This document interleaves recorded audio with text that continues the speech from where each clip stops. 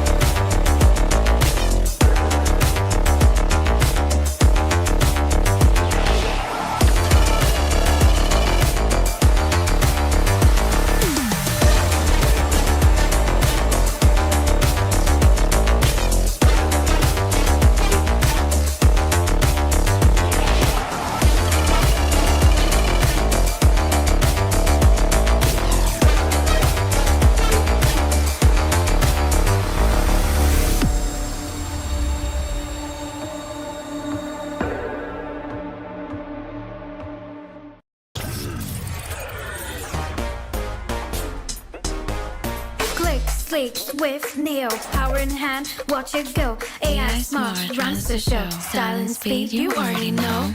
Lightweight game, heavy all night. Work off late, it's just right. Color that pop, style and glow. Swift Neo, oh, that's how we roll. Click, sleek, swift, neo, power in hand, watch it go. AI smart, runs the show. Style and speed, you already know. Swift Neo, you feel me? Lightweight game, heavy on night. Work out, play, it's just right. Color that pop, style and glow. Swift Neo, oh. Let it lead, let it grow. Turn it with every tap and glow. Swift Neo, that's how we roll. On stage, vibes up, you feel me? Swift Neo.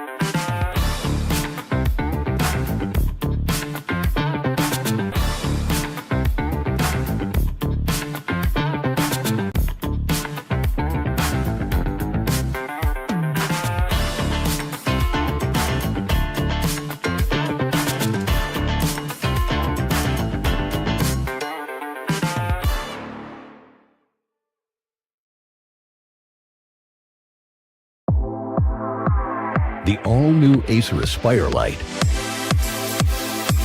with up to 13th Gen Intel Core i7 processor. Enjoy sharp visuals on a full HD display with a flexible 180-degree hinge. Lightweight at just 1.59 kilograms. Powerful, flexible, and ready to go. The Acer Aspire Light with up to 13th Gen Intel Core i7 processor and a full HD display. Lightweight at just 1.59 kilograms. It's powerful, flexible, and ready to go.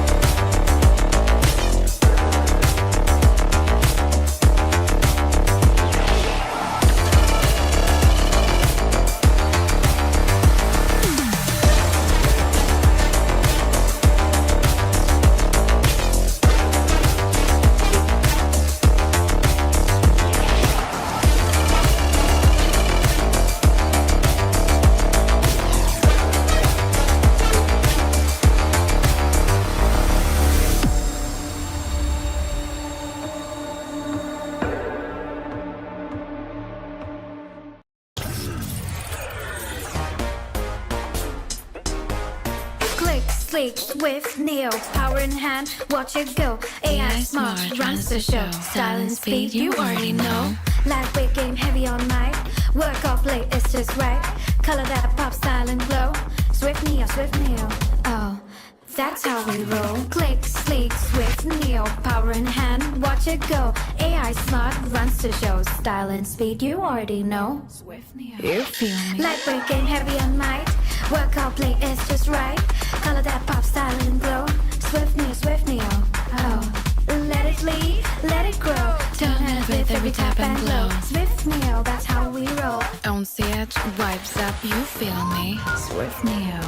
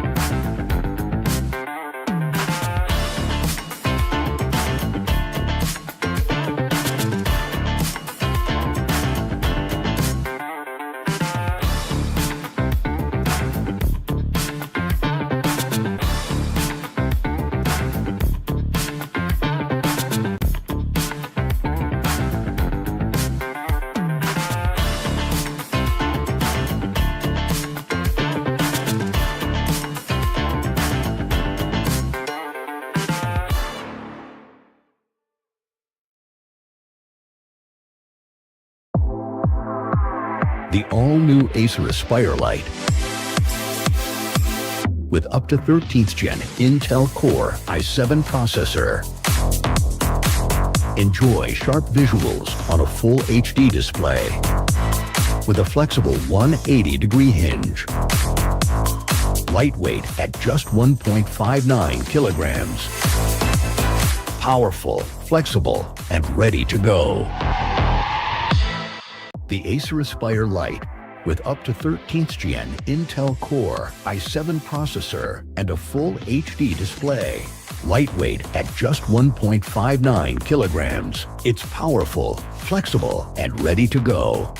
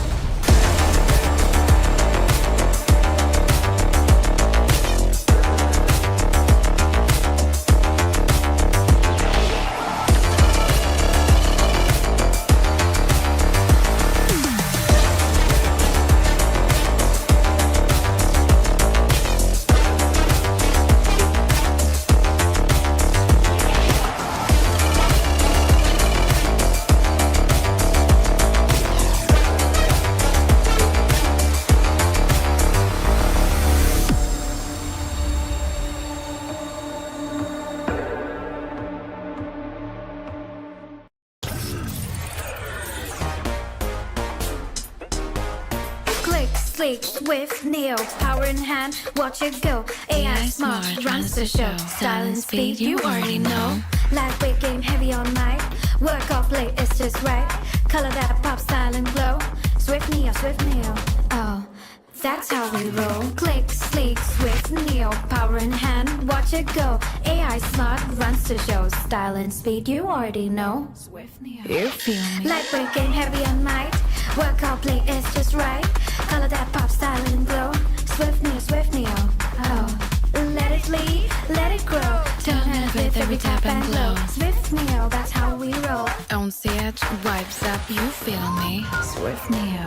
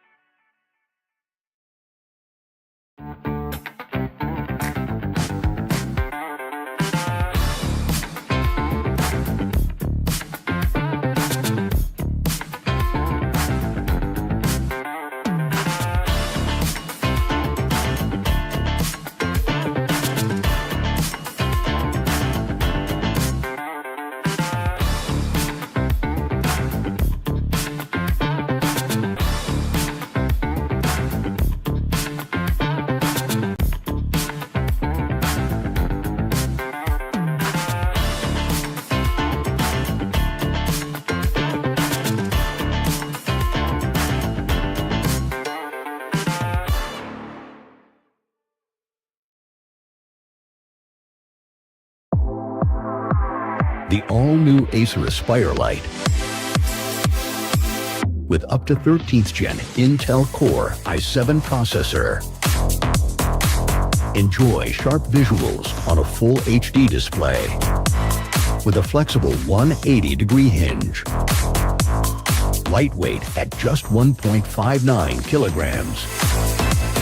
Powerful, flexible, and ready to go. The Acer Aspire Lite with up to 13th Gen Intel Core i7 processor and a full HD display. Lightweight at just 1.59 kilograms. It's powerful, flexible, and ready to go.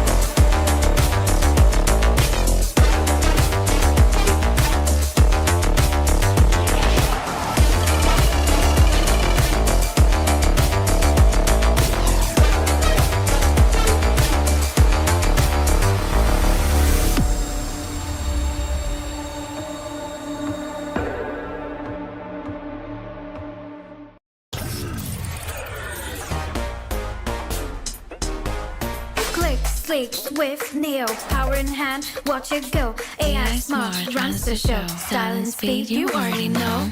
Lightweight game, heavy all night. Work off late, it's just right. Color that pop, style and glow. Swift Neo, oh, that's how we roll. Click, sleek, swift, Neo, power in hand, watch it go. AI smart, runs the show. Style and speed, you already know. Swift Neo, you feel me? Lightweight game, heavy on might. Work out, play, it's just right. Color that pop, style and glow. Swift Neo, oh. Let it lead, let it grow. Turn it with every tap and glow. Swift Neo, that's how we roll. Don't see it, vibes up, you feel me? Swift Neo.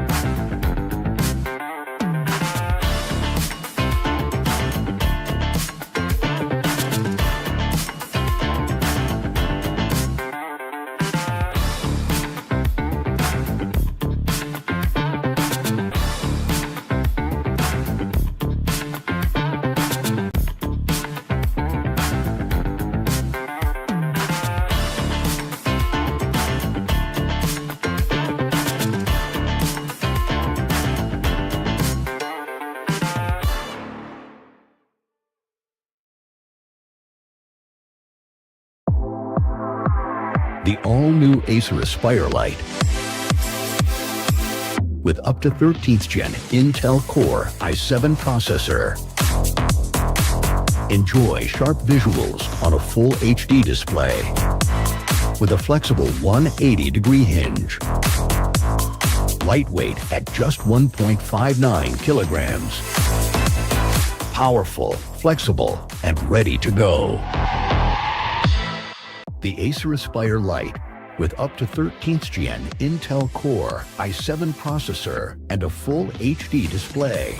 Lightweight at just 1.59 kilograms. It's powerful, flexible, and ready to go.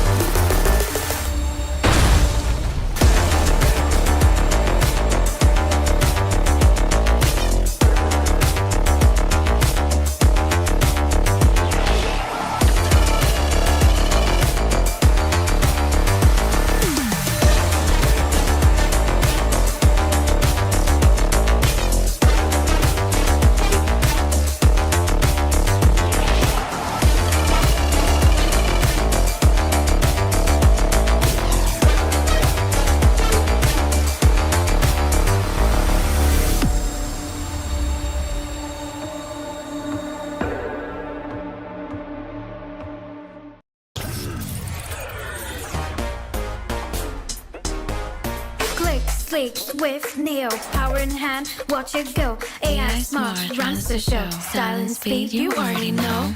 Lightweight game, heavy on night. Work off late, it's just right. Color that pop, style and glow. Swift Neo, oh, that's how we roll. Click, sleek, swift, Neo, power in hand, watch it go. AI smart, runs the show. Style and speed, you already know. Swift Neo, you feel me? Lightweight game, heavy on night. Work out, play, it's just right. Color that pop, style and glow. Swift Neo, oh. Let it lead, let it grow. Turn it with every tap and glow. Swift Neo, that's how we roll. On set, vibes up, you feel me? Swift Neo.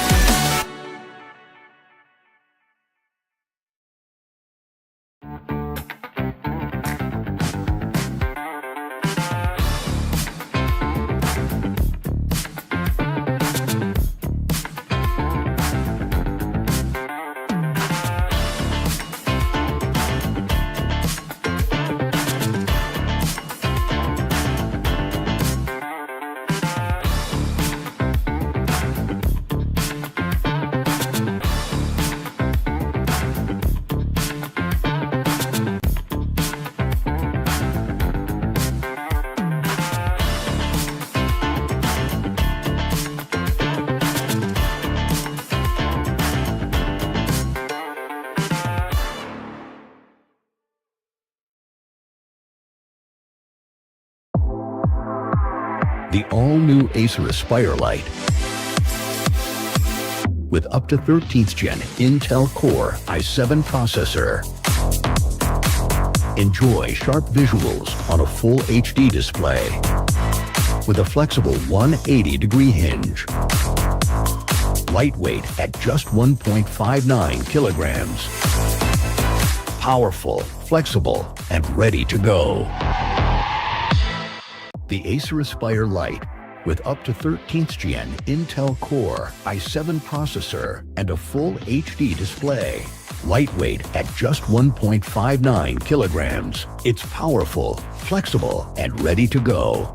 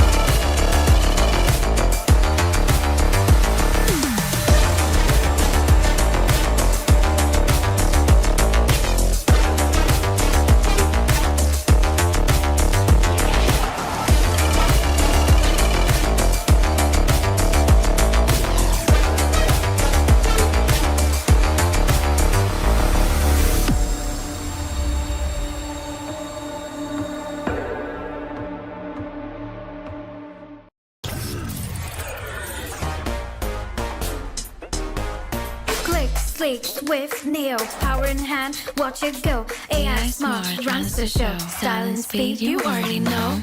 Lightweight game, heavy all night. Work off late, it's just right. Color that pop, style and glow. Swift Neo, oh, that's how we roll. Click, sleek, swift, Neo, power in hand, watch it go. AI smart, runs the show. Style and speed, you already know. Swift Neo, you feel me? Lightweight game, heavy all night. Work out, play, it's just right. Color that pop, style and glow.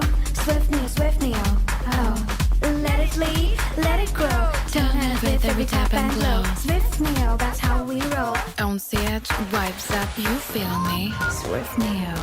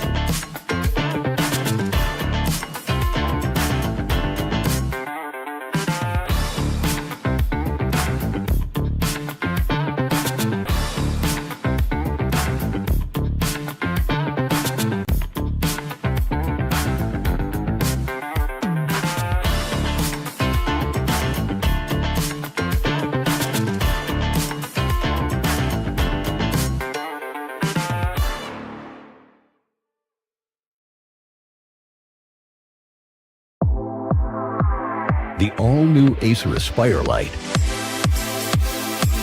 With up to 13th Gen Intel Core i7 processor. Enjoy sharp visuals on a full HD display with a flexible 180-degree hinge. Lightweight at just 1.59 kilograms. Powerful, flexible, and ready to go. The Acer Aspire Light with up to 13th Gen Intel Core i7 processor and a full HD display. Lightweight at just 1.59 kilograms. It's powerful, flexible, and ready to go.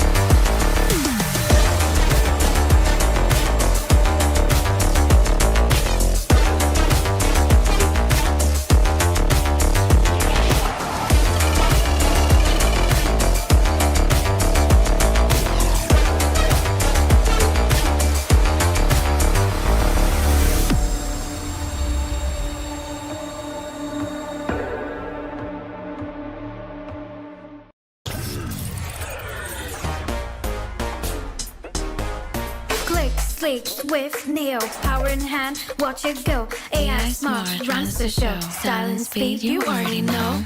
Lightweight game, heavy on mic. Work off late, it's just right. Color that pop, style and glow.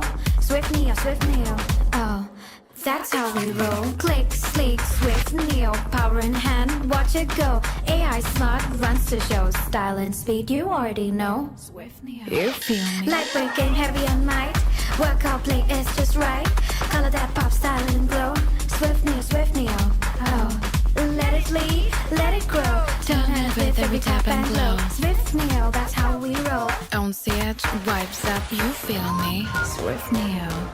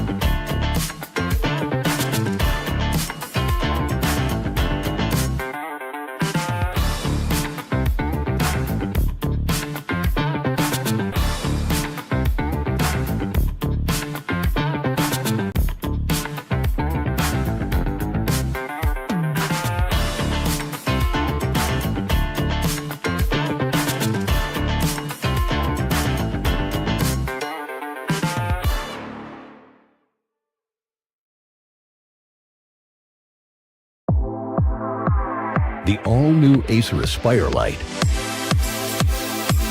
With up to 13th Gen Intel Core i7 processor. Enjoy sharp visuals on a full HD display with a flexible 180-degree hinge. Lightweight at just 1.59 kilograms. Powerful, flexible, and ready to go.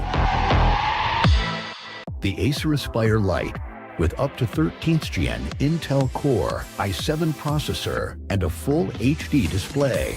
Lightweight at just 1.59 kilograms. It's powerful, flexible, and ready to go.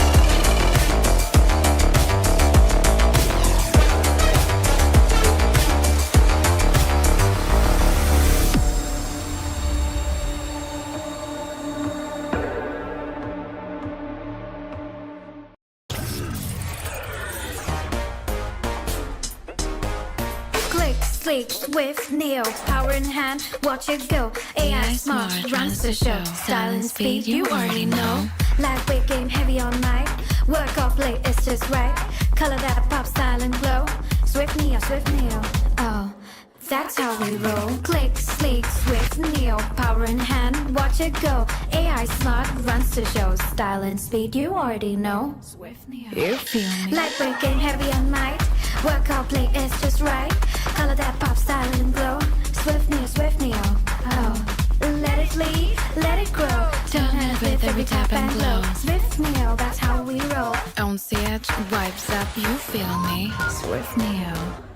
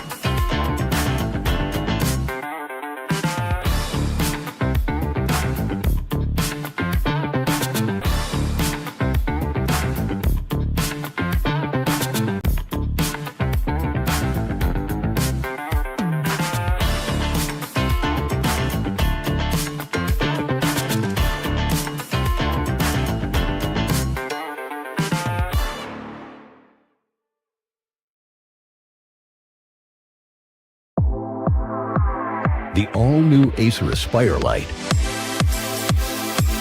With up to 13th Gen Intel Core i7 processor. Enjoy sharp visuals on a full HD display. With a flexible 180-degree hinge. Lightweight at just 1.59 kilograms. Powerful, flexible, and ready to go. The Acer Aspire Light, with up to 13th Gen Intel Core i7 processor and a full HD display. Lightweight at just 1.59 kilograms. It's powerful, flexible, and ready to go.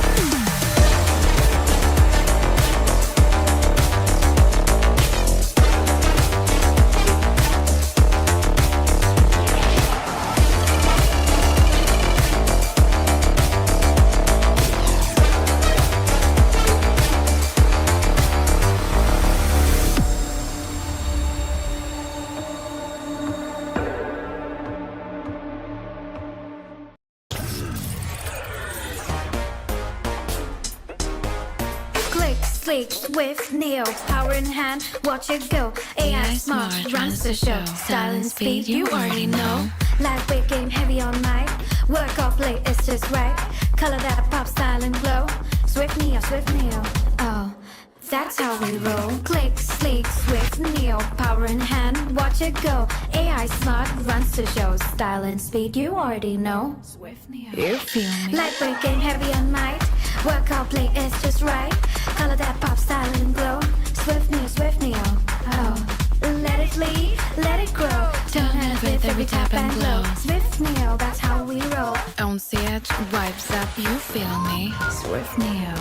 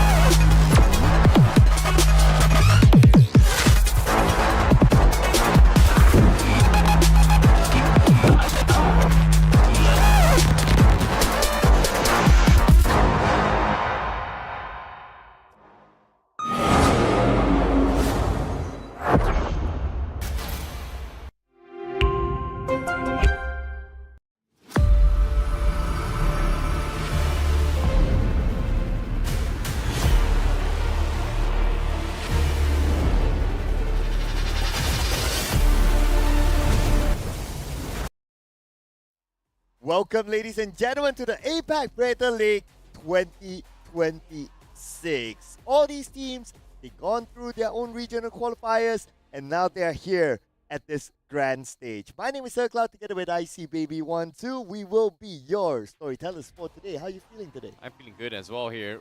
To be honest, here coming back in towards India itself, just experience this chilly vibes as well, and seeing some good old-fashioned games in general is going to be really exciting here. Dota 2 is going to be all fun, and of course today's games is going to be extremely tight as well, because the competition is going to be very tight, and they are fighting for their honor of the country as well. Oh yeah, expect to see a lot of amazing games as well. On top of that, new patch. Oh boy, So we're gonna get to here see we like go. some new stuff being put on to the fights. Maybe heroes that were not that popular before this might be brought up a bit more. Well, to be honest, when we talk about the tournaments as well, APAC, when it comes to Predator League here, this is a kind of the soft tournament that gives a little bit of idea on how the meta may shift as well as coming to this patch. Well, we know for a fact there's a couple other tournaments out there that is also happening simultaneously, but you can see it is kind of like the wild west. The meta is kind of diverse right now. There has been speculations for heroes like Blue Mother, Trend Protector, Klings here and there. I want to see whether or not which still sticks around as well. Yeah, and if you guys want to have a earlier preview of what might be the meta or what might be the heroes of choice, we have a stream B as well, just for you guys to know as well. So you're watching stream A, where we will display two different set of games. But what we're displaying right now is our tournament format. Starting off with the group stage, we have 11 teams that will play through a double elimination format. And the winner of the brackets and the loser of bracket finals will be in the LAN finals that will be played on the 11th of January. Yep, it is going to be a very exciting one as well here. We've got a lot of activities in the playoffs itself here. We've got concerts, we've got good games, we've got good vibes, good friends. Of course, come and check out our products as well here. Predator's got some exclusive bundles and deals available. But of course, setting that aside as well, we have to talk about the games. Like, how can we have an esports tournament without the games itself? Dota 2, what are the legendary figures when it comes to pioneering esports in the global stage as well? After so many years coming from TI and Slaughter as well. Now, when it comes to its Predator League, this few teams that is going to be showing up here as well, they do have a lot of things on the line. And rumor has it as well, we do also have the defending champions coming in from the previous Predator League finals as well. And they are going to be playing on stream. Maybe not today, unfortunately. There are a couple of names here and there. But one thing's for consider as well, teams from across the globe are here gathered here. And why are they here? They're here for this prize pool, ladies and gentlemen. A whooping 120,000 US dollars grand prize pool, where the champion will take home 65,000 US dollars. Second place will be 20,000 US dollars. That's a huge jump there.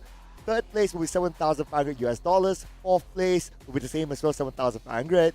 But we also have individual awards. The Intel MVP, one player, will take home 10,000 US dollars. And all-star players for their respective roles, will also receive 10,000 US dollars each. Exactly. Of course, voting, you guys at home watching on stream as well, you guys matter as well, because you guys are going to be in charge of the all-star players. Your votes matter. Who is going to be taking the kick out of this $10,000 in general? And again, when it comes to LAN finals as well, it is a huge chunk of prize pool that is going to be coming up. But I know we have been, hinting a bits and crumbs here in a little bit here as well. We have to talk about which teams are going to be playing today itself. Where are they from? And it is so many teams going to be participating as well. Oh yeah, these are the 11 amazing teams that qualified through their regional qualifiers to be here. We have Baroja, The Mob, Reconix, Asterix, next tied by MPH. We have Euphoria Esports, Atlantis 2.0, the current reigning champions, Myth Avenue Gaming, Interactive Philippines, Team Randoms, and ZZ. Now, for those who are wondering here, where are all these coming from here? Where are all these teams coming from in the respective region as well? We have 4 teams coming from India, representing India. We have 2 teams from Malaysia, 2 teams from Indonesia, 1 team from Thailand, 1 team from Mongolia, and also 1 team from... Well, that's pretty much it, right? Yeah. My maths failed, yeah. Philippines, sorry. My bad. Yeah, 1 team from Philippines. Right, and Interactive Philippines is the one representing the Philippines, Yep. of course. And on Stream B, some of these games have been played, namely the game between the Mob and also Interactive Philippines. And Interactive Philippines, they Are here in the quote-unquote group stages so far here. And as you can see on screen, we can see this is going to be the updated one as well, because Myth Avenue Gaming and also Veroja was able to play their games off stream, and Myth Avenue Gaming was able to dominate that game and advance in towards round 2, where they will be facing off Asterisk.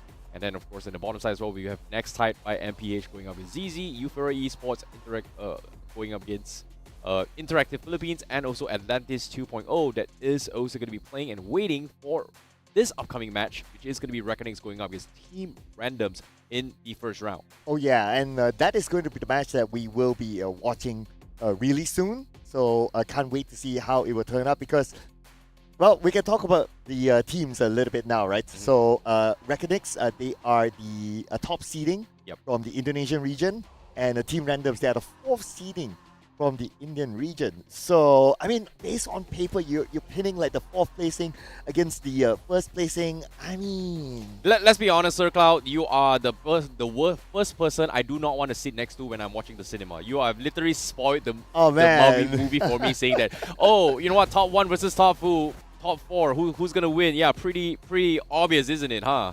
I mean, esports is all about surprises, right? I'm just saying. True. Yeah, who knows? Anyway, their name is Team Random. Who knows they can randomly win this? Okay, that is going to be a possibility as well here, so I'm looking forward to see if that happen as well. But of course, the teams are prepared. They are here in Delhi with us as well. They are all playing in group stages. Some of them are adapting towards a LAN environment. And one of the biggest factors for some of these teams, especially when it comes to the Dota 2 scene, is that not many teams have LAN experience here. So now, obviously, we have been casting for quite some time here. Sir Cloud, you are a veteran when it comes to the Predator scene itself here. Well, just a little, I know, you know, we were giving you a little bit hint here. We know you are from the Predator tribe. You've seen enough things from Japan, from Indo, from Malaysia as well. What do you think is going through the minds of these teams? Well, definitely what's going through the mind of these teams. Number one, it's a LAN setting. Yep. And then number two, like some of these teams might be playing in a environment that is for the first time for them. Yeah. Yeah.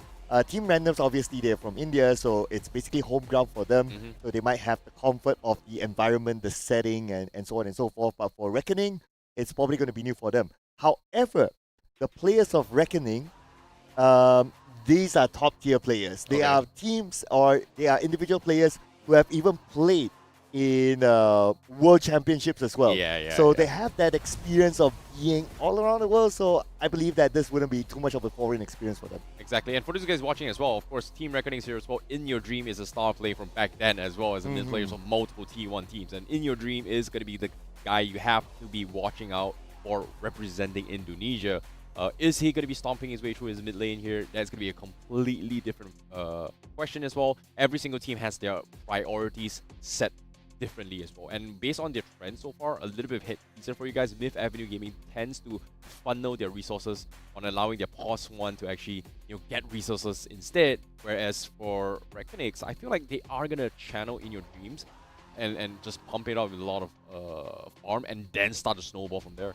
But this is also the danger, right? Like, if you overly depend on to one player, what if that one player, not to say like In Your Dream is a bad player, but I'm saying that, you know, as people, as humans, sometimes you might have bad days. Hey, sometimes you gotta abuse the fact that you have to play the economy really right here. Yeah. So, of course, when it comes to scene as well, the tier 1 scene, people know Schofield for his sneaks assassin. This kind of player that dies multiple times, like 10, 20, well, not 20 too much, 10 times in a game, and then out of nowhere just, you know, somehow wins the games. And players like this, especially for pause 5, it's so important because of the fact that you want to abuse the fact that once the Tormentor gets taken out, the shot goes to the lowest farm player. So that's going to be something that we might be watching out a little bit more, but let us introduce our players here on screen. Yes, we have In Your Dream, the star player for Reckoning, and we have Jikroy as well, together with FBZ, Dalul, and Farish will be heading the lineup for this team. And I must say, right, based on out of the many teams that we have, this is also one of those teams that people would put their money on to go far. Yeah, I definitely agree as well. In terms of their track record for this past few years as well, they do have solid LAN experiences in the tier 2, tier 3 scene. So when it comes to that, they are very, very capable on playing in this kind of level as well. So when it comes to element of surprise, I feel like right now, because it is a double elimination, you do have the flexibility to try and test things out before you actually go towards the main stage, which will be happening this Saturday itself. So this is going to be something that I'm looking forward to as well. Obviously, you guys are still wondering what am I talking about certain meta heroes. And are we going to see the Nature's Prophet? Are we going to see Brood Martyrs? Are we going to see Bloodseekers? Are we going to see Spectres? But I'm telling you for a fact, it is the Wild Wild West. It comes down to what they want to prioritize here. Are you prioritizing on flexibility? Are you going for a healing composition? Are you going for early aggression? All those is still in the gray area now. And obviously, when it comes to this format, if you are in the lower brackets, obviously you have to play something that you are already comfortable with. So I might see a couple of drafts still kind of adapting towards the old meta-ish. So I don't know, maybe those Centaur War Runners might come into play. Those Beastmasters may happen as well. So all in all, I think Reckonix does have a lot of flexibility in that regards because they have a very diverse hero pool. But then again, team randoms, we also have to remember this team, it's the home ground. They have the home ground buff here, represented by Pasol, Zapeto, JN, Todoroki, and also Archmage. I mean, yes, these guys on paper, 4th seeding from the Indian region qualifiers. However, the home ground buff is the thing. What say you? I kind of agree as well. They do have a lot of flexibility in terms of data as well. They do have a lot of tournaments here in the region when it comes to DOTA 2. So, of course, C regions have their own respective things. You know, South Asia also has their own things going on as well. They do have a lot of adaptations. But one thing for certain is that the Indian scene does like to play a lot of CAS, which is, in my opinion, I have mixed feelings with it. I know our colleagues on the other side on Stream B, they do kind of like the CAS pickup. Me, I'm still not a fan of it. Obviously, when we talk about other regions like CN, EU, etc., we do see from time to time a couple of CAS picks here and there. But personally, I think I'm not a fan of it. Obviously, there is comfort picks though. Oh yeah, and it also depends on the individual player as well, right? Exactly. Whether they're comfortable or not. But ladies and gentlemen, without further ado, we will jump into our draft for the first game in Stream A. Ladies and gentlemen, it is going to be a Reckoning versus a Team Random. Here we go. Well, Random seems like they are going to be starting off the bans as well. We do see those 10% bans coming up. Cas, and yes, here we go. Here comes the Cas bans coming from Team Randoms here. It feels like a very common thing here coming from a team, the Indian teams as well. They just don't like dealing with Cas in the current patch. And personally, I feel like it's not that great anymore compared to before the patches where Cas can go for those one-shot combos with the QQ strategy. But now it's like you can still do it, but it's very, very subjective here. I would still prefer heroes like maybe a Juggernaut, maybe even a PA, even an Ursa Warrior as well is pretty okay. I don't think we are going to see a Huskar between these two matchups, but when it comes to Huskar, it is also kind of popular right now in the pro scenes between certain bands here. So especially for the Chinese scenes, they are prioritizing on those as well.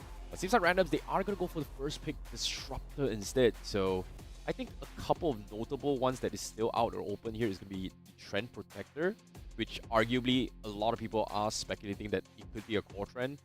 Slaughter is kind of open as well, which is kind of surprising for me, where Randoms did not go for the Slaughter pickup. I would say that another popular one that's always very good is going to be Mars. Oh yeah. Yep, Shadow Demon, I would say it's one of those staple picks. It has been for quite a while as well, but Mars is always my personal top pick as well because the arena is always a very good setup or even a good counter engage as well. But especially if you have like already a Disruptor on random side, if you have a Mars, you can create a big combo together with the Static Storm. So if they were to pick up the Mars, I think it would be pretty nice next. Yeah, it's going to be a wombo combo strategy as well. But personally, I think the Shadow Demon, it's very subjective. If you think about it here, in pub games, obviously Shadow Demon does not have a very, very good win rate. If you base on the percentage, it was near like 40% win rate. But in pro scene, in the right hand, Shadow Demon is such a good disengaging tool, right? Oftentimes, you do kind of flex in a situation where you want to get this get out of jail card situation with disruptions. Maybe even get a little bit aggressive as well. The Purges, it does do a lot of significant slow to actually catch annoying heroes as well. The slight Dispel does contribute a lot to the scenarios.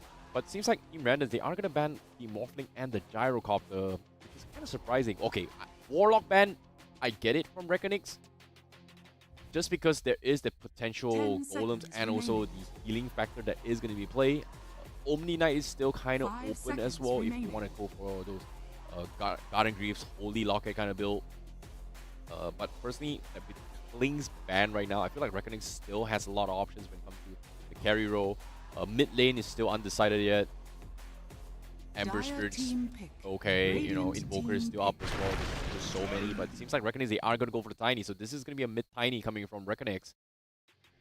Centaur being banned, so mobility-wise is going to be a little bit issue, so I wouldn't be surprised to see a Viper pick up as well if they decide to go and ban up. And obviously, you know, when it comes to status resist, you know, Tiny does have a lot of ways to deal with it, which is kind of nice. 5 seconds remaining. And I would say I do like the Tiny pick as well. I think the Avalanche Toss combo is always a traditional classic combo. And the Tiny will definitely go for the Blink Dagger Rush. Yeah. When the moment he gets his Blink Dagger, you gotta be super duper careful. If you're alone at the lane especially, blinks in, does the combo, you're pretty much done. Yeah, I'm curious on the facet as well for Tiny. Do they want to play this a little bit more tanky? Or do you want to play the Crash Landing as well? Crash Landing obviously does have slow and bonus damage from the facet, but I think the insurmountable facet is also okay here. In terms of status and slow resistance from strength does give him a lot as well. But again, it is very, very subjective here. Are you playing safe? Are you playing tanky? Or are you playing for damage here? So with startup pickup coming from randoms, this is going to do a lot of work here. So Reckoning, they have to figure out to deal with this corrosive haze, which is something that does give you a lot of vision control. So right now, Reckonix is in the turmoil. How do you want to deal with this? But for now, picks still up on randoms here. How do you want to pair this up is going to be the question here. Spectre is also a pretty hot pick. Even though we don't see a lot of pickups yet, there are people that say like, hey, Spectre now, it's kind of okay. You don't go for the Radiance build. It is kind of subjective. I know our colleagues was talking about Electri Spectre, which is kind of weird. I'm not a fan of the new Spectral Divide thing. It's kind of like a soft EL poke for the Spectre, but nope, Beaver it is. So a lot of armor reduction is in the way from randoms right now. Okay. So I see here. Perhaps one of the reasons why they pick up the Slardar is that you don't want to give your opponents vision towards the Weaver, especially with the Sukuchi. But then again, one hero is open though. It's the Bounty Hunter that Reckonix can consider if they want to try to give more vision to locate where exactly the Weaver will be. I'm not a fan of the Bounty Hunter. It's kind of annoying. Like, I get it. You know, you kind of mirror the matchup in the sense where, oh, you have this track here. It's got this corrosive haze to actually work with the vision control. But I think right now, Reckonix's biggest concern is that where is this starter going to be played? Is this a pause 4 or is it a pause 3 or is it a pause 2? Which the reason why I bring up pause 2, even though it's very, very uncommon, we did see a pause 2 starter played by Myth off stream. So that's going to be a little bit insider information for you guys, which is kind of weird, but they flex it up to the end, right? So sometimes teams, they do kind of prioritize on comfort picks, maybe even on meta drafts, but I like the X pick up here coming from Reckonix here. Does give a little bit of armor when the call comes in, and if you start proccing up those calling big stacks here, it does do a lot of damage. So this is gonna put Beaver in a situation where they need preemptively time-lapse back out of the fight. And with the Skyra coming in, that pretty much secures it. So right now, Beaver is in a very, very awkward spot where do you rush BKB fast or do you rush Lincoln fast? And this kind of heroes wouldn't really want them to rush defensive items as a first item. Like definitely second item. After the Deso, maybe in towards the Lance and then go for this BKB or the Lincoln Sphere. But even then, that's a big issue. Think about it this way. Axe goes through BKB, Axe goes through the Lincolns. But the Skyra of Silence pretty much is a very, very difficult one. And it's not really a problem for Skyra to actually pop Lincolns for the Beaver, just because you have the Purge coming from Shadow Demon. And it's going to be a big problem as well. But it seems like Team Randoms, they are going to be doubling down on making sure that this TA is going to have one of the most disgusting damage ever possible. But I'm really surprised with Team Randoms' draft play this year. It's like you have two Deso heroes, Deso and TA, Deso and Beaver. Well, unless the Beaver goes for Maelstrom, then it's going to be a completely different story here. Flash farming is going to be a nightmare for randoms, just because of the fact that TAs need stacks, Fever needs stacks. You don't have those helmet dominator players to kind of use those units to actually, in theory, kind of stack for you, but not really done on pro scene. Well, I would say what the draft that Reckonix has right now is to set up for a really, really fast pace. Yeah. Lots of rotations. 10 seconds remaining. And Tiny and X will benefit a lot from the Blink Dagger, so that's one. 5 Sky seconds remaining. will benefit a lot from the Radiant Aethers. team The moment he back. gets that, then he will be able to even to deal more burst damage at the same time. And like what you said, even if their opponents have BKB, you have the X with the call that can cut through the BKB. So that's one as well. And with all the combo that they have for Reckonix, even Templar's Assassin 10 seconds cannot remaining. withstand this sort of combo. It's going to be a very aggressive early 5 to seconds mid, remaining. and they might want to finish the game as quickly as possible for Reckoning. I actually have a lot of big questions here for Reckoning's composition here. Is this a support Skyrock or is this a mid Skyrock? Because from the way I see it, this could be Dire a team off-lane back. X, safe lane Tiny, and then a mid Skyrock lead. Just because of the fact that if you put Skyrock as a support and Shadow Demon, there's no stuns. What are you doing? Like, what can you achieve in the sense where in the early phase, right? You can't really do too much until your X gets your blink, your Tiny gets your blink, which is going to be like the first 10 seconds 12 minutes of remaining. just being very, very passive in the lanes itself. Yes, Shadow 5 Demon arguably seconds can go for remaining. triple stacks alone in the jungle, but the question here is where is the kill potential? Because Randoms does have a very, very decent early rotation. Or we might see a mirror matchup where they just farm for like the first 20 minutes before they actually go for a major pick-off tag. Oh, Viper's ban, Ursa's ban, Terrorblade's ban as well. Juggernaut's still in play as well. PA, I don't think PA is great for Reckonix, but it's not out of the equation as well. The 10 biggest concern is seconds that how do they remaining. deal with the refractions coming from TA? A 5 life stealer, seconds remaining. not that great. I think Juggernaut is amazing in this composition though. Yeah, and that's where I think that the Tiny with the Avalanche will be the one to deal with the refraction from TA. One Avalanche and the entire reflection is gone. Yeah, fair So enough. that could be it.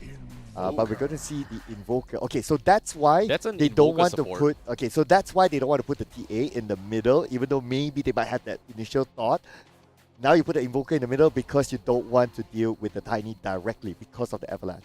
Nah, I think this is definitely an Invoker 10 support coming from seconds remaining. Team Randoms. Or it could be as well. It's yeah. a very, very yeah, common yeah. thing in the Indian Five Dota seconds scene, which is remaining. weird for me personally. Like, it works. I've seen in pop games as well. I've seen in Philippine servers, Malaysian servers as well, especially in the low 4K games. You do see a lot of Invoker supports from here and there. Yep. It And you is go too for bad. the Urn of Shadows early. Yeah. They kind of nerfed the W's facet a little bit, but I still think it's still much more viable. I don't think they are going to go for the Cataclysm Wombo combo strategy just because Slada's AoE stuns is just not big enough. If you go for like a Ravage into his Cataclysm combo, that would be really, really good. But in this scenario, for that to happen, it needs to be a core Invoker. So this is definitely a support Invoker I'm seeing here. And Reckoning is kind of puzzled right now. It's like, what is this composition that they're dealing with right now? Yeah. What I kind of don't like about Team Random's composition right now is that they're kind of squishy. They're probably very dependent on Slada to tank.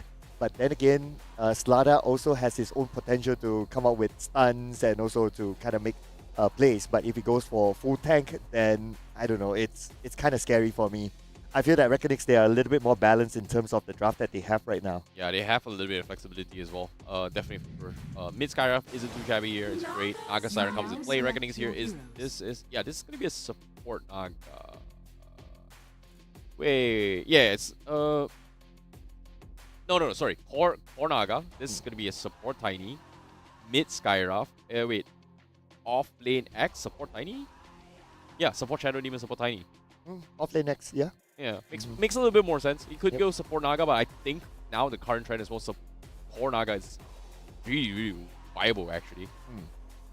Well, especially if they go for core Naga, at least it will give them continuous damage as well. They do have the DPS damage at the same time. If they put Naga as a support, then as what we discussed, they will lack damage. So I think in terms of finding a little bit more balance, it's going to be a core Naga. Actually, well, it could be as well. I'm just in the gray area and kind of puzzled on how Reckoning is going to try and do this as well. Like, you can play this core Tiny as well, which is very, very common thing here. You want to rush those Blink Daggers. If you put support Tiny, it's a little bit slow. But support Naga isn't too bad as well, considering the fact that they do have Shadow Demon, they do have Nagas. You use those illusions to try to multi-stack those camps here. So protecting those camps are going to be a big priority for Reckonix, and invading isn't too bad as well, especially with the Naga illusions. But for Team Renders, their biggest concern is that how do they stack clear? The only stack clear is going to be from the TA. Yep.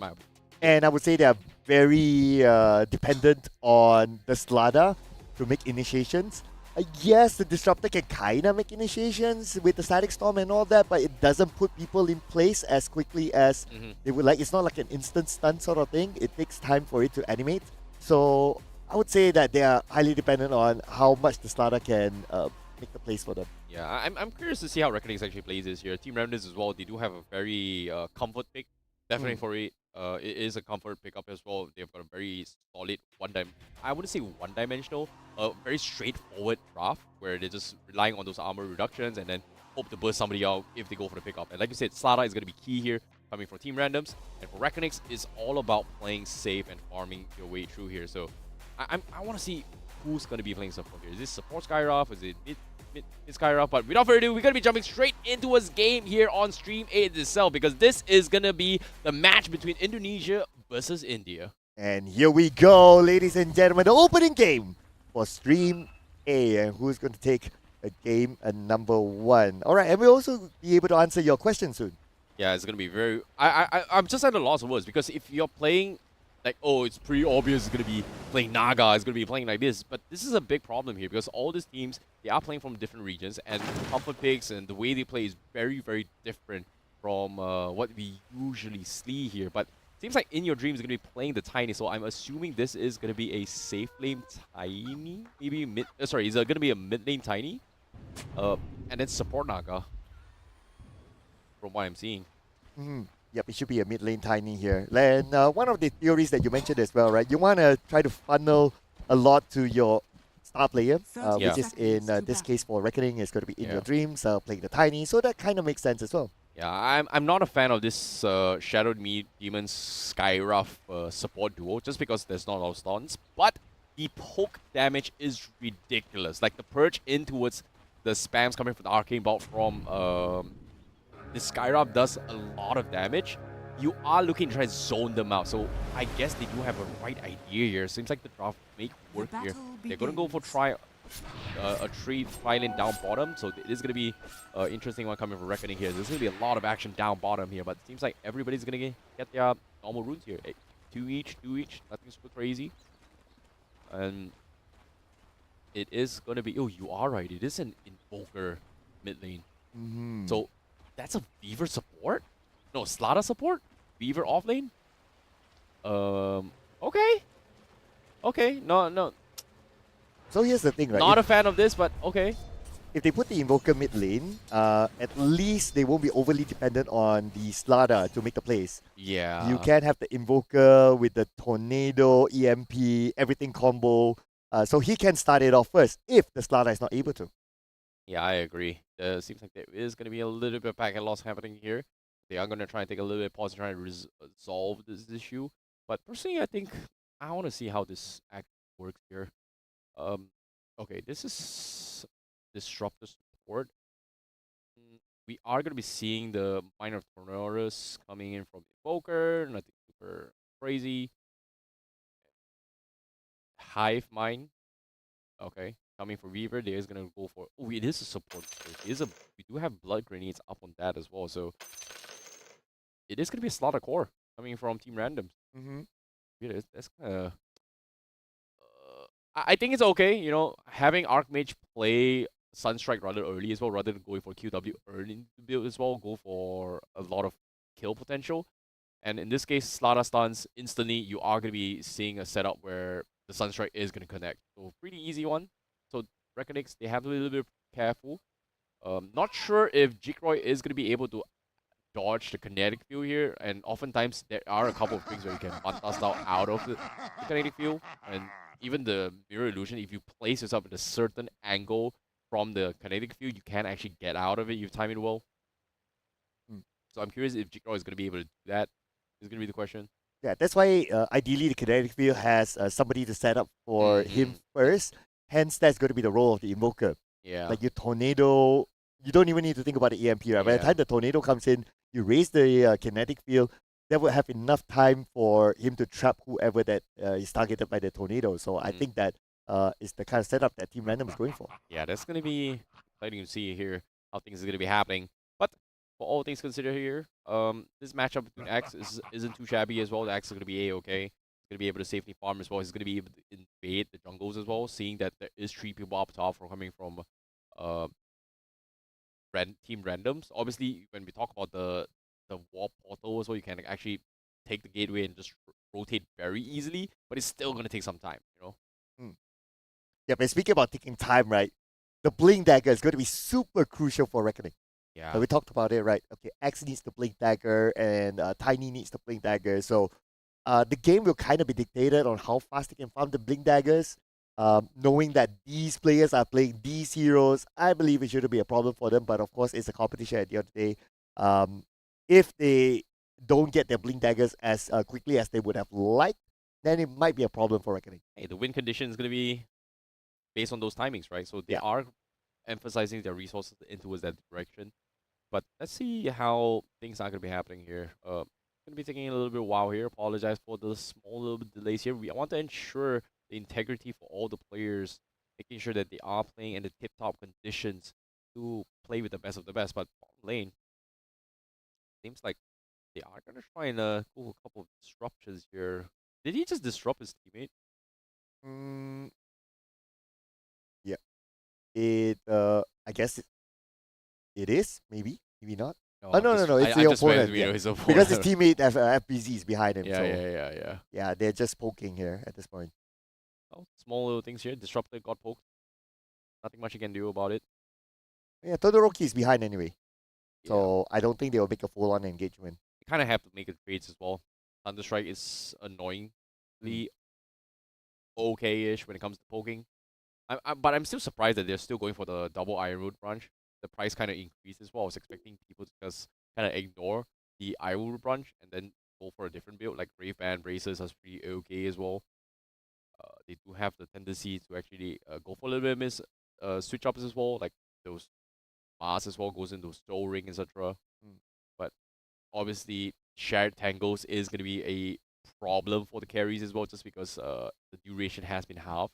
Yeah, it doesn't compared give to as before. much. Yeah, so they have to be a little bit concerned on towards the laning phase here, especially for Todoroki. Well, Gotta as a figure things support out. main, I'm glad that the change happened, so that my carries no longer bug me for. Well, Or no, tangles. don't. It actually makes your life a little bit harder just because you have to secure the Lotus Pawn for your carry instead of snatching it for yourself. It's okay. I play pubs, so it's their problem. My problem is that I just keep the lanes healthy. That's all. Okay, so what's your definition as a support on keeping the lanes healthy? Good point though. I just try to poke them, shoot them away. If they try to come forward, I try to throw them a stun or two or something like that. Okay, Stop fair them enough. from Fair enough. farming my That's, jungle. just apply pressure when pressure is needed. All right. Yeah, and the carries take care of themselves. But what happens if you lose the lane? If you die like twice in that scenario, it's no longer healthy. What's your comeback? Then in my day we call it PP. Pull What's- plug. We don't do that nowadays. Wow, that's like a played it, 10-year reference thing. You old, brother. You old. Yeah, man. Make that 20 years. It's been a long time. I've never seen the term PP Yeah, pull plug. ever since Dota 2 was launched, which is like 2011, Oh, man. 2012 days. Yeah. Like PP is like a Warcraft thing. Exactly, because it spawned from there, right? Yeah, So that's how old I am now. Wow, that's a long time. Yeah, man. And the funny thing is, I actually get the reference. Yeah, welcome to the club. Shh. You Yeah. gotta keep quiet, man. You gotta, you gotta. Guys, this is why when you watch the stream and I don't like pairing with Sir Cloud because he's the guy that spoils the movie for me in the movie. That's why I Oh, never man. watch a cinema with you. Yeah, but you've been recommending me to watch movies in India. Oh yeah, it's amazing. Like the Yeah. cinemas here on top notch. How's it like? Well, for starters, in Malaysia's cinema, you can only order popcorn. Okay. And you can order some other sides, I believe. Yeah, here you can order way much more. All right. You can have fries, you can have popcorn, you can have naan, you can have like a Wait, full you can course have meal. naan Yeah, here? yeah, yeah, In yeah. the You can have, cinema? yeah, you can have roti inside the cinema itself. Oh man. And the best thing is, you order the food, they serve it to you while you're watching inside. Wait. Yeah, not all cinemas. I'm not saying all. You know, maybe there are some that don't, but it's pretty nice. Clearly, you've been having some luxury cinema. Shh. Oh, okay. No, okay. actually, most of the cinemas here are like that. Oh, nice. Yeah, it's pretty nice. Food is, well, very 50-50. Mhm. Some are good, some are not too good. But- Just because it's a taste bud preference thing. What's your favorite so far? Oh, chole bhature. Oh, that was Jolly my first. Yeah, that was the first thing. That's Yeah, why the guy recommended. It was pretty Yeah. good. It's amazing. After that, what we had yesterday? Ghee roast. I Veg ghee remember roast them, and but I non-veg was pretty can't nice. recall the name. Ghee roast was pretty nice. That was the The starter thing that we had. oh, it was it's really red. Uh-huh. That one, yeah, it's really nice. That was like top tier MVP for me. Anyways, moving on. We are sidetracking a little bit here. The weather is nice. The food is great as well. Thanks for sidetracking back.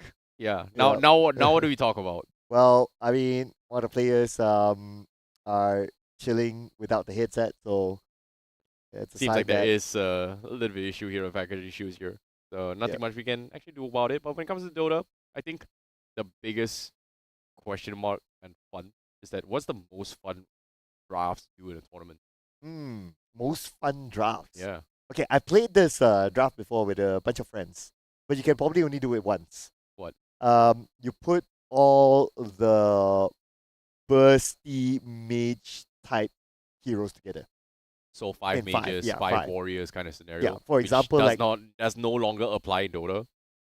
Well, we tried it for fun. You know, like we put the Crystal Maiden, Uh-huh. and then you put like the Lina, you put an Invoker, you put all the bursty ones together in a 5 lineup, and then all we do is that, okay, once we hit our outs, we gather in the middle, we push all the way. So all I need to do is just pick the tankiest hero, get an Eternal Shroud, get a pipe, get a Lincoln Sphere, and a BKB, and nothing does damage, isn't it? Well, if you can make it there. Oh, whoa, like whoa. because we're playing random, right? We're just Okay. playing our pub rank games, Yeah. you know. People wouldn't expect us to do that. People would, what are you guys trying to do? Yeah, and then we just hit them with like so that sort literally of we're thing. going for like some 1k MMR stuff. Oh yeah, we just Yeah. did for fun. Some It was real fun. Herald Iron kind of strategy, huh?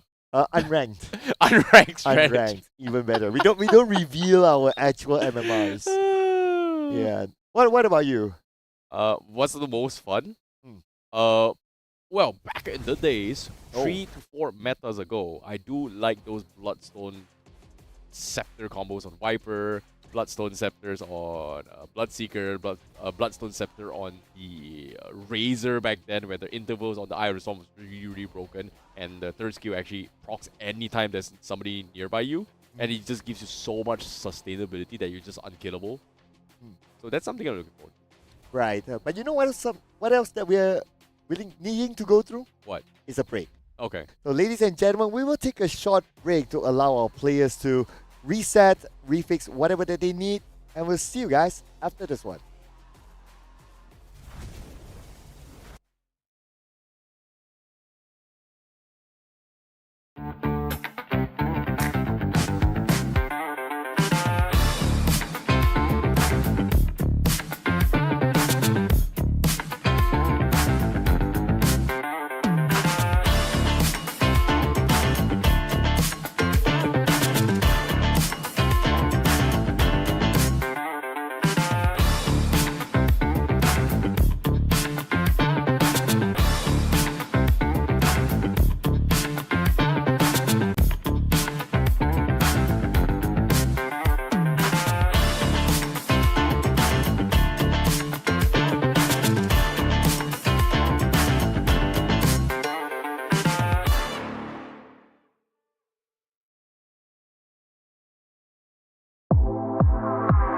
The all-new Acer Aspire Lite with up to 13th gen Intel Core i7 processor. Enjoy sharp visuals on a full HD display with a flexible 180-degree hinge. Lightweight at just 1.59 kilograms. Powerful, flexible, and ready to go. The Acer Aspire Lite, with up to 13th Gen Intel Core i7 processor and a full HD display. Lightweight at just 1.59 kilograms. It's powerful, flexible, and ready to go.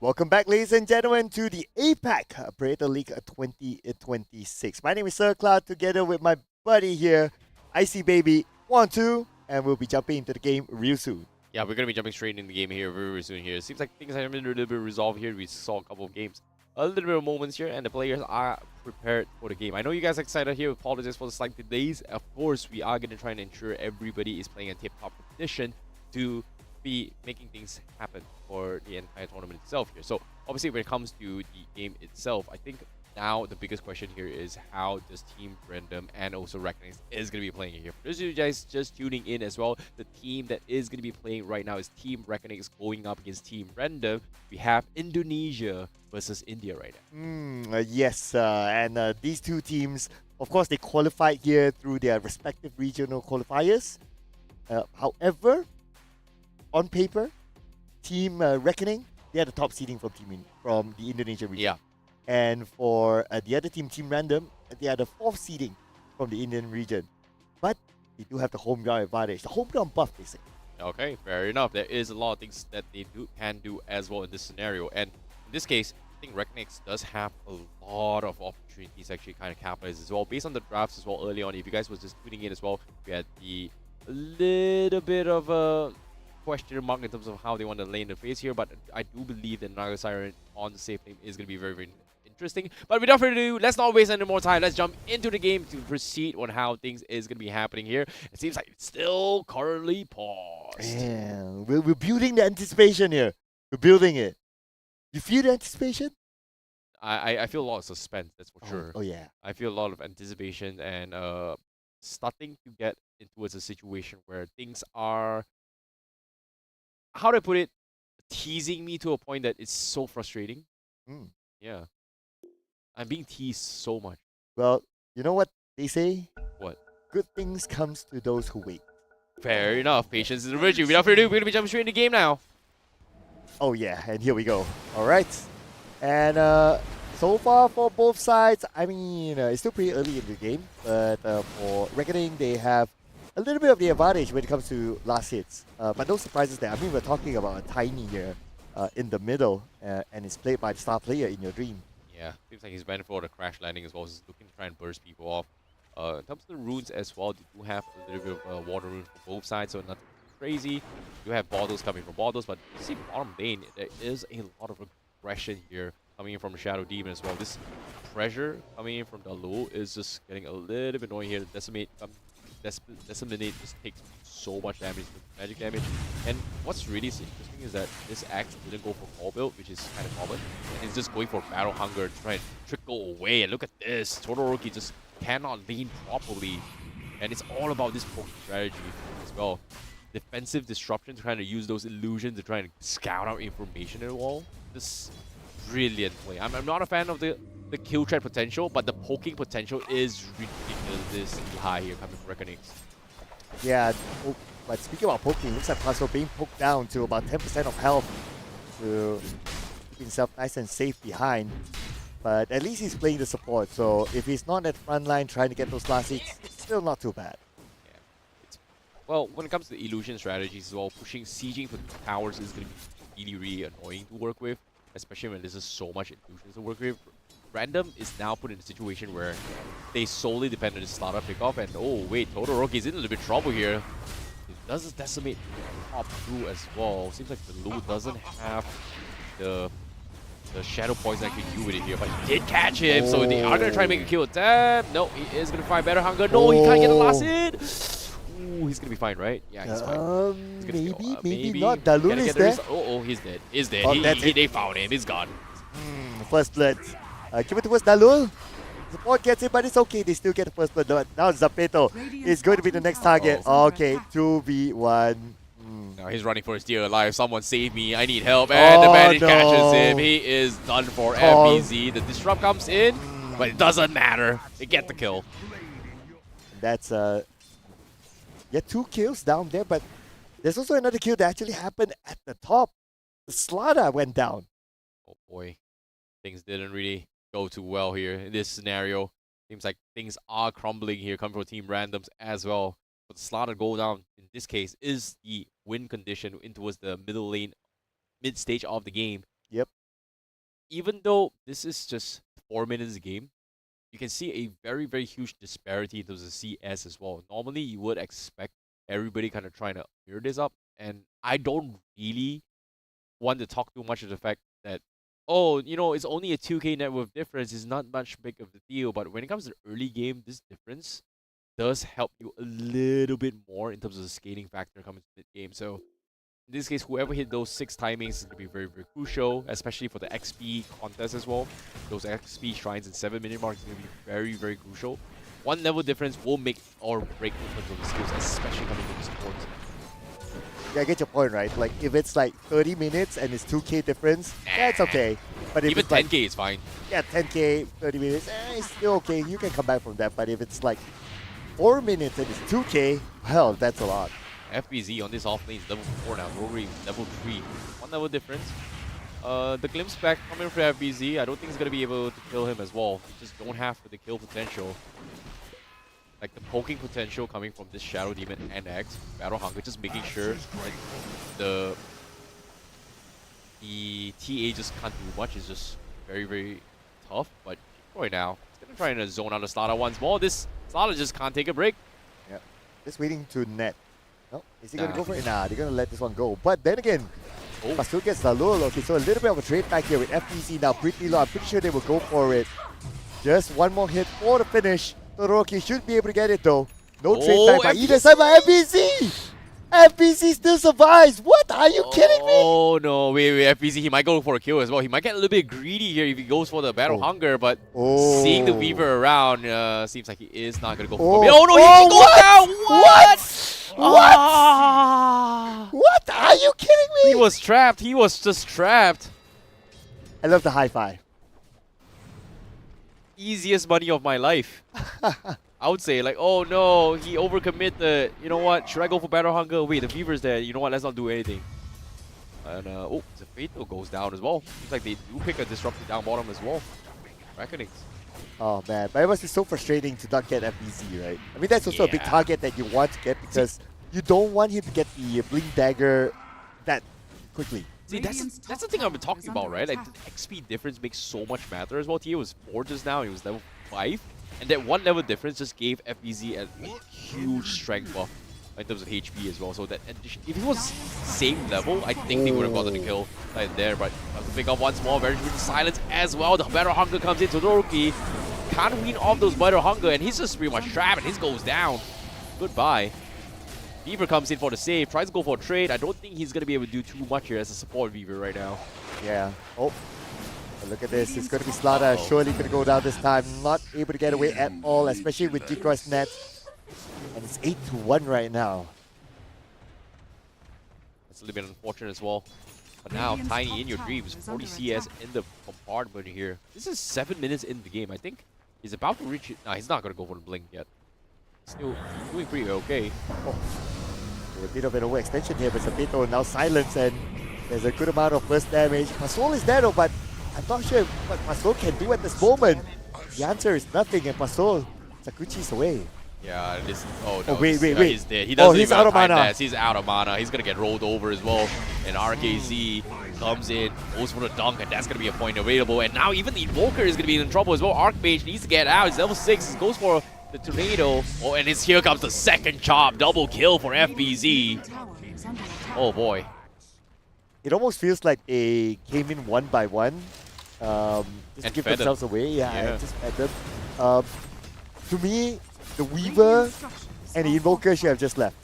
Yeah, there was just no follow-up here coming from Team Randoms here. Archmage just fed one by one. FBZ. You know what's really interesting is that I was wondering, why is there a random Mud Golem out in the open? Seems like he actually went for a Helm Dominator first rush to try and play the unit game here. Seems like Reckoning are playing the Illusions coming from the Naga, you've got the Illusions coming from the Disruptor, you've got Helm Dominator just going with so much units. And R&D just doesn't have enough AoEs to clear them off. Like, yeah, arguably Invoker is okay, TA is okay, but right now everybody's so starved to a point that we can get away with this. Dude, even the mid tower is down at the 8th minute. Right now, Reckoning, because of the tower down, they have access into the jungle. They will overtake the jungle. And not only that, now they're going in for the hunt. They're looking for Todoroki. Yeah, there was no stacks Oh, for them no. as well. Oh no, I think he Oh, got him as no. well. Here he comes. Oh, yep, level 6. We also have the Mystic Flare by Barish. Can be used at any point of time right now. And easy burst down. Even though you have all your stacks, Todoroki cannot withstand the Mystic Flare. This is not looking good for Team Randoms at all. Reckonix is, oh wow, in your dream, getting a double kill up on top as well with the double damage. JN done, Beaver is done. Everyone is just dying right now. And back towards the point I'm saying as well, Reckonix, again, when your supports is higher than your cost 1, Oh, that's going to be a big problem here. We've got 2 level 6 supports on Reckonix, which is higher level than the TA. This is not looking good for Team Random at all. and In Your Dream is about 1,000 gold away from getting his Bling Dagger. At the moment he achieves that, then, well, he's going to wreak havoc across the map for sure. And In Your Dream, just look at this. Yeah, he's still about 1,000 gold away. He already has the face boot, so that will give him a bit more of a first movement speed when needed to catch his opponents and just do the toss in. So that's going to be something for him. Yeah, Right now, like what you mentioned as well, very little space for Team Random to farm is going to be a big issue for them. A Breach right now all alone, 1v2, but at least he tried to get this trade off here. Pasol's coming in from the side though. FBC is nowhere to go, but FBC taking a lot of damage in for the team, and now they are able to turn it back onto Team Random. Zapito in trouble, and Varish is currently dominating. Yeah, this is just a complete stomp right now from Reckoning. 7k lead, 10 minutes into the game. And the Blinks are going to be, well, a little bit delayed on the axe here. We do have the Helmet Dominator available very, very early. It's going to be fine for them. Yasha is pretty much up on the Naga as well as great. Sunstrike, where I don't see the Sunstrike connecting as well. So, oh, not going to be able to do too much. And this Slaughter, in the end, just in a lot of trouble right now. I think Chikoro is going to try and man up right now. He's like 3 levels ahead. He's going to try and dive this as well. He's got Yasha. Still thinking if he wants to dive this for JN. You can see the hesitation instantly just, you know what, I'm not committing to this.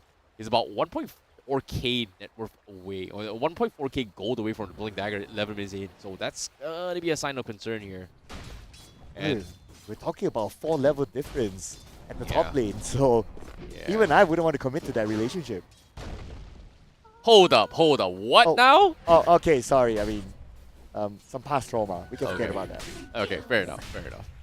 But now, in your dream, he's about to get his Blink Dagger as well. He's just got it as well. So as soon as it delivers here, I think he's going to go for a burst combo and pick off one of the players here.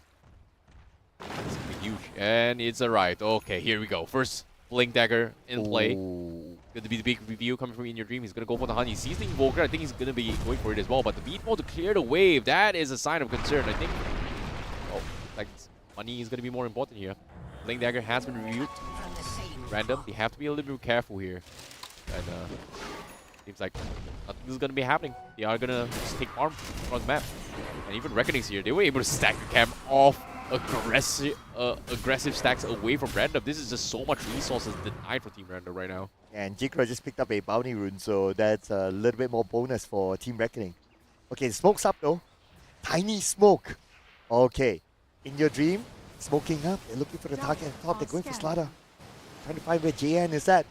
They know. They probably heard the audio cue, but then again, no vision on the inner side. Jikra is there together with them. The smoke is still active. Trying to hunt him down, but because JN, he knew they were coming, immediately backs off, and that's a good move for him. They're still looking for hero.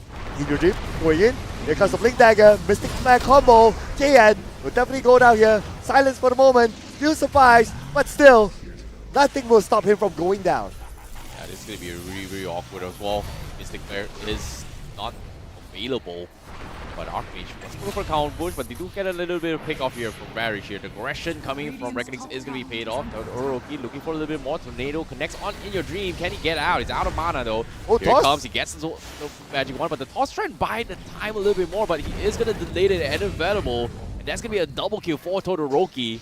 That's going to be a small little bounce back the Team Random needs as they punish this aggression from Reckonings. Jake Roy finally joins the fray, but he's a little bit too late to the party. Song not available. Well, finally got it up, but I don't think he's going to be able to do too much. But the pressure still continues here from Reckonings of trying to take the tower from on the top side. But aside from that, nothing super crazy yet. JN is here. He flanks in. Roki. Nice a real one, but it seems like he is going to get the fever, and he's going to go down. No times that was available. Silence is there. And the damage is real. Sunstrike not going to be able to take him out, but here he comes. And he is going to go down. Eventually, this defensive disruption. Oh, tries to keep him alive as long as they can, but they could not do so from Reckonix. And now Team Random is going to lose even more to supports. I must say, right, based on the current gameplay of Team Reckoning, they are very, very confident. Obviously, we're talking about 21-5 right now, and they see JN right in front of him. In your dream, he does have to blink though. He can easily blink in, and there you go. Blink, toss, that's it. Another kill in the bag. 22 to be exact. And 10k goal ahead for Team Reckoning right now. Below 15 minutes. Yeah, that's so fast, so quick as well. But this is a complete landslide here coming from Reckonings. When it comes to the late game potential, right now, Team Random, their win condition is going to be trying to funnel all their farm onto this Invoker. Like, can you rush those Scepters? Can you rush those Refreshers? Is going to be the question, which, again, very, very far off. He's got the Spirit Vessel, which is, you know, you're looking for those O-Snap combos, but I don't think it's enough. Like, you need to flash farm this. You need to find a way to do so, at least for Team Random. Doesn't have the fact that they don't have grounds right now, just because the mid tower is down. But speaking about going down, Barres went down as well. Now Archmage is in trouble. He does have the tower together with him, but thanks to the Ghost Walk, he is safe for now. There's so much pressure coming from Reckonings here. Every single TAMS has been just completely shut out.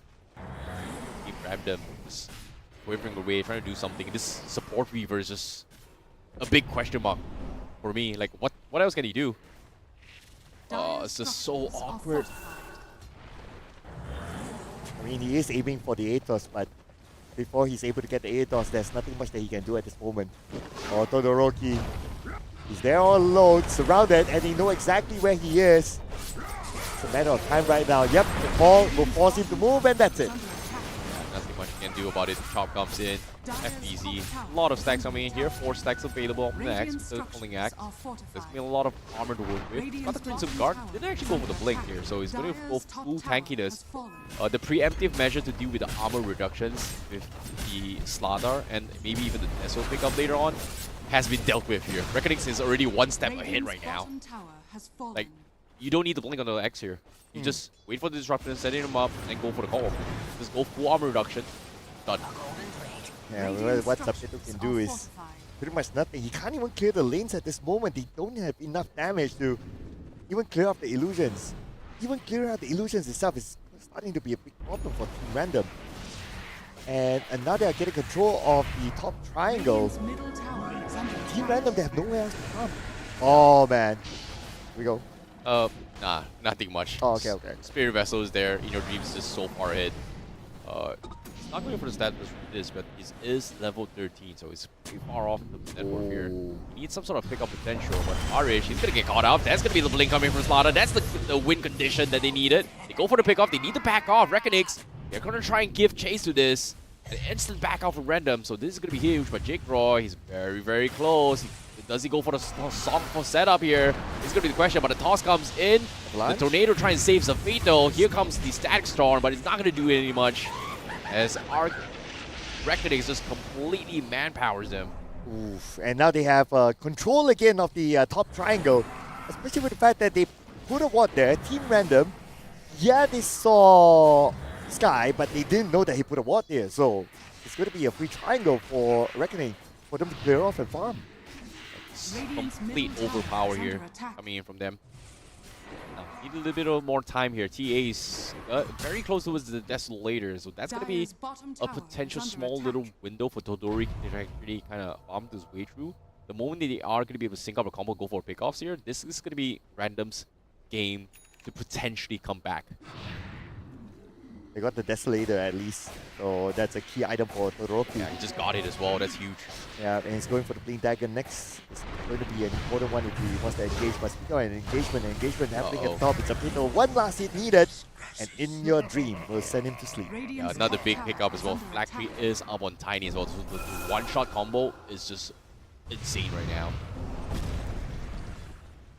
This is just pickoffs after pickoffs right now. And oh my goodness, he goes for another tab. Instant reset. Catches him. Pasol, no BKB for you, bro. You are a support weaver. Time Nap's not going to do too much. Ancient Seal Silence from the Skyrock is just going to stop you. The moment I saw that dust at the back of my mind, I kind of knew that, okay, that's it. Yep. And plus, he's a support weaver, like what you said. He's not able to tank as much. So, easy pick up for them. And now with the fact that he knows that, okay, that carrying does. Oh, wow. Okay, they're just diving the supports right now. I don't care. All the way in. I mean, if you're a support right now, it's a big nightmare. Yeah, and you're just having fun right now, Reckoning. It's like, this is 19 minutes, Tier 3's up and open. Very, very clean game here. Todoroki with this Desolator. He's trying to do some damage, but even the illusions from Naga is taking a lot of time to be cleared out. Tier 3 goes down. Racks are exposed. Reckoning, they are going to continue this, but in your dream, hello Todoroki, yum yum. Here comes the stun, here comes the chop, bye-bye. At this point, in your dream, his role is just to disposition all of them. Well, you don't need to disposition the support because they're definitely going to get a kill onto Pasol. Next is those on the high ground, but at least they trade it back by getting off Farish. Not the biggest of target, but that's something for them. They could take anything at this point, but Team Random, they still lost 3 players. It could be 4 soon. Oh boy, now another pick off again. Support's gone, double kill for In Your Dream. And Team Random just completely wasn't expecting this hyper-farmed Reckonix to just close out the game potentially 20 minutes into the game. Rax exposed, FBC just manning up his way through. He doesn't even need the Blink Dagger, just wait for In Your Dream, toss it over, bye-bye. Tiny went for a dagger. Are you kidding me? Really? Yeah, In Your Dream. Oh, he's coming on from the bird as well. That's Okay, the Dagon's on the way. okay. Yep.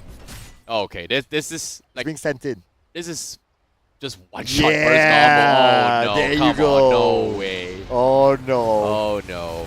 FBZ gonna try and man things up. Well, the swarm comes in, armor reduction is there, but it's barely tickling onto this axe. This axe is just so much armor right now. What does it take for Team Random right now to make a huge comeback? I mean, it's really tough. We're talking about 21 minutes and 20k gold difference. That's It's almost 1k gold difference per minute. That's 2 items difference right now, at Yeah, least for each and every single core. Well, the 3 cores in general, I would say 1 to 2 items difference in terms of net worth and also XP. And Invoker is going for his Aghanim Scepter, which is also a core item. If as a mid Invoker you don't have your Aghanim Scepter, you're basically not as functional. I think it's still doable. It's just that he's still 2k off, so he needs a major fight that swings his way in order to actually get it as well. Like I said, it's 20k net worth difference. Well, oh no. Here comes the stun. Where's the dust though? Oh, Time Lapse okay. goes up. Oh, Dust finally pops them oh. up here. But they are going to be able to run up to this and just completely pick him apart. Just no way out for Soul. I like how Reckoning they took into consideration the time lapse. Yeah. Like 4 of them went behind. Like, Yeah. I know you're gonna turn back. Not really Just believe. spot on. And now Jingroy finds his solo kill on the sides as well as Zafito just completely man up. And now here comes the song. Jingroy is going to try and set things up to try and catch the Invoker. Does he catch it? Is going to be a question. No, he does not. So Archmage will be able to get out. Seems like they do not have a another Dust Strider to trying to check things here. But power is pretty much what they're going to be going for. Objectives is key for Reckoning right now. Well, think about objective. They're gonna go onto the top lane and surely they're gonna take down this tower. In Your Dream is just waiting behind. If anybody shows up, blink in, toss this position, that's it. Definitely gonna secure a kill. Oh, there's a smoke. Not sure what the structure is going to do about this one, but surely they will lose these 2 barracks. This is brutal to watch here, but Team Random, they're going to be able to play Oh, here. there They're you smoked go. up, but no, In Your Dream finds them, goes for the prediction. They had the ward available. Weaver was not smoked up. They saw him. They go in for the dive, completely denying the counter gank. And here he comes, the collapse comes true. FBZ going to be hunting him down. Archmage on the run. Jingroy is just manning up with this Naga Siren. Taking a little bit too much damage here. May have overextended, but he does have the Aegis of Immortal, so that's going to be the Aegis popped off. Reckonings says, like, what you gonna do now? What can they do?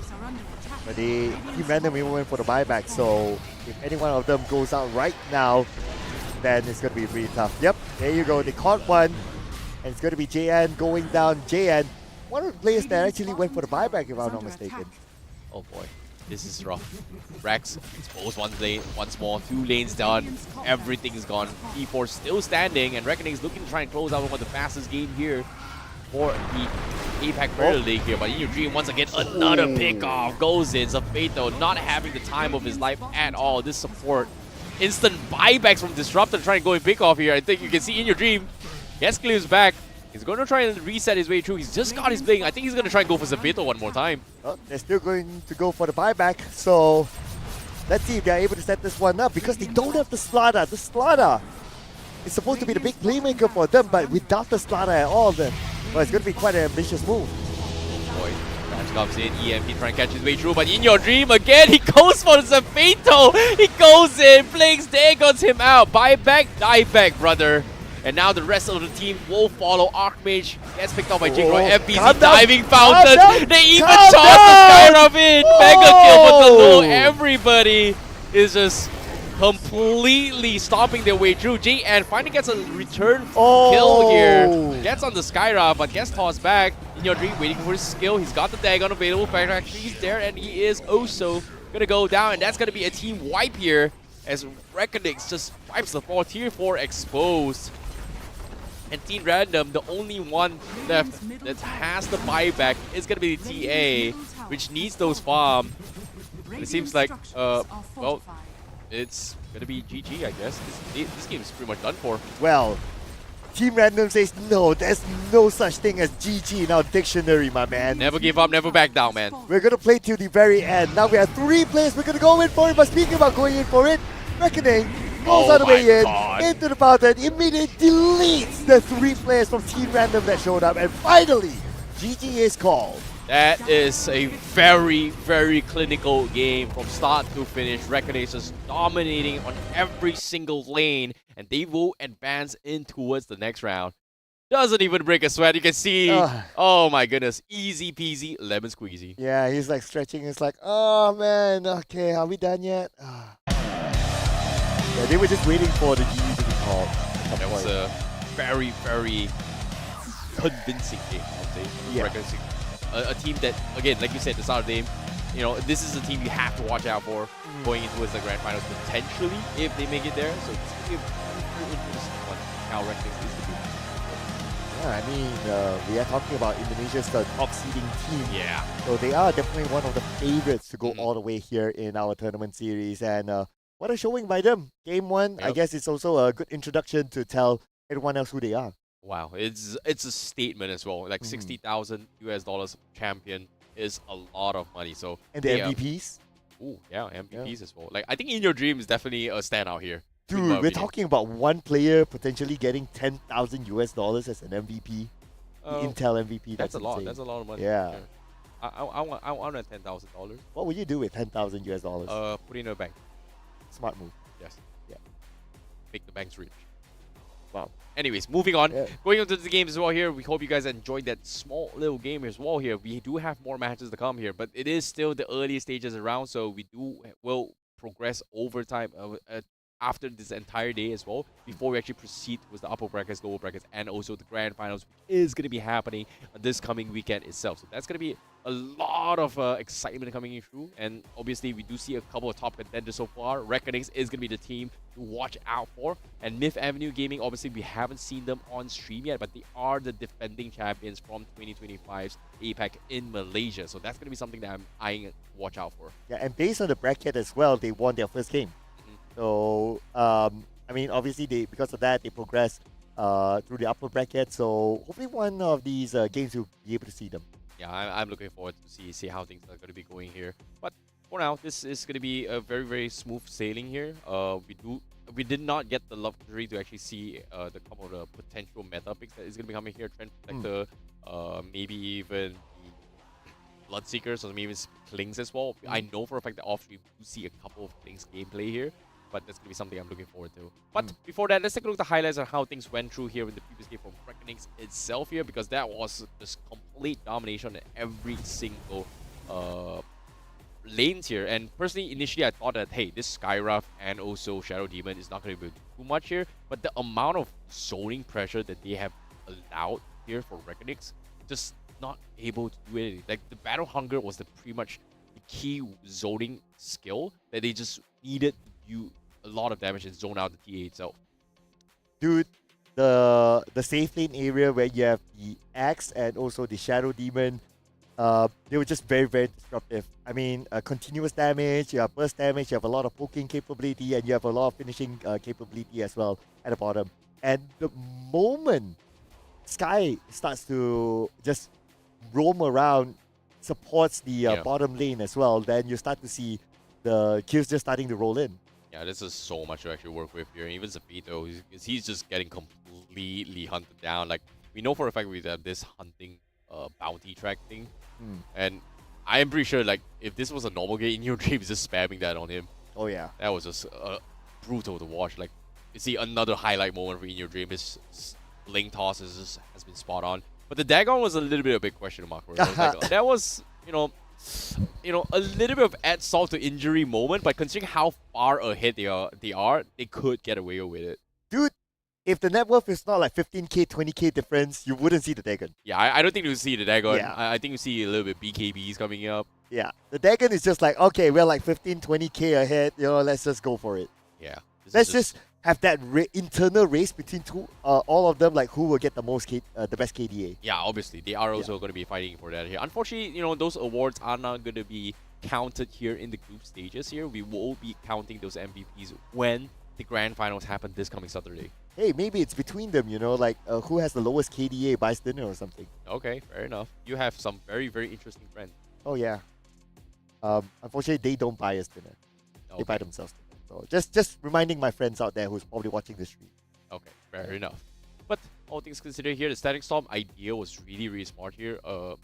I think the idea was okay if they were a little bit more farmed up here. If you can get those scepters on the Disruptor trying to set up here. But they just could not take a breather. Reckonings was just winning every single lane in terms of matchup. In Your Dream was doing pretty okay in terms of dominant farm. But the space and pressure that is being brought in by both the Shadow Demon and Scarif down bottom lane, just shut off the safe lane, and then, forcing Weaver rotations, multiple rotations, and even that earlier scuffle where they fed one by one in the bottom lane just made so much space for both the Naga and also the Tiny, just so much farm. Oh yeah, the one that the Weaver came and then Invoker came right after, just walking in when they were like 2 or 3 other opponents still there. I mean, that was I had a lot of questions with that move, honestly. Yeah, it's a very, very questionable move, but at the same time as well, they do still have a second chance to actually redeem themselves. So it is a double elimination format here. If you guys are fans of Team Random, they do have a second chance to actually fight their way to the top. So it's not over really yet here, but for Reckonings, they will advance into the next round. Yep. And hopefully in their second chance, when they play on the lower brackets. Number one is to try to look at their draft a little bit better, try to get more heroes that are able to set up better, and also the pacing of their playstyle as well. I felt that was kind of slow. Hopefully they can tune it up. But before we head more onto that, of course, we'll revisit some of the numbers here from this game as well. Yeah, those stats could be very, very important. Well, I think the timings on the for me, I think there's a couple of things that kind of had a little bit of question mark here. Was that I was expecting FBZ to go for the Blink Dagger rather early here, but he went for the Helm of Dominator, thinking that, you know what, why do I need the Blink when I have a SD and I have a potential tiny toss that can set things up for me. So he actually preemptively went for a little bit more armor with the Helm of Dominator and also in towards the Crimson Guard just to deal with potentially like, the Deso coming out, the Corrosion Haze coming from the Slada kind of be a factor here. So there was a very, very nice mix-up here, and FBZ getting 11 kills and just completely demolishing this safe lane T8. Yeah, I mean, very nice done. Just look at the KDA for Todoroki, right? It's like 3, 10, 5. I mean, that's one. Zepeto, unfortunately, didn't have a good game as well. 2, 15, 3. And like what you said, right, during the game, at some point they were just going like support hunting. Like if the support shows up, Tiny blinks in, toss, that's it, delete it. Yeah, in your dreams, just so fast. And of course, they played towards their win condition really, really well as well. Chikro was able to get individual solo kills, which again, Team Random's win condition was getting those the Slaughter on top of the Blink Dagger very, very early, so that early engagement up top and Chikro just slowed down the tempo and just allowed them to just roll the game. Who's your boy here in this round? I don't know, man. I'm like, based on this stats, I feel like in your dream, just because he's a little bit flashy, but I feel like FBZ did a lot of work down south here. But of course, the MVP is, yes, it is going to be in your dreams. I will personally give to FBZ as well. I think that he did really good work, but of course we can't discount with the fact that In Your Dream had a good game as well. Yeah. Especially after the fact that he got the Blink Dagger. We see him being the one to set up all the engagements for the team. It was just so efficient as well. This Phylactery and also the Blink Dagger kind of surprised me a little. This Phylactery and the Dagger kind of surprises me a little bit here, but considering how far ahead, why not, right? Just why not? That was just him having fun by that point. Yeah, let's accept that. Ahead. I agree. Yeah. I mean, if you want to go serious, you can go like what you said, right? Like BKB, sort of like play, or maybe even work towards getting a scepter. But then again, you see a Dagon and it reminds you of our good friend Flava, who plays a Coddle with a Dagon. Yeah, please don't do that at home, people. I would do it, just for the fun of it. I'll put you in a 1v1 against Flava then. Absolutely not. Yeah. Anyways, moving on here, that's pretty much the MVP for In Your Dream. He's very, very flashy here. Game time was really, really spot on as well. Very, very quick in his fingers here. So that's going to be a team that you have, a player you have to be watching out for here in the entire tournament itself. So be sure to watch out for him. Oh yeah, definitely. One of the star players, not only for the team, but also for the tournament as well. Definitely this player is going to be the player to watch. Is he going to be your Intel MVP? Well, you have to stay tuned for this weekend to find out. Yeah, we have to actually stay tuned here. But can they make it all the way is the question as well here. It's going to be a long journey because they are going to be playing all their matches in the day itself. So eventually there will be, well, 8 teams that is going to be eliminated by the end of the game. Yeah, so that is going to be a very, very long journey here for some of these teams here.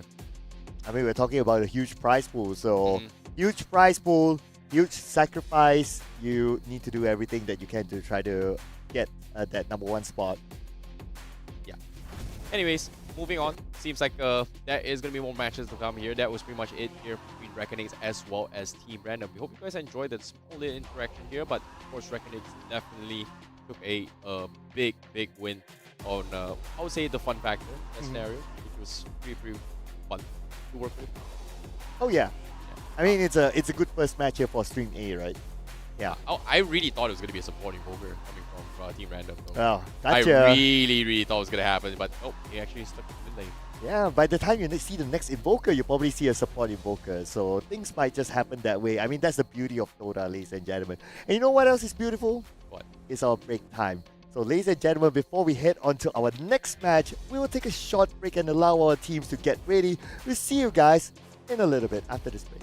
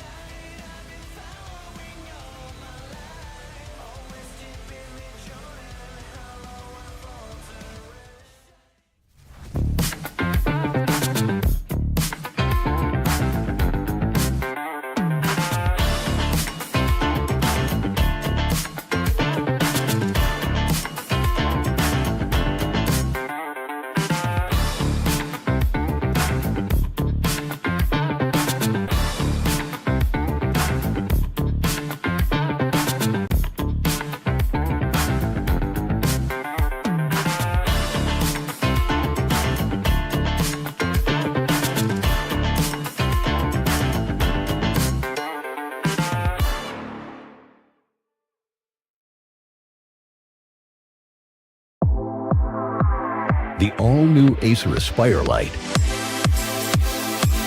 With up to 13th Gen Intel Core i7 processor. Enjoy sharp visuals on a full HD display with a flexible 180-degree hinge. Lightweight at just 1.59 kilograms. Powerful, flexible, and ready to go. The Acer Aspire Lite with up to 13th Gen Intel Core i7 processor and a full HD display. Lightweight at just 1.59 kilograms. It's powerful, flexible, and ready to go.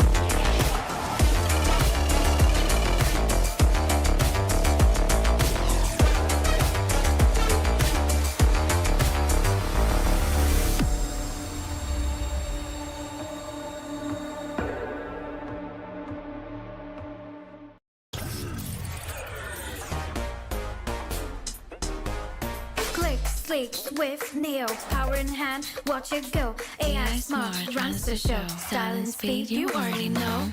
Lightweight game, heavy on night. Work off late, it's just right. Color that pop, style and glow. Swift Neo, oh, that's how we roll. Click, sleek, swift, Neo, power in hand, watch it go. AI smart, runs the show. Style and speed, you already know. Swift Neo, You feel me? lightweight game, heavy on night. Work out play, it's just right. Color that pop, style and glow. Swift Neo, oh. Let it lead, let it grow. Turn and with every tap and glow. Swift Neo, that's how we roll. On stage, vibes up, you feel me? Swift Neo.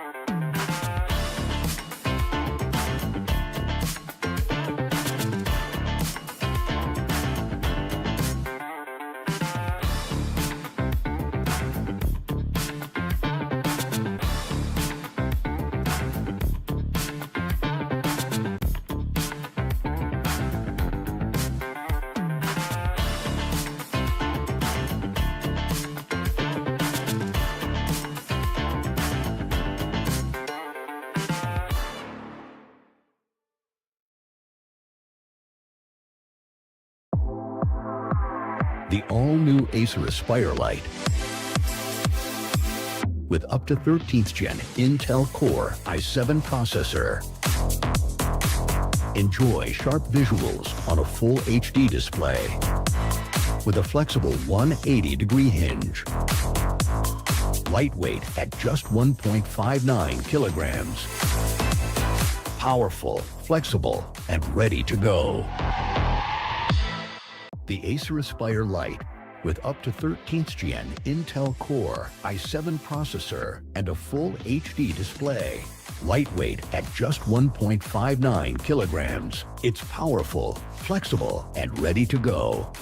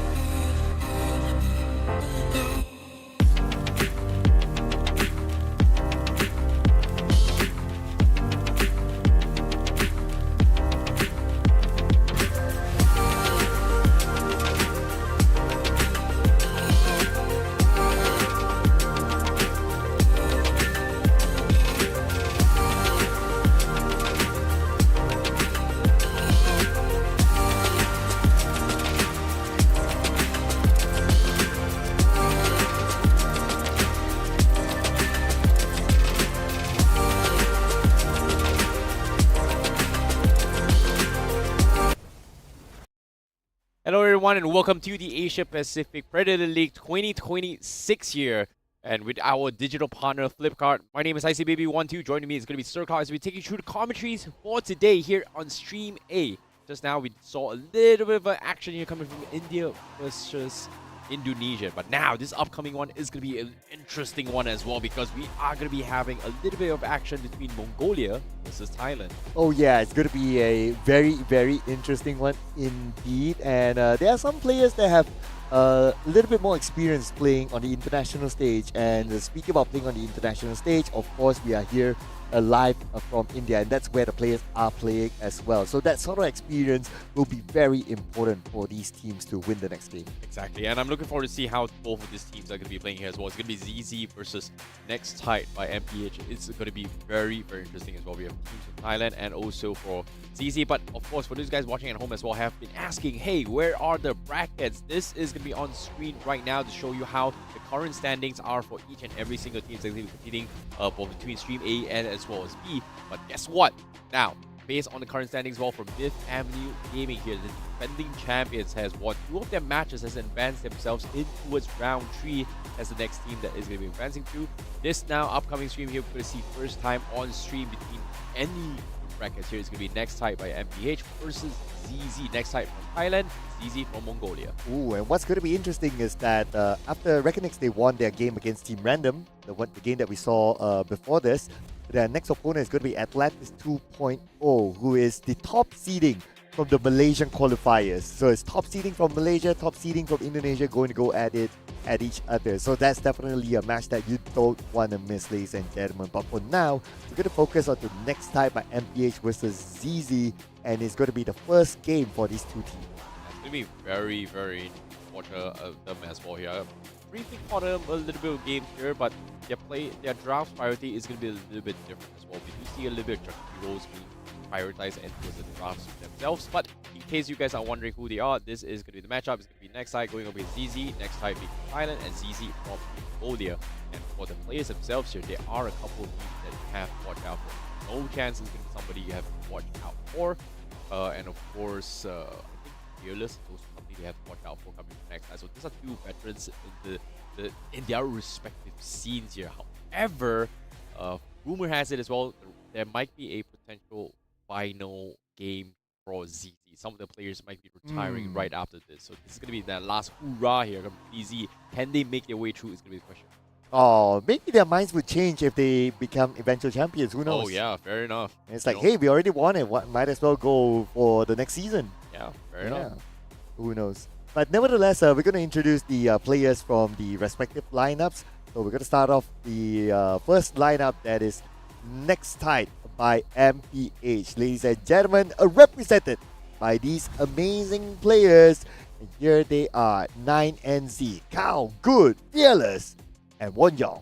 Yeah, I'm looking forward to see how Fearless actually plays this as well. This is going to be something that is going to be a very, very important record with him as well. Next time from PH, they do have the experience. They have been playing the Thailand region for quite some time. They have appeared multiple times as well in the C region, the Tier 3 lobbies as well. But, of course, they haven't been very, very successful. It's very unfortunate as well.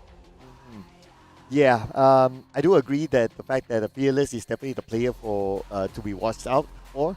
He has a lot of international experience, so definitely with his sort of experience, he would need to be the one to shed the light onto the team on how to play certain situations. And for ZZ, represented by Seimei, No Chance, Bicep, Doin Sushi, and also Ikigai. So this is the team that is going to be in their last hurrah, like what you said. Yeah, Ikigai says he is going to be playing on his last one for this general as well. So that's going to be him looking to try and make his last attempt here. Hopefully things are going to be for the better. And obviously when it comes to representing Mongolia, they are the only teams representing from that region itself. Seen a lot of hype here, especially if you guys are watching it with the physical 100, etc. They are the country to watch out for. I do agree. They do have the what do you call that? The Mongolian spirit. Oh yeah. Yeah, Sure. the blood of Genghis Khan is in their veins, that sort of thing. Okay. Yeah. All right. That. Yeah, fair enough. But Yeah. now, speaking of the drafts here, I want to see a little bit of a difference in terms of approach here because Team Random was a little bit of a. I was in a lot of question marks in terms of how they were laning their heroes and also their drafts as well. So I want to see a little bit more. I would say standardized draft, even though we do have a little bit of wow West situation where there's still heroes that you don't really want to see as a priority here. I think some of them are still playing towards the old meta-ish, where the Centaur Warriors come into play, Bad Riders potentially here. But of course now adapting to the new meta as well, I really want to see a potential gameplay on how it's going to affect them. Slada is still going to be a hot commodity to be picked here. I wouldn't be surprised in that regards. But can they play it well is a good question. I would say Timbersaw is going to be another hot pick hot or ban. ban as well. But speaking about pick or ban, ladies and gentlemen, without further ado, we're going to jump into the draft and we're going to see some of your predicted hero drafts. Might it come out? Might it not come out? We'll check it out right now. And we're of course going to start it off with the first ban here 10 for the side of seconds ZZ. So as what we discussed as well, we can expect to see the 5 Timbersaw seconds either to be a remaining. hot ban or hot pick, and yep, true enough, ZZ doesn't want to deal with the Timbersaw, takes it out. Hey man, that's your favorite hero being banned right now. Koto's gone. Oh yeah, that's Flava's favorite hero. Ha ha ha Yeah. ha. We're memeing Radiant him everywhere, team aren't we? back. Absolutely. Anyways, moving on. Jakiro's being banned. Shadow Demon also going to be banned here next time MPH. Seems like there is going to be a little bit of standard supports being banned off his 10 wall. seconds Um, remaining. Shadow Shaman has been kind of in the gray area right now. Shaman was very 5 popular in the previous seconds patch. remaining. Still kind of annoying to deal with. The MSW is pretty good. The chickens are Dire pretty good as team well. back. Viper being banned. Okay, so looks like they don't really want to deal with the AOE damage coming from ZZ. So I 10 think seconds we remaining. might see potentially a Huskar being picked up here. They might go for it. 5 seconds Not as a remaining. first pick, but it's going to be okay. I mean, there are also some other interesting ones that they can try to ban. So we're not sure whether these two teams they have played against each other or not. So that's going to be a bit of a disclaimer. Dragon Knight will be taken out by next time by MPH. If they are looking to take out a hero that's fairly flexible, a tiny ban will be 5 not too bad. seconds remaining. Yeah, I think next time MPH might stick towards the healing composition here, just because they kind of taken out DK. Radiant DK is team pick. really good dealing with healing compositions. They don't really want to deal with it just Dire because of the team fact that pick. Green Dragon does a lot in terms of HP reduction in terms of the regen department as well. So that's gonna be something that they may consider taking out and considering that as well. But the Slaughter pickup comes ZZ. They do have a prior pick coming from them. So next time MPH, what is going to be the response here? 10 Are they seconds gonna remaining. go for the heals? I want to see that Holy Locket 5 as well. seconds remaining. I saw a couple Omni Knight bans, which is kind of scuffed there in the other regions in general, but I want to see how Thailand plays this game. Huskar still available. The regen is going to be something that a lot of teams will struggle to deal with. I don't think we're going to see the Bloodseeker, but Slardar, just very, very solid, very flexible. Playing pause wall, played tree, no problem. Playing mid, not a fan of it, personally, but just to give you guys a little bit insider, Myth Avenue did play a mid Slaughter Radiant team back. and won. And now they are in round 3. So very, very close game. But Wind Ranger, okay. Next time MPH, they're going to play that as well. So what's interesting about picking a Wind Ranger is that Wind Ranger is also one of those flex picks. You can play as a support Wind Ranger, you can play as a core Wind Ranger as well. So it's always nice to like pick those flexible picks at a very early start of the draft so that it kind of throws your opponent off. Another hero that's actually pretty popular 10 as well seconds is remaining. Tusk, and it's just been banned out by ZZ. A very good 5 hero to seconds disposition remaining. and also engage and also to save your own teammates with a snowball. So they just don't want to deal with that, that's fine. But I also want to point out with the fact that what we learned from the previous game is that you have a Slardar, which is great. It can be the playmaker, but you must have another hero that's able to set up early as well, because Slardar needs a bit of time for him to scale up before he's able to be the real Dire playmaker. team pick. I feel like this is still going to be a core Wind Ranger, but one thing good about the current-ish playstyle of prediction here is that the innate ability coming from Wind Ranger does have this. So basically, Wind Ranger's innate ability, easy breezy, basically says 10 that your seconds movement speed remaining. cannot be lower than 240, and if you pair it out with the Wind Run, you can 5 seconds outrun remaining. a majority of slows coming in from your enemies as well. So you need hard stuns Radiant or hard team bursts to actually take it out. So that's going to be something that you can actually work around with here from next time MPH. And with the gyrocopter here, that's going to be your flash farming carry in play as well. I don't think there's going to be support 100% be more gyro. Maybe- Definitely a DPS. 10 seconds. Wind Ranger, like you said, Radiant EV team can pick. be a little bit flex here. I'm just surprised with this, but ZZ, the Anchor go for Dire Disruptor. team pick. Glimpse in towards a Oh. stun here. And even the Skyrock as well. A lot of burst damage coming in from DZ. This is a lot of kill potential. So that's going to be 2 supports coming in from ZZ already. Just because we saw a Skyrock support just now, I'm still leaning. I want to see a 10 mid seconds Skyrock, remaining. but yeah, most likely it's going to be a support Skyrock, support this Disruptor, 5 off lane, seconds remaining. Fodder available. Tusk, Abaddon down. Ringmaster is still available though. It's not a hot pick, but if you are looking for a get out of jail free card here, next time MBH can consider it as a final show. I'm just trying to process whether this is a Sky And support or a watch Sky it go. mid. Obviously, Support, it's flexible. You could go either way, but yeah, support, I guess, because you don't want to pick up your mid too early as well. Right. But I love the Tide Hunter pick. This is going to be a huge setup for next Tide, and because of the range of the Ravage is really, really far. Like even if like you're a Sky that like stays behind and just throws all your skills from the back line, 10 the seconds Ravage is remaining. still able to catch the Skyruff. So Tide Hunter, 5 this is seconds definitely remaining. a solid pick. Here. I wouldn't be surprised to see a pause 1 Wind Ranger get an Invoker here just to sync up the Ravage into Cataclysm combo here. This is so good. You start the fight, there's not much you can do. The Bow and Grill on towards Tide Hunter is not that great early game, but once you go, sorry, not Bow and Grill, Krill Eater, all the way towards late game, when he starts to build up some serious levels here, you are going to be expecting this Tide Hunter to do a little bit more annoyance just because the Anchor Smash with the Offering paired up does so much more, just because they changed that innate Radiant talent team back. onto Tide Hunter on the level 20 build, Oh. where back then it was like you need to do more attack speed in order to proc the Anchor Smash, but now it's like as long as you proc his passive, his innate ability, and you are going to be able to do the Anchor Smash. So that's going to be a lot of sustainabilities with those with the Vladimir offering and with the Warlock on top. This Tide Hunter is pretty much unkillable.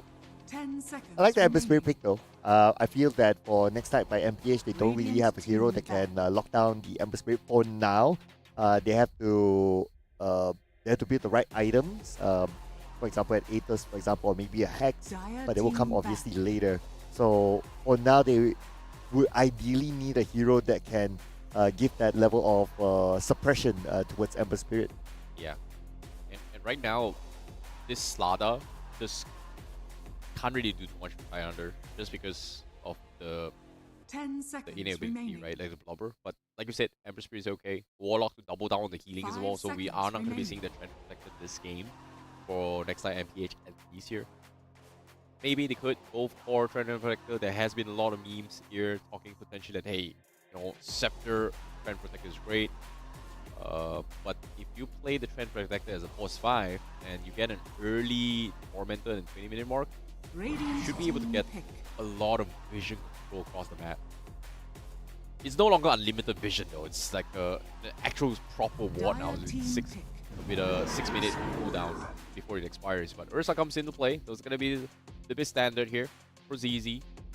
So it is gonna be a support Skyraf. There is a lot of kill potential coming in from ZZ's composition. So I like the idea that ZZ is coming in, but next time MPH does have a very, very solid draft as well. They've got a fallback plan coming in from the Tidehunter as well as Warlock. There's a lot of CC controls. You are going to be forcing BKBs. So it's going to be very, very dependent on how this Disruptor places those static storms to actually try and catch them off. So it's going to be a game of who engages first in a majority of this fight. But this Ursa is going to be able to get very, very huge, very, very quickly here. An MK for next time by MPH. So this is actually a support MK coming from next time by MPH. Played by Fearless. Interesting. Support MK? It's support Wind Ranger, right? I would say it's a support Wind Ranger. Just this morning I saw a support MK.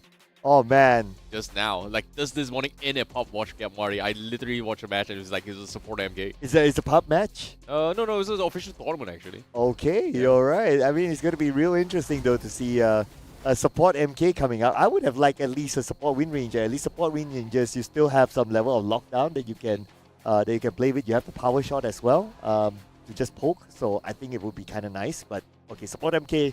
Let's see what comes up. Hey man, I would prefer a core Wind Ranger anytime over a support Wind Ranger just because it's just so broken. Here you get a very, very nice shackle. You go full out, just instant defeat somebody. In this case, looks like this game, as you can see on screen here, next time MPH, they are really locked in and focused. They are going to be trying to discuss on what the win conditions is as well. That's going to be something that they have to watch out for.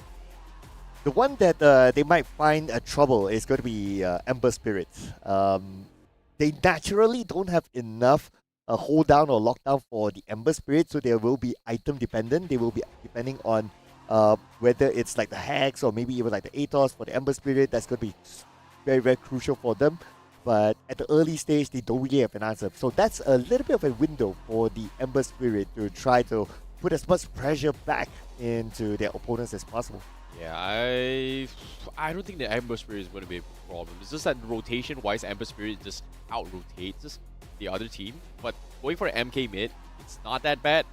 But I think in terms of rotation-wise, the Ember Spirit was going to be able to rotate a little bit more. So that's going to be something that we have to watch out for. So I don't think it's that much of an issue. But I agree. You know, I perfectly agree. You need those orchids. You need to try and find a way to punish him. But if you ignore the Ember Spirit and start punishing the Slaughter and the Ursa, that is going to be the bigger problem coming in from ZZ to kind of figure things out, I would say. Okay, I just put it out there, right? So assuming that, okay, you might think that, oh, okay, Ember Spirit is not going to be a big problem in team fights. Let's not forget, you did mention something about Ember Spirit, which is the mobility and the rotating speed, right? Ember Spirit can also clear off lanes really fast. AKA, they can also clear off lanes quickly and push lanes. But speaking of push, we'll push towards the game, ladies and gentlemen. This is going to be a game between ZZ and NTB. Best of one. Yeah, this is going to be exciting as well. Things are going to be very, very interesting. I don't see a smoke being popped there in Warlock. The same can be said for ZZ, so we are not going to be seeing a 5-man clash right from the get-go. The Ursa does do a lot of damage as well. We've got the bear down on him on the facet. Kind of clean things out. Debuffs. But they haven't really skilled up the spells yet, so that's something they have to watch out for. But it seems like finally they're going to go for the smoke here. 40 seconds left before the first bounty. They are looking for a wraparound to try to invade here. Aggressive plays coming from ZZ. NTB finally re-smokes as well. Looks like this is going to be a major clash right from the get-go for the first bounty. It's possible that might happen at the top. Oh no, this is a huge flank. coming in. Got Skyruff. Got Disruptor. I don't think it's not a burst. Like they are going to be checking each side. They can't really find each other yet, so seems like NTP, they may be able to secure the top and the top rune, river rune, as well as the jungle rune, but seems like they are going to try and catch a solo straggler potentially here. Oh, it might happen. No, it's not going to happen as well. Here comes the stun. They snatch the bounty rune. No, they do not. They have to get out now. They're stuck as the chase continues. As NTP wants to clean out, no chance. He is running around with his passive here. As long as you're running on river, you have HP regen and additional movement speed on the startup. Very, very good game sense coming from no chance. Okay, that was a scary one. For a second there, I thought that, okay, no chance, my suit, no chance. But then again, he knows what he's doing. I mean, that's why he's the player. Good escape there, I must say. So he almost became a first blood somewhere at some point. But then again, became a 50-50 instead. That was very, very smart as well. Like, if you were to go down towards the jungle exit here, you would not have been able to escape as a slaughter. So that river exit here was very, I would say, aggressive, but taking advantage of that bonus 18% movement speed of your innate ability is just, well, you couldn't do too much. But nothing super crazy here. Both teams, they do get double bounty runes. And they are going to farm their way through. No chance to be left alone. Try and farm his way through. No river for him. Of course, when the crush comes in, he's going to be A-okay. UISK seems like he is going to try and draw aggro. Pulls the creep behind the target, trying to get a couple of denies here. Leaves one creep for the laning phase. And ZZ, they're just going to deny XP away from the safe lane here. This Gyrocopter not having a great laning phase so far. Very well done, I must say. Well, NTB on the other side, they're doing pretty much the same. They managed to pull just to try to even up the lanes again. But I really like what BYSK is doing here right now. He's being very, very disruptive. And with the burst damage potential that he has, 9NZ, he wouldn't stand a chance. So he would definitely need the gyro together with him. But if he pulls the gyro together with him, then the gyro will waste time. Orochi on the other hand, now put in a very awkward position. Don Sushi on the other hand, as well, taking a lot of damage. So there's a bit of a trade-off here, but no first blood yet. You are right. It is a support Wind Ranger being played as well. But watch for him. Seems like the idea of having the Wind run is to try and mitigate some of the right clicks coming from Ursa from the Fury swipe. So it does keep him alive a little bit. But like, he is going to be forced to do a little bit more as he's getting poked out here by doing Sushi. Needs to be a little bit more careful. Sneaky guy. Now, on the Ember, to be okay. Nothing super fancy there, both in lanes, but for now, Monkey King. He is gonna do some damage. He needs to use passive here, Jinku. To actually do some good damage. I think he'll be okay. So nothing super crazy, I'll say. Yeah, it's just pretty standard coming from both teams. Yeah, even the goal difference and the CS is not that big.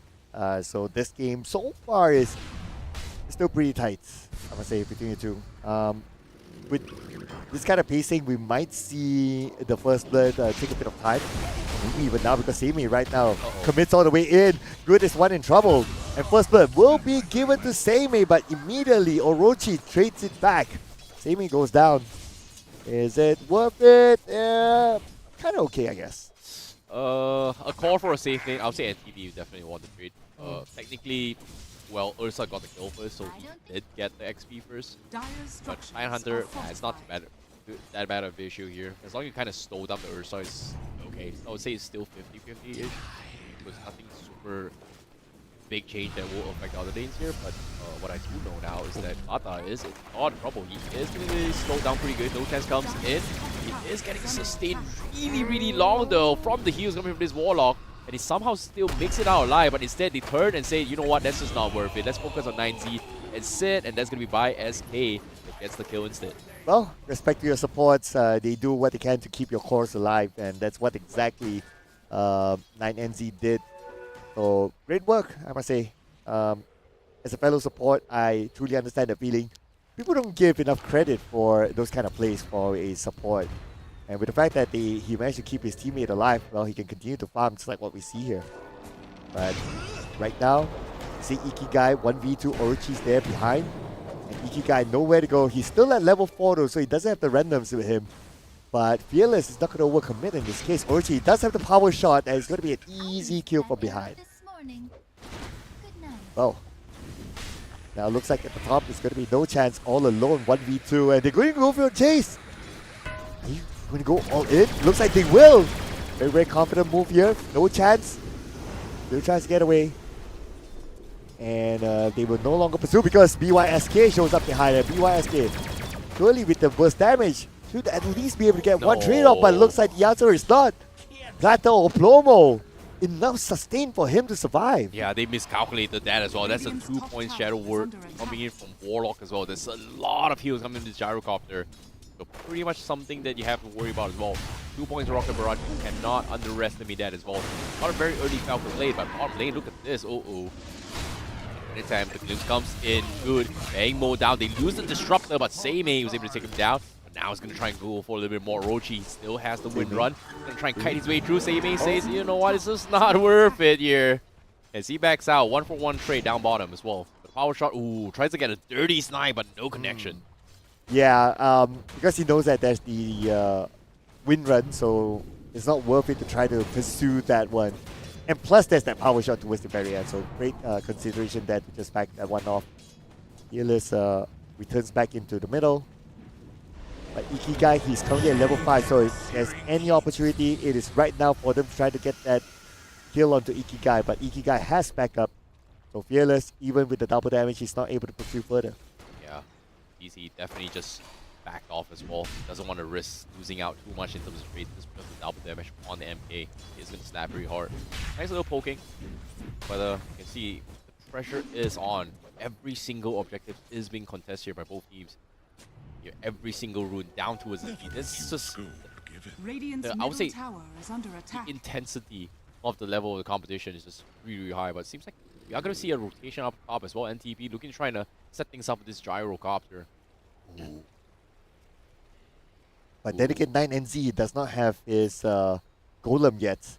If he has his golem, then yes, it's going to be a big setup. But I guess because like, hey, dude, I'm still at level 5. I don't have my golem yet. And everyone's goes, okay, never mind. We'll come back later. Yeah, they can't really find a pick off here. Just because ZZ, they do have a very aggressive mid ward right on top of the cliff as well. They were able to scout out MK's rotation up top. So, good call there. Comms up pretty spot on here for ZZ. Trying to back this out.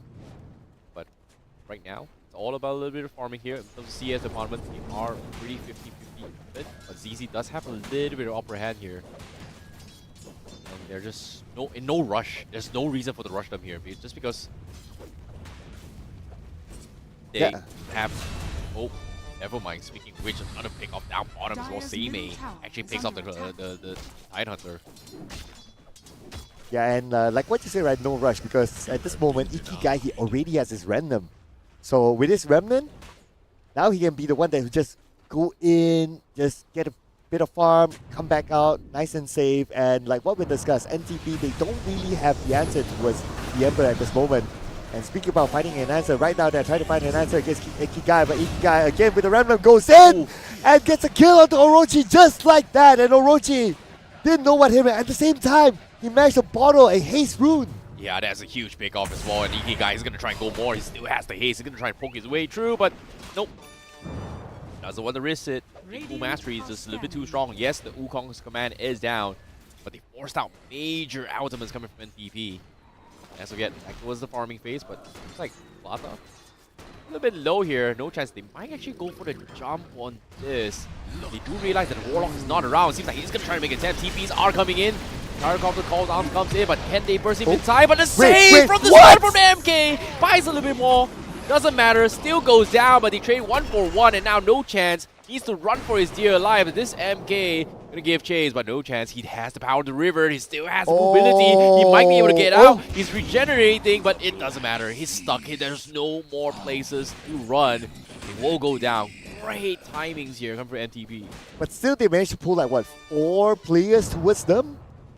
And I would say the amount of players or the amount of commitment that they drew from NTP, that is kind of nice. It opens up a lot of space on the other lanes as well. But I believe the bigger problem for NTP right now is still the Ember Spirit. Right now, he has this random. We saw what he could do earlier on. You can expect more later once his skills are done with cooldown. BYSK in trouble. Here comes the big rotation. Oh boy, no chance. Man shows up while they're Oh, trying to Same-A. bang this fight. But Same-A from a back rotation took the get. Surprise, surprise. Did not expect. Great call there. Gets a pick. And now Gyro needs to make a run for this. And he's going to be trapped up. He is going to be done for. Even the glimpse as well. Picks up 9NZ. And ZZ will shut them all out. And that's going to be 3 down. And a big win here for ZZ. And Ikigai didn't really need to be involved in that fight, so that means he have that time and space for him to farm in the middle. And now he's being such a bait towards Orochi. And let's not forget as well, Ikigai has this burn damage. And Orochi, even though he has this wind run, it will still hurt him because wind run is only for physical. Yeah, that was a very, very awkward rotation coming from Seile. Dire structures he- are fortified. You know, you don't really expect the Ursa to rotate this early, right? Like 10 minutes a game, you expect him to farm out Battle Furies. You know, if it's a fight is convenient in your favor, then go for it. But he actually took the photo and just jumped and surprised the MK. So that was a very, very unexpected catch as well. Hey, and that gave him enough cash for him to finish off his item right now, and it's on the way. Got his Battle Fury Radiant are on his way. scanning. That's a very, very early Battle Fury as well. 10 minutes in the game. You see a double smoke as well, so are they trying to attempt something funny here? I mean, it's BYSK and Don Sushi. They can definitely combo together to catch someone. And 9NZ, if it's not true. Alert. Okay, there goes the glimpse. And with the static storm as well. Silence still active there. And while it's still active, he has nowhere to go, nowhere to hide. But Ikigai tries to catch him. So the teammates made an appearance. Don Sushi now has to get back to safety, but Don Sushi might be the victim in this case. Oh, what a save. The searing chains actually stopped them, but doesn't matter. They managed to get out. They only sacrificed one support here. They almost took him down though, but the clutch Shadow Ward from the Warlock kept things alive for the MK. Small little hiccups here come from ZZ, but all is well. All is well. The Canadian field wasn't able to stop the static storm here, so fortunately for NDB, they were able to get out in this scenarios here for Fearless, so it all comes down to every single pixel in this scenarios here between these two teams. Very good rotation by NTP. I give it to them. Oh, Samey. That's a Oh, pickoff. wow. Wait a Oh, second. no. Fury swipe pickoff onto Tidehunter. Dude, Tidehunter is supposed to be the tankiest hero of their lineup. And if he gets picked off just like that in a 1v1, that's bad news. Yeah, but at the same time as well, what's really interesting is that this Tidehunter does not have crack control on his points as well. Oh, not He yet. actually maxed out Anchor Smash and Gush, so that's why he's very, Oh. very squishy. No wonder. Oh, but Fearless just got taken out by Samey. So Samey is starting to rack in those kill points right now. And look, his network is way ahead of everyone else. Ahead of Gyrocopter by about 2k.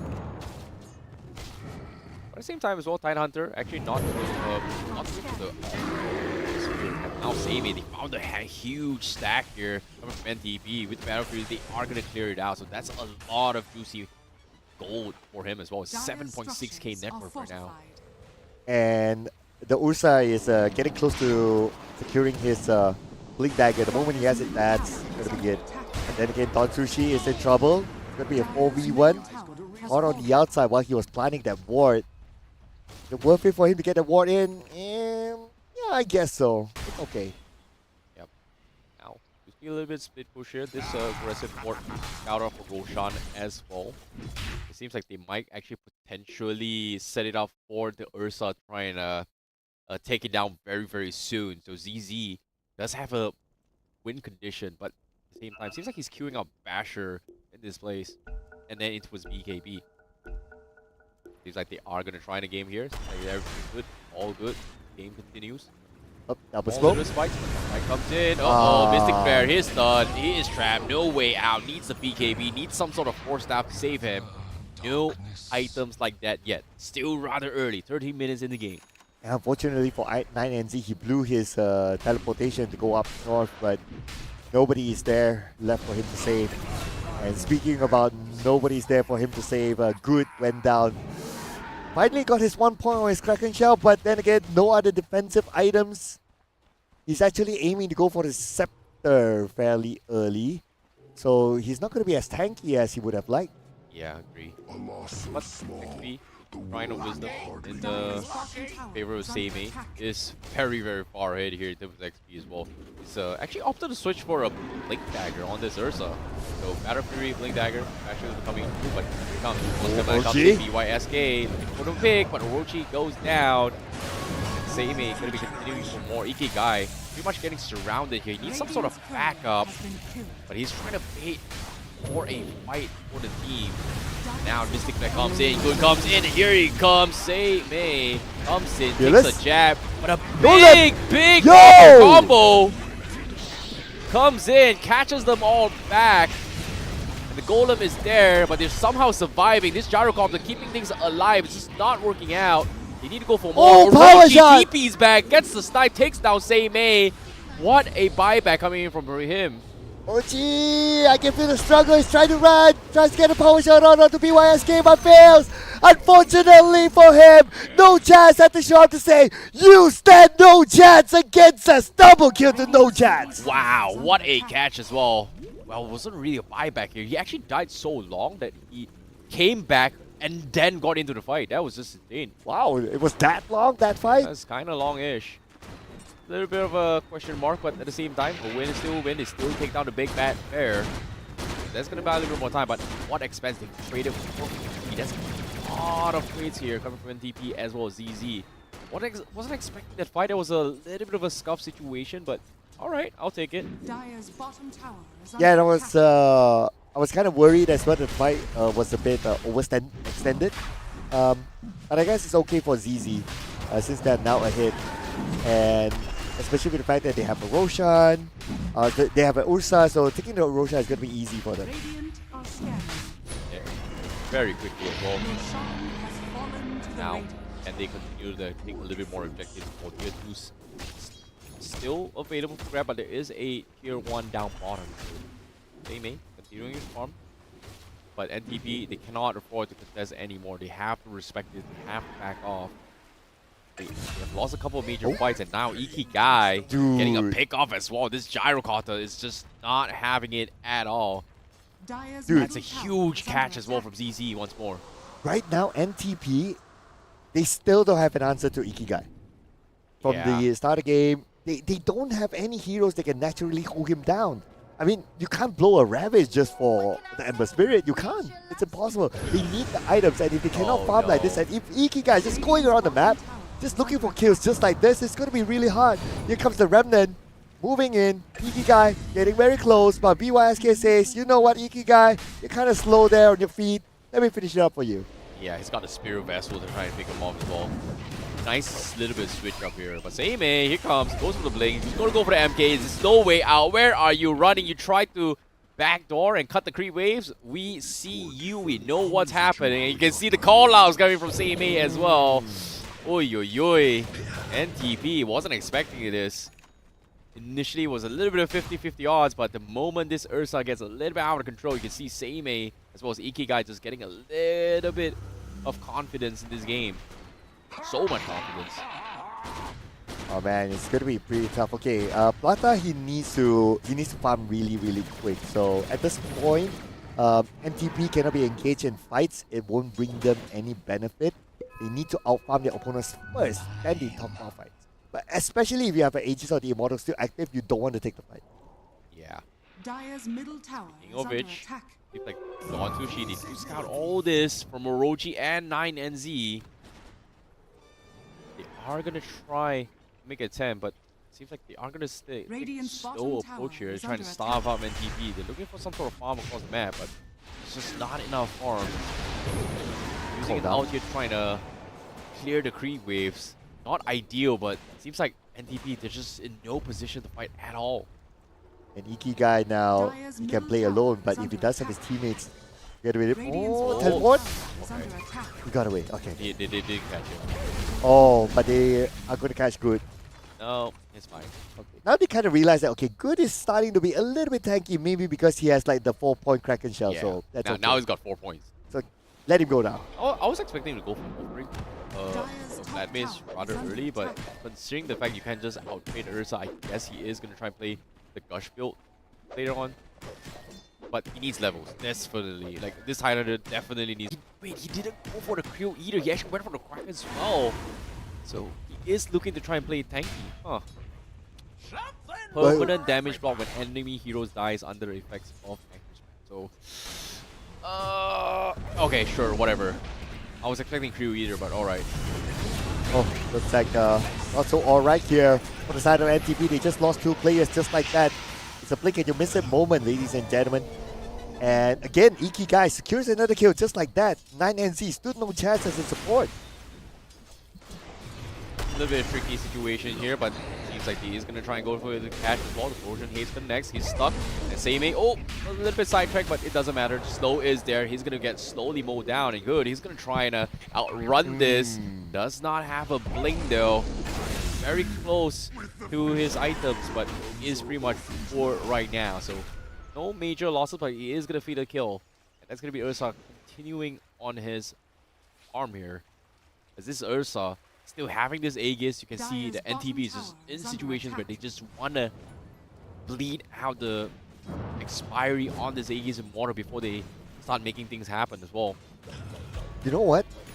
I don't remember the last time Good, aka the Tide Hunter, was shown any love by his teammates. Yeah. Like nobody went down to try to win the lane for him, and now Mystic Flare easily takes out Fearless. I mean, even the Monkey King can't withstand the Mystic Flare at this moment.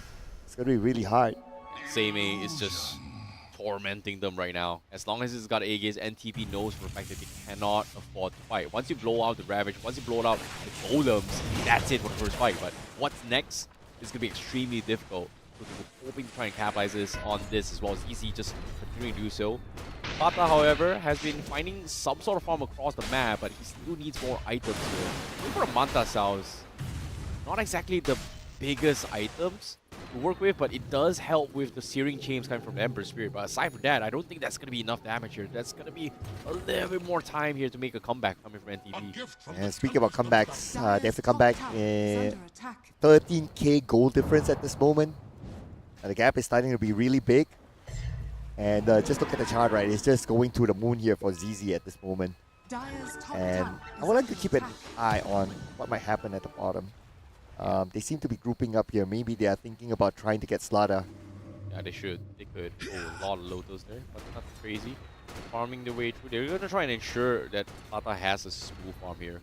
But aside from that, top side, seems like there is going to be action here. Good. Oh, they're debating. You know, he does have the Scepter, so that's going to be a lot of AoE damage. But it's not a big issue. But Orochi, goes for the catch. Misses the stun though.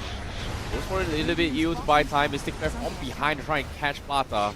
But no connection yet. They force out major rotations as well. They have the Ravage. And here he comes. Hits on Dub, but there's no follow-up. There's no damage. Everybody's able to out-sustain that. And Seimei says, I'm going to pop that Rage Form, and it doesn't matter.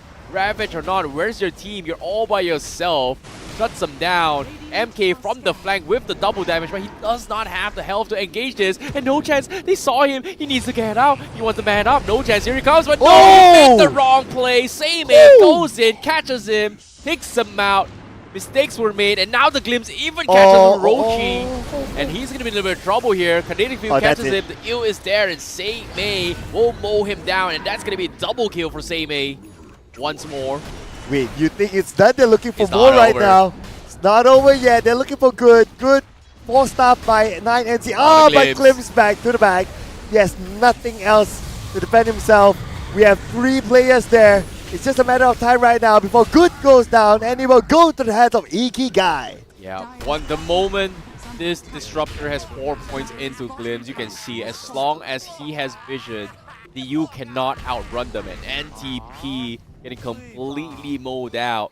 You know, they force some use as well to try to, get rid of Trojan Haze, the Fury Swipe debuffs, but I don't think he's gonna do too much. Like if you defensively use, there's just not much you can do. I genuinely feel bad for this mid-ranger, but he's trying his best here to support.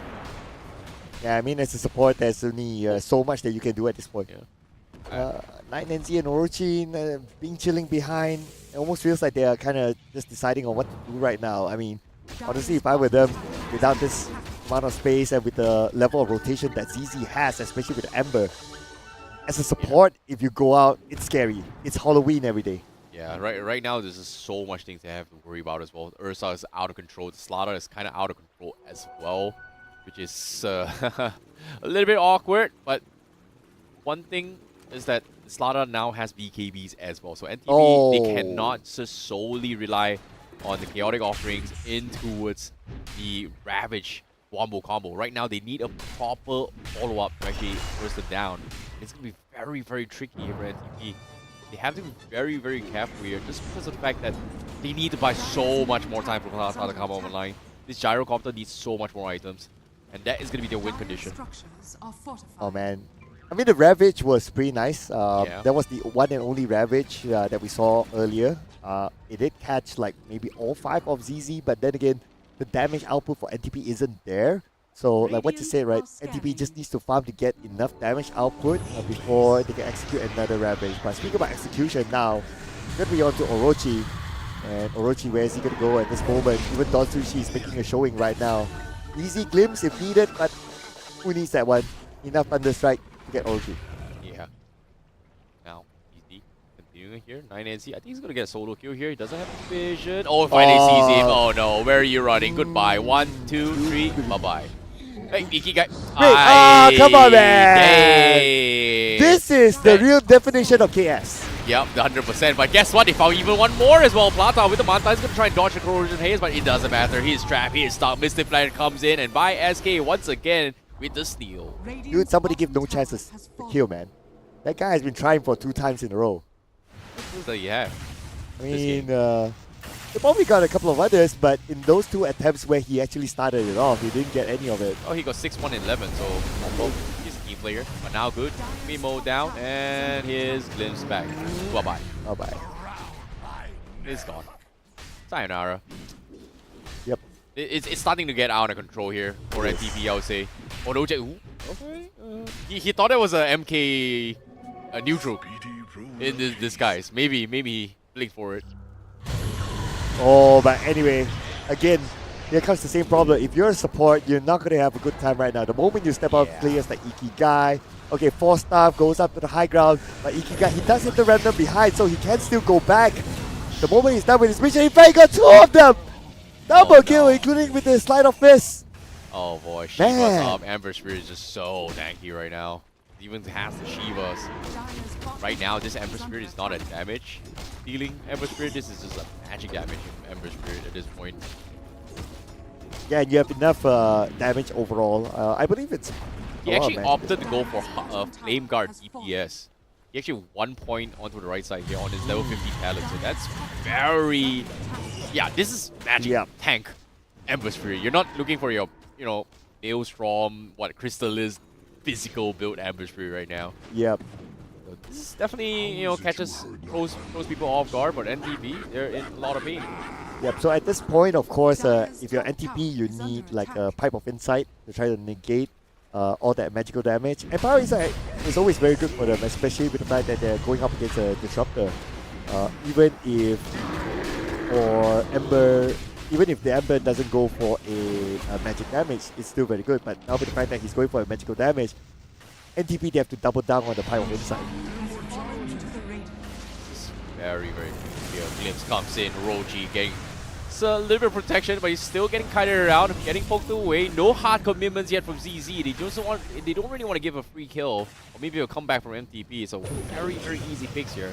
YSK slowly but surely getting a little bit bigger as well as a support. A Skyrath here. He's only got a 4-star, but he's got Meteor Hammer trying to set up with the kinetic field, which I don't think is great, but considering how much lockdown and how underfarmed NTP is, why not, right? Like, there's no BKBs yet on NTP.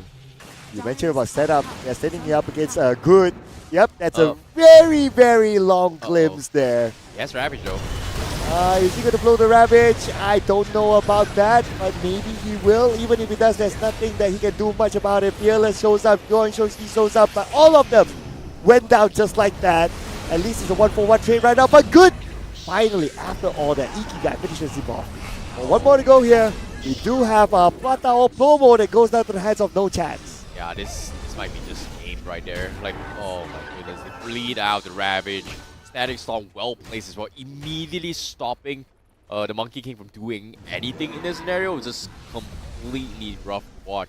ZZ hold them down. 21k net worth on Sailor. This Outermind has got his MKB available already here. So the win run logic coming from the Wind Ranger is no longer applicable. Seimei is out for blood. He's looking for Wind Ranger. 100%. Orochi, you can see hiding in the bush. Do they want to try to make it 10? Seimei says, nope. Tier 3, good. Orochi just standing so far back. He knows for a fact that if the Ursa comes in, he's done. Wind run or not, he's done. Just one blink in, that's it at this point. It looks like they're not able to get the power because of the protection, but that's okay. And not in a rush at this point. We're talking about a 28k together with the Aegis of the Immortal for the side of ZZ. They're absolutely in control. Yeah, right now NTB, the comeback is going to be very, very difficult here. MK is the only one that's able to go out and farm just because he does have a mobility. But the one that you need farm the most here is this Gyrocopter. This Plata needs more. He's got Manta, he's got Hurricane Spike. Yeah, sure, these are stats items, but you need big damage. You need those BKBs, you need those Crystals, maybe even a Divine Game Gyrocopter here. If somehow NTP is able to stall this game towards 60 minutes, they might have a good chance. But even then, can they stall is going to be my question. Well, the question has to be given towards Fearless, how much he can drag this game out, but looks like the answer is not that long. The moment they caught him, Mystic Flare, Ikigai, Slide of Fist, that's it. In some way, we're actually going for the split push here. 9NZ getting picked off again by Ikigai. This Ember Spirit slowly running out of control. Tier 3s getting knocked in. And good. They're trying to find some sort of scrap. They are going to be trying to take down this Skyrock on the side as well. That's the squishiest players out there. Why not? Seimei, 1 minute was a tier 3. EB's out, sees Ursa, runs for it as well, but no! Right at the last take, the glimpse and the bash comes in. They pick off the Tidehunter, they pick off Orochi and DP. They are at a disarray. They're trying everything they can across the map, trying to make some sort of space, but it's just not happening. ZZ has got everything locked down, completely covered. This is not even a global draft, but it does feel like they have so much global presence in this game. Dude, I feel so sad for the Tidehunter. Look at this. Okay, a random place behind. So anytime Ikigai can go all the way behind and just Slide of Fist everyone. Okay, and that's exactly what he's doing right now. Slide of Fist comes in and Night NC is the first one to fall to the hands of Ikigai. Now, looking for his next target. They're trying to draw them out at this moment. Come out, my friend. Come out. Good. Tries to make a showing, but Orochi is the one at the forefront right now. Orochi down to 50% of health, no chance. Pretty low as well. Gotta get back to safety. Don't overextend. But Seimei says we're not done yet, Fearless. Oh my god, mistakes were made as well. The Wukongs combined to use defensively. The Ravage wasn't able to connect just because everybody was back out. Great spacing coming from ZC to back this out. The moment that is down here, doesn't matter. This game is in the bag. They've not got no MK. They've got no Gyrocopter for 30 seconds. Rax pretty much exposed. They are going to try and close things out. Rochi and also good. What else can they do? They've got a lot of wave here, but Seimei now he's going to try and make an attempt here. Use onto his Ursa to buy a little bit more time. He's getting slowed down. Good, needs some sort of help. The Ravage is still available, but he gets games back. And now catches 4, but where's the follow-up? There's just no damage. They're just buying time. Can he survive? No, he cannot. Gets trickled down. But look at this, easy. The health is getting low. And a hoorah attempt from the Wind Ranger. Looks at Seimei, wants to take him down. Oh, but Seimei, he pops the BKB. Dodges the Jinku. Blinks back. Almost takes him down, but ooh, the glimpse actually saved Fearless though. Wow. That was very, very close. Very, very close. Still got to give it to NTP. They still try to fight back. Oh boy. But you know what? That Ravage, if that Ravage was held like maybe like 5 more seconds or maybe 6 or 7 more seconds or 10 seconds, then NTP could have possibly got a big comeback. Yeah, but fortunately for them, they were able to push ZZ back, which is small little victories here. The health is getting too low. There's a lot of objectives off the map. Let's buy a little bit of a reset here. But now NTP, they need to take advantage of this space. They just do not have the luxury to do so. Mega creeps coming from all directions. Plato is still trying to farm his major items here. As you can see, Plata is just struggling to find farm across the map here. Seimei on the hunt again, and Fearless, he's gonna try and cut a creep waves again.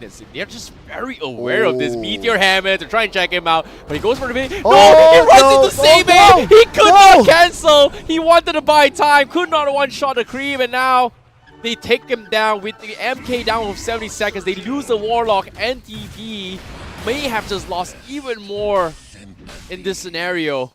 Everything is crumbling right now. Is under attack. Oh boy.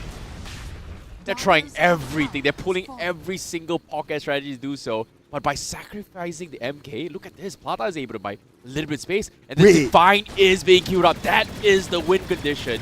And if they are able to hold on for Plata against this Divine, there may still be a chance for NTP.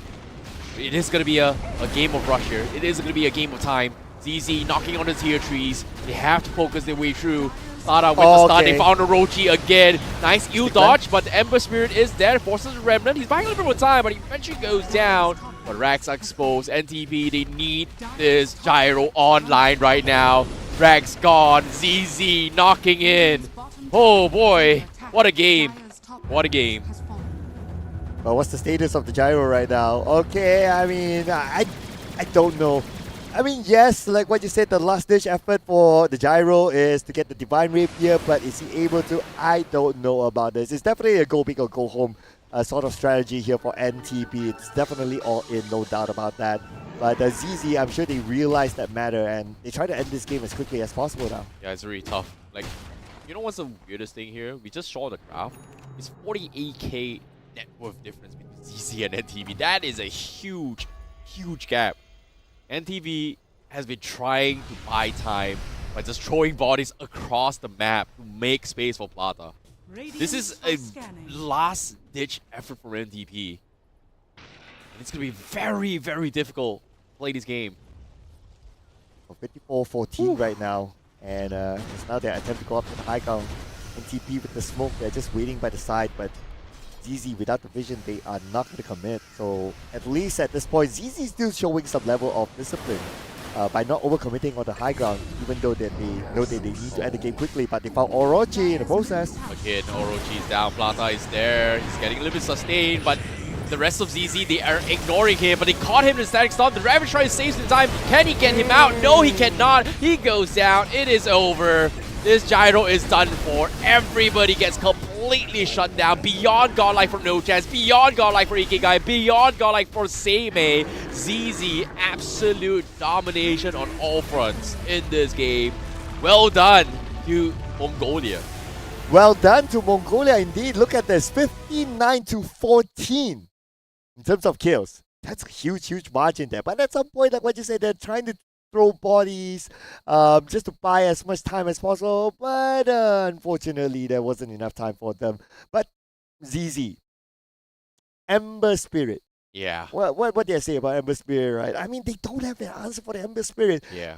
Their only answer is through items. And if you want to find answer through items, you need time for them to farm and to get those items in, those hexes in, and so on and so forth. But with this kind of draft, if you don't have something to deal with the Ember Spirit early on, or at least until the mid stages of the game, then this is what happens. It just runs at you, and there's no way that you can deal with Ember Spirit without those items. Yeah, I agree. Like, the biggest problem is, like, you have to deal with the Ember Spirit, then you have to deal with Ursa. But what happened was that ZZ's timings went way ahead of time, and there was just nothing much they could have done. It was just very, very unfortunate here. Great game, great early phase, but it all started with that one small little mix-up that they did not expect Seimei to rotate from the safe lane to off lane, and then catching the MK off guard without proper items. Like, who would have think an Ursa without a Battle Fury looking to try and pick a fight right early on, and then just getting 3 kills, and that's where things start to get snowball slowly but surely in every single lane. It's just very, very unfortunate. Yeah, I truly agree as well. Gotta give credit to Seimei on how he rotates, how he used the teleport at the bottom, and the comms and coordination towards the top for them to make that rotation and get those pickoffs. But you know what? We'll release out the best moments from that previous game through these highlights, ladies and gentlemen. I'm sure we'll see a lot of very, very good rotations shown by the team. Yeah, and of course, when it comes to this early fight as well, this is a little bit awkward as well. Starting off, it was nothing super crazy. You can see the NTP was doing okay. They were matching up 50-50s. This Wind Ranger rotation was okay as well. But things got a little bit out of hand the moment they tried to go in for a weird pickoff as well, where you can see, they're winning fights, right? For NTP, they're winning pickoffs here and there. Everything seems 50-50. And then things got a little bit out of hand, starting from this fight, which Seimei rotated in. It was like, why is this Ursa here? And then everything just went south from here onwards. To me personally, one of the highlight turning point moments for ZZ is when Ember Spirit starting to get his level 6, especially when he starts to get his Remnant. That's where we can see him just going in and out of fights and also trying to get those pickoffs together with his other teammates. And as he get kill after kill after kill, I'm sure we'll see those in the highlights. We can tell that NTP has no answer to the Ember Spirit at all. Yeah, and there was a little bit of miscommunication as well from MTP, but this Ravage just could not find follow-ups, right? And the thing with the Ravage is that it has a very, very long cooldown, and this Ravage in towards a wombo combo, a stop, I would say a showstopper coming from the Disruptor, cut the backlines, just could not do anything here. The Ravage to start things fight, and then follow-up? No. Every single time a Ravage comes in, a static stop is catching somebody, and in this case, the Monkey King, from doing anything about this. So this is just great executions coming from ZZ. And the right term would be they have faster hands, I would say. You know what I kind of feel for Good, the Tidehunter? God. He needs better friends. Because his friends never really help him at the bottom. Like, for the most part, like, he's alone and he gets picked off after picked off after picked off after picked off. And nobody really gave him like, hey, dude, you're being picked up at the bottom. Do you want to like go to the top or something like that? That just went dark real quick. That just went dark real quick. Yeah, I mean, he gotta remind that his friends that he's still around. Okay, fair enough. A little bit of miscoordination here, but ZZ definitely, they took advantage here. It snowballed out of control. This Ursa, ever since they got the first Aegis, you can see there's just nothing much NTP could have done. And it came towards a point where NTP was just throwing bodies, going for a last-ditch effort, hoping that this gyrocopter is going to be able to save the day, but it just did not happen. And even this small little interaction with the MK as well, trying to cut the creep waves, just could not happen. ZC was able to catch everyone on every single front, and things just ended from there. NTP, I would say they pulled off every possible objectives logically, but in terms of execution, they're just mistakes after mistakes, I would say. Yeah, I would say maybe a little bit could have done during the drafting phase if they have something enough to deal with the Ember Spirit, in my opinion. Yeah, I felt, to me, I'm just going to hog on that. I know you probably it could be outdrafted as well. Like, I wasn't a fan of the Wind Ranger pickup to begin with. Like, you can flex it, but I feel like as a Wind Ranger, a core on it feels more better. Early game is kind of okay, take advantage of power shot, but once you do not have proper items, it's just very lacking. Oh, yeah. And especially once the Ursa has an MKB. Yeah, that was so far ahead. Like, stop, you're done. Okay. Yeah. Yeah, can you do that again? Like, stop. Yeah. I tried. I know it's not as aggressive as the Ursa. Like. Okay. Yeah. Never mind. Yeah. That's why I don't do. That's why I don't do an Ursa cosplay. Yeah. If I ever do a cosplay, it's going to be Omni Knight. Why? I know I could pull off the old man thing. You do not have a glorious beard like. Something for me to work on. Maybe I should ask our head producer. He does have a glorious beard. Okay, fair enough. Mr. Assassin. Fair enough. Just saying. But all things considered, that was a pretty interesting game here. Hope you guys enjoyed that. It was a very, very close competition initially here, but eventually Mongolia triumphs here. ZZ really proved that Mongolia's spirit is an high note. They are fighting for honor after all. And they are fighting for their last hurrah. Yeah. Yeah, that's a good point as well. Yeah, hopefully. But all things considered, it's not over yet for NTP. They still have a second chance. It is a double elimination, and they will have to, potentially make a comeback from the low bracket, I would say. Yep, you're right. It's not over yet. It is also their first game. In fact, it's the first game for these two teams as well. Yeah. So whatever it is an introduction for them. But you know what, ladies and gentlemen, it is also not done yet for our broadcast today. We have more exciting games to come after this in Stream A. So don't go anywhere. Stick around for more action in the APAC Premier League 2026. See you guys after this break.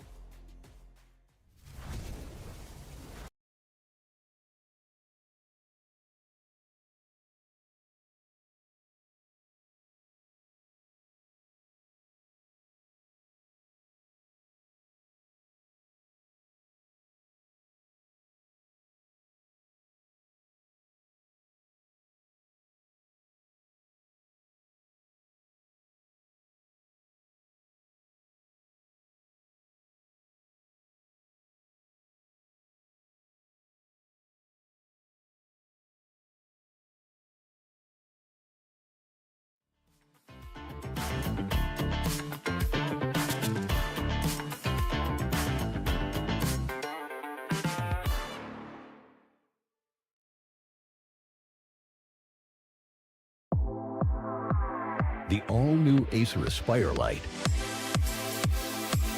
with up to 13th gen Intel Core i7 processor. Enjoy sharp visuals on a full HD display with a flexible 180-degree hinge.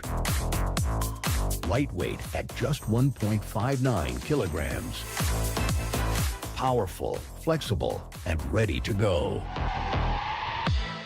The Acer Aspire Lite with up to 13th gen Intel Core i7 processor and a full HD display. Lightweight at just 1.59 kilograms. It's powerful, flexible, and ready to go.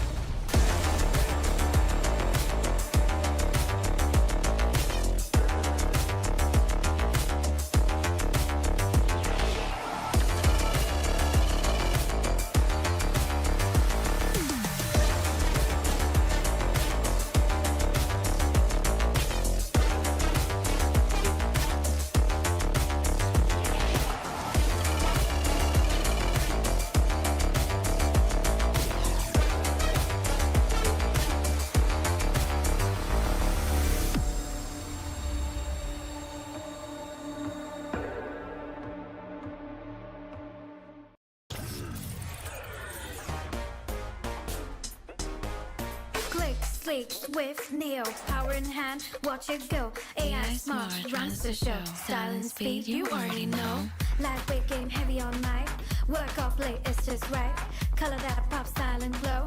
Swift neo, oh, that's how we roll. Click, sleek, swift, neo, power in hand, watch it go. AI smart, runs the show. Style and speed, you already know. Swift neo, You feel me? lightweight game, heavy on mic. Work off late, it's just right.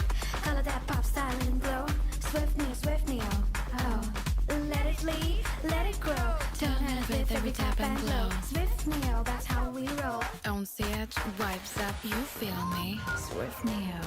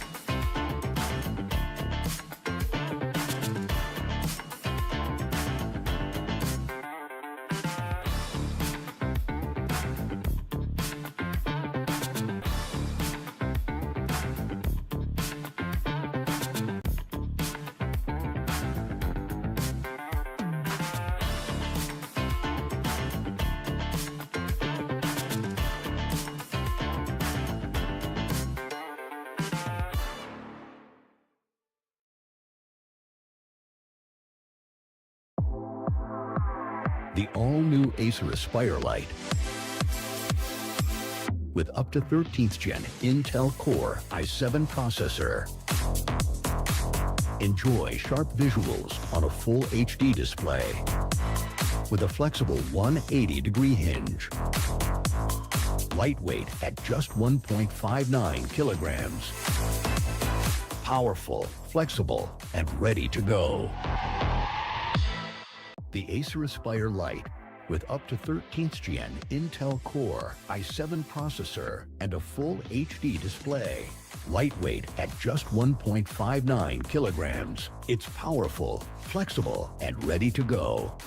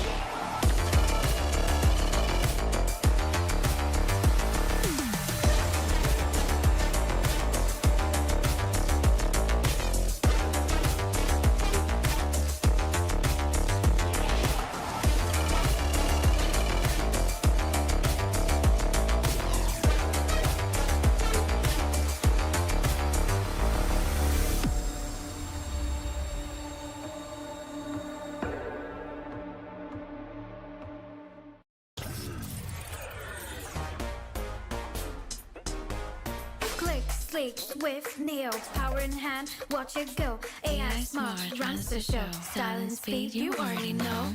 Lightweight game, heavy all night. Work off late, it's just right. Color that pop, style and glow. Swift Neo, oh. That's how we roll. Click, sleek, swift, neo, power in hand, watch it go. AI smart, runs the show. Style and speed, you already know. Swift Neo. You feel me? Lightweight game, heavy on night. Work out, play, it's just right. Color that pop, style and glow. Swift neo. We are back, ladies and gentlemen, at the APAC Parental League 2026. My name is Sir Cloud, together with my buddy here, Icy Baby 1-2. And after this, we're going to see a big match, I must say. Reckonix versus Atlantis 2.0. Yeah, this is going to be a very, very exciting one as well here because we have two titans coming up on stream very, very soon here. But you guys are watching the English broadcast and you're currently watching Stream A itself. But before that, let's give you guys a little bit of updates here on how the brackets are looking on screen right now because we are going to be having the brackets on screen right now to see where each and every single team is performing here, both in the upper brackets and also the lower brackets because things are getting very, very spicy as well because we have the defending champions still trying to make their way for a two-peat, I would say, repeat coming in from the Malaysia, or in this case, APAC Predator 2025 itself here, as they are not playing yet. They are currently sitting on round 3 here between Beef Avenue Gaming versus DZ. But we do also see Euphoria Esports in the bottom actually making a step back here to wait for the next match to come perform as well. We're going to be watching some of those games later on at the later stage of the game. But this next match here is going to be between Atlantis 2.0 going up against Reckonix now. Oh, I know you have a lot of things you want to say about this. I'm super excited for this one. I mean, we're talking about top seeding from the Malaysia qualifiers and top seeding from the Indonesia qualifiers going ahead at each other. And for me personally, Atlantis is a team that I've seen for the longest time. These players are amazing. Speaking about the players, we will introduce them, ladies and gentlemen, very, very soon. But I'm very sure for the Dota fans out there who have been following the scene for quite a while, they know that this is one of the highlight matches for today. Well, this is definitely going to be a highlight as well. This is going to be a heavyweight match right now on screen. A best one between the best from Malaysia and the best from Indonesia going head to head as well. Can they fare well against each other is going to be the question here as well. But now, since that Myth Avenue was the champion last year for in Malaysia itself, Atlantis actually taking the #1 spot. Do you think that Atlantis is a better team compared to Myth then, based on that results then? I mean, for a good few years now, they have been like going head to head with each other, even in other tournaments as well. But of course, there's a bit of a roster shift here and there. And just to introduce the latest roster lineup for Atlantis 2.0, we have Young God, we have Mango, aka Mango Rose, Ponyo, Wonder Boy, and Lloyd. And I personally am a big fan of Mango himself. I think he's an amazing player. Okay, looking forward to see how the Malaysian Titans is going to be doing as well here. But the next opponent here, we did see them on stream early on. It is going to be Reckonix coming up on screen here. As you can see, we've seen them as well in your dream in the middle lane, which is complete steamroll. Jigroy on the safe lane, which is phenomenal. FBZ on off lane. Dalul on the support role, and also Variz on the support role as well. 5 of them just completely wiped the floor. We team random earlier just now. It's just a complete wipeout on all fronts. One of the fastest games we've seen here so far in streaming. And very convincing game as well, I must say. And in your dream, he got the MVP in that match, but we also had to give credit to FBZ as well. He played a really, really good game at the offlane too. So, I mean, this is also a star-studded lineup that is also said to be one of the main contenders for the title this season. Exactly. I'm curious to see what they're going to be prioritizing here as well here, because there was a little bit of a questionable picks here, but I'm looking forward to see, are they going to stick to their usual drafts just now with the Naga Siren and the Tiny. But without further ado, we're going to be jumping straight into the draft right now between these two titans of a matchup here with Atlantis going up against Reckonix here. This time, Atlantis 2.0 is going to be on the Radiant side, and Reckonix is going to be on the Dire side.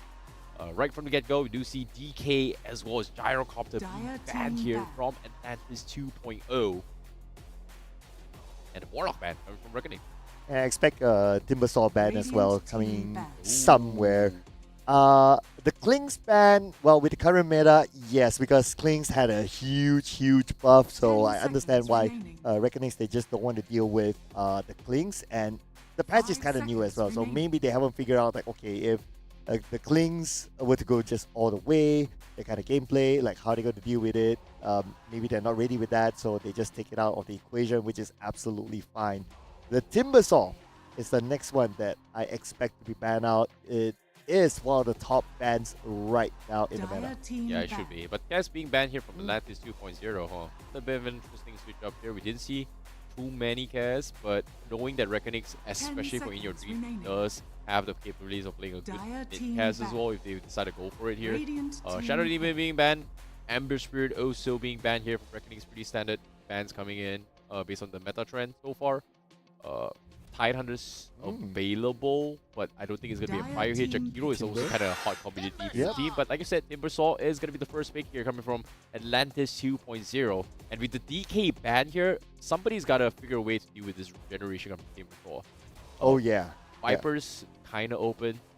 Slada definitely a hot take as well. You want to do with 10 armor seconds reduction. I don't think remaining. they're going to pick a Centaur here from Reckonings, but they definitely need something to stop this Timbersaw. 5 seconds Yeah, remaining. they can pick that later as well, since they can go for a flex pick just to try to throw off their opponents. For example, like a Wind Ranger, Yep. it's a flex pick. You can go for a core Wind Ranger, you can go for a support Wind Ranger.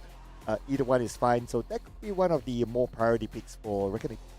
Yeah, it could be. This is a situation. But Shakiro, up and open, it has been a kind of popular pick or ban scenario here in the APAC Radiant Predator League team 2026 ban. between all the other teams here, but Disruptor. I was about to talk about Disruptor as well. The Static Storm and also the Glimpse can kind of mess with the mobility coming with Timbersaw, so doesn't really review too much, but it's a great pickup to stop any potential wombo combos as well. As we did see just now as well, the Static Storm just very 10 big seconds nuisance here remaining. as a showstopper, I would say.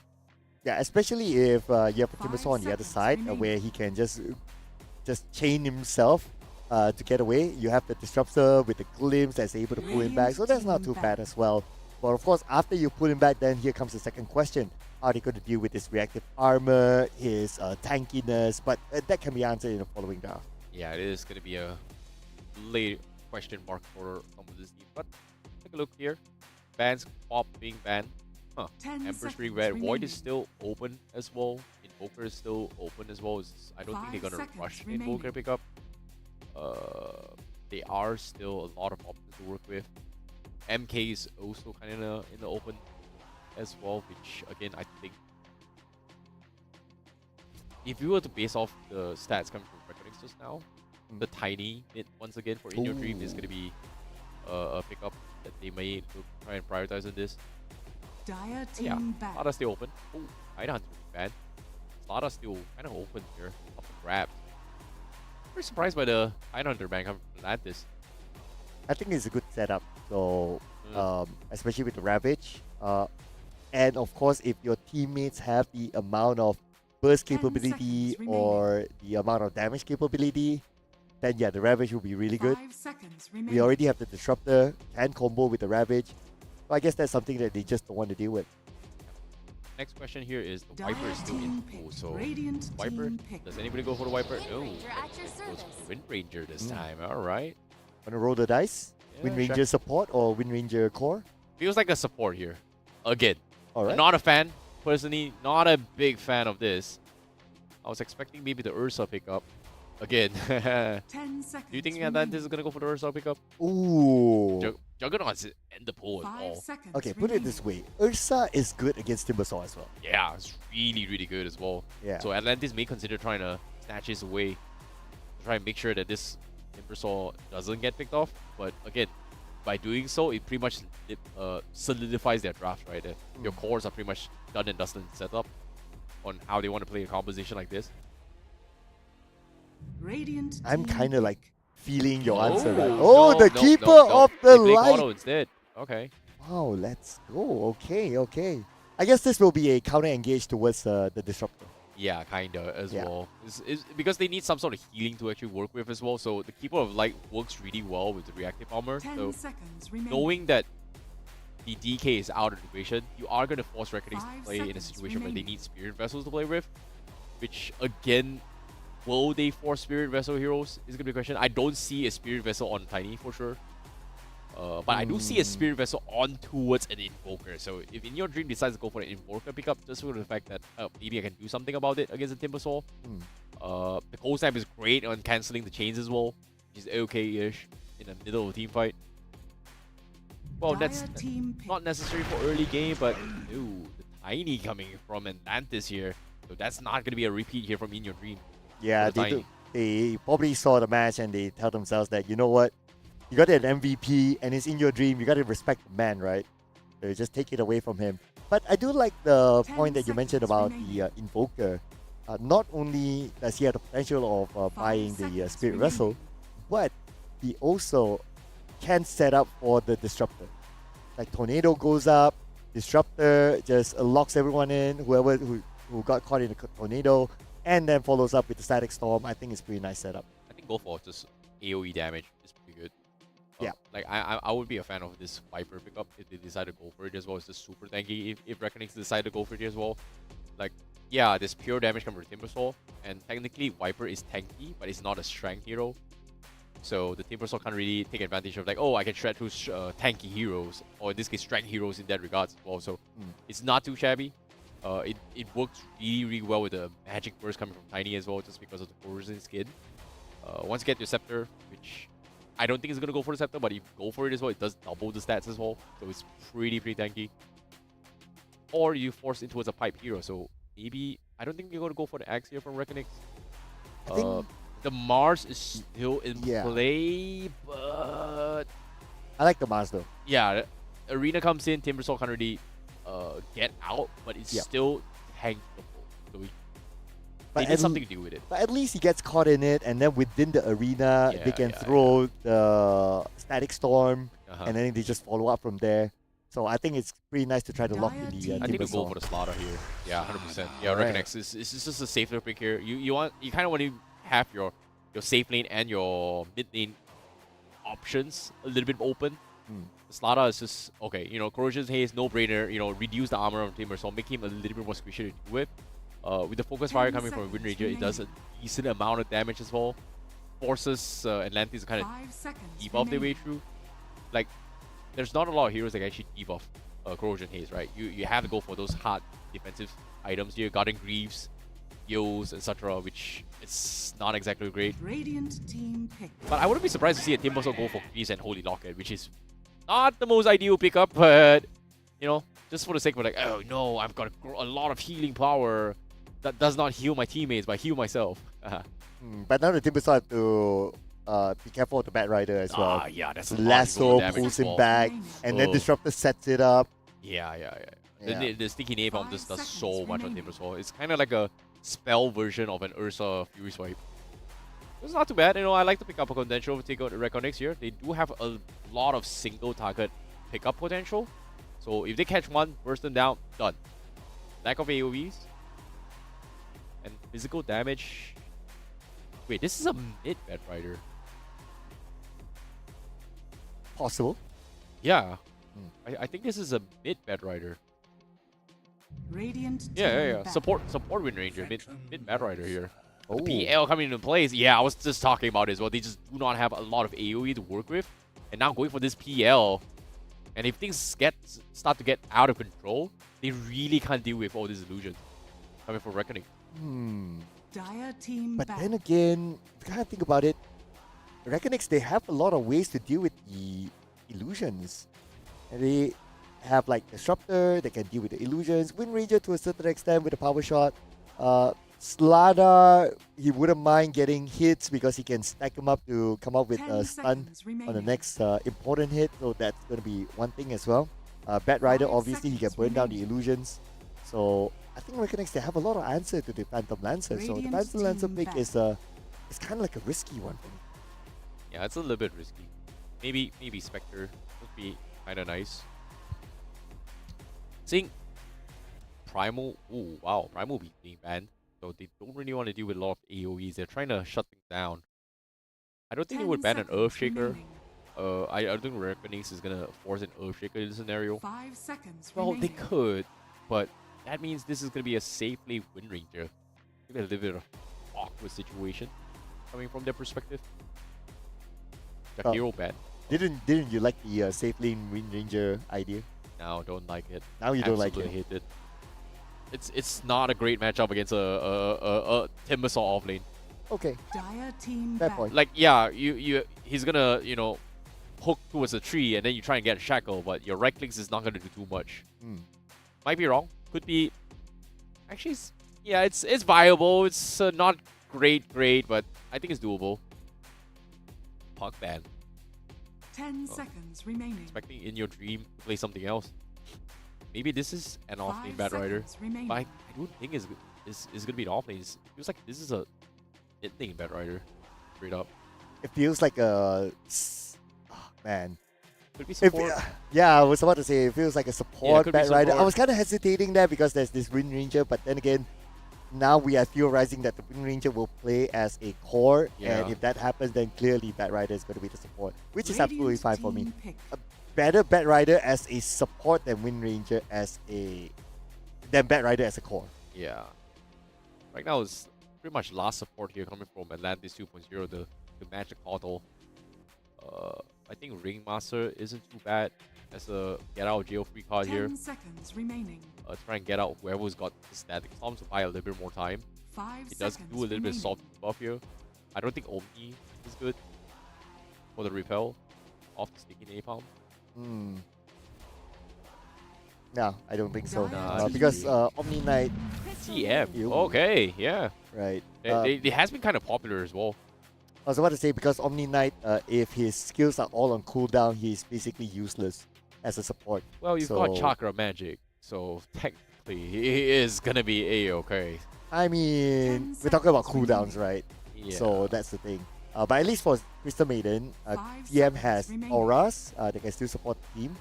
But there's a lot of mana regeneration here for Now Atlantis 2.0, select which I your find heroes. pretty interesting. Reckonix last week goes for the Brewmaster. Okay. So, okay. Looks like a lot of engaged potential here for Reckonix, I must say. I'm actually at a loss on what Reckoning is gonna play. Seems like you are right. It is gonna be a safe lane Wind Ranger. They are gonna play Jigroy on it as well. In your dream, playing the Slada mid. So this is actually a support Bat Rider. And off lane Brewmaster. Okay. Yep. Nice little mix up here coming from Reckonix. I'm liking it. Yep. And support Bat Riders are still pretty nice, right? Like, you just need to... Your job during the laning phase is just to spam your sticky napalm. Yeah, on the at least on towards the Timbersaw, I would say. Yep. So it's not too shabby here. So very, very interesting change in terms of how they want to lane their things here. So I like it. I like the adaptation. There was a lot of thought being put into this draft itself, especially coming from Reckoning. Clearly, you can see that these teams, they are on top of their game when it comes to the draft. Yeah. Yeah. But the CM last pick kind of threw me off a little bit here. I was a little bit questionable. Like, Okay. why did they go for it? Yeah, you give a lot of mana regen. You know, like you've got Kato, great. But why do you need more mana regen? Like, is this for the global presence? Is it because are you going to be playing a little bit more on lane priority rather towards late game? So I have a lot of questions on this CM. But I know there has been rework on towards it. You can block certain damages with Crystal Nova, but I haven't seen the executions yet. at all. Yeah, and generally, CM is always a very risky pick. Yeah. Low mobility, easy to get killed. So I really wonder as well. The CM needs to play very, very, very safe.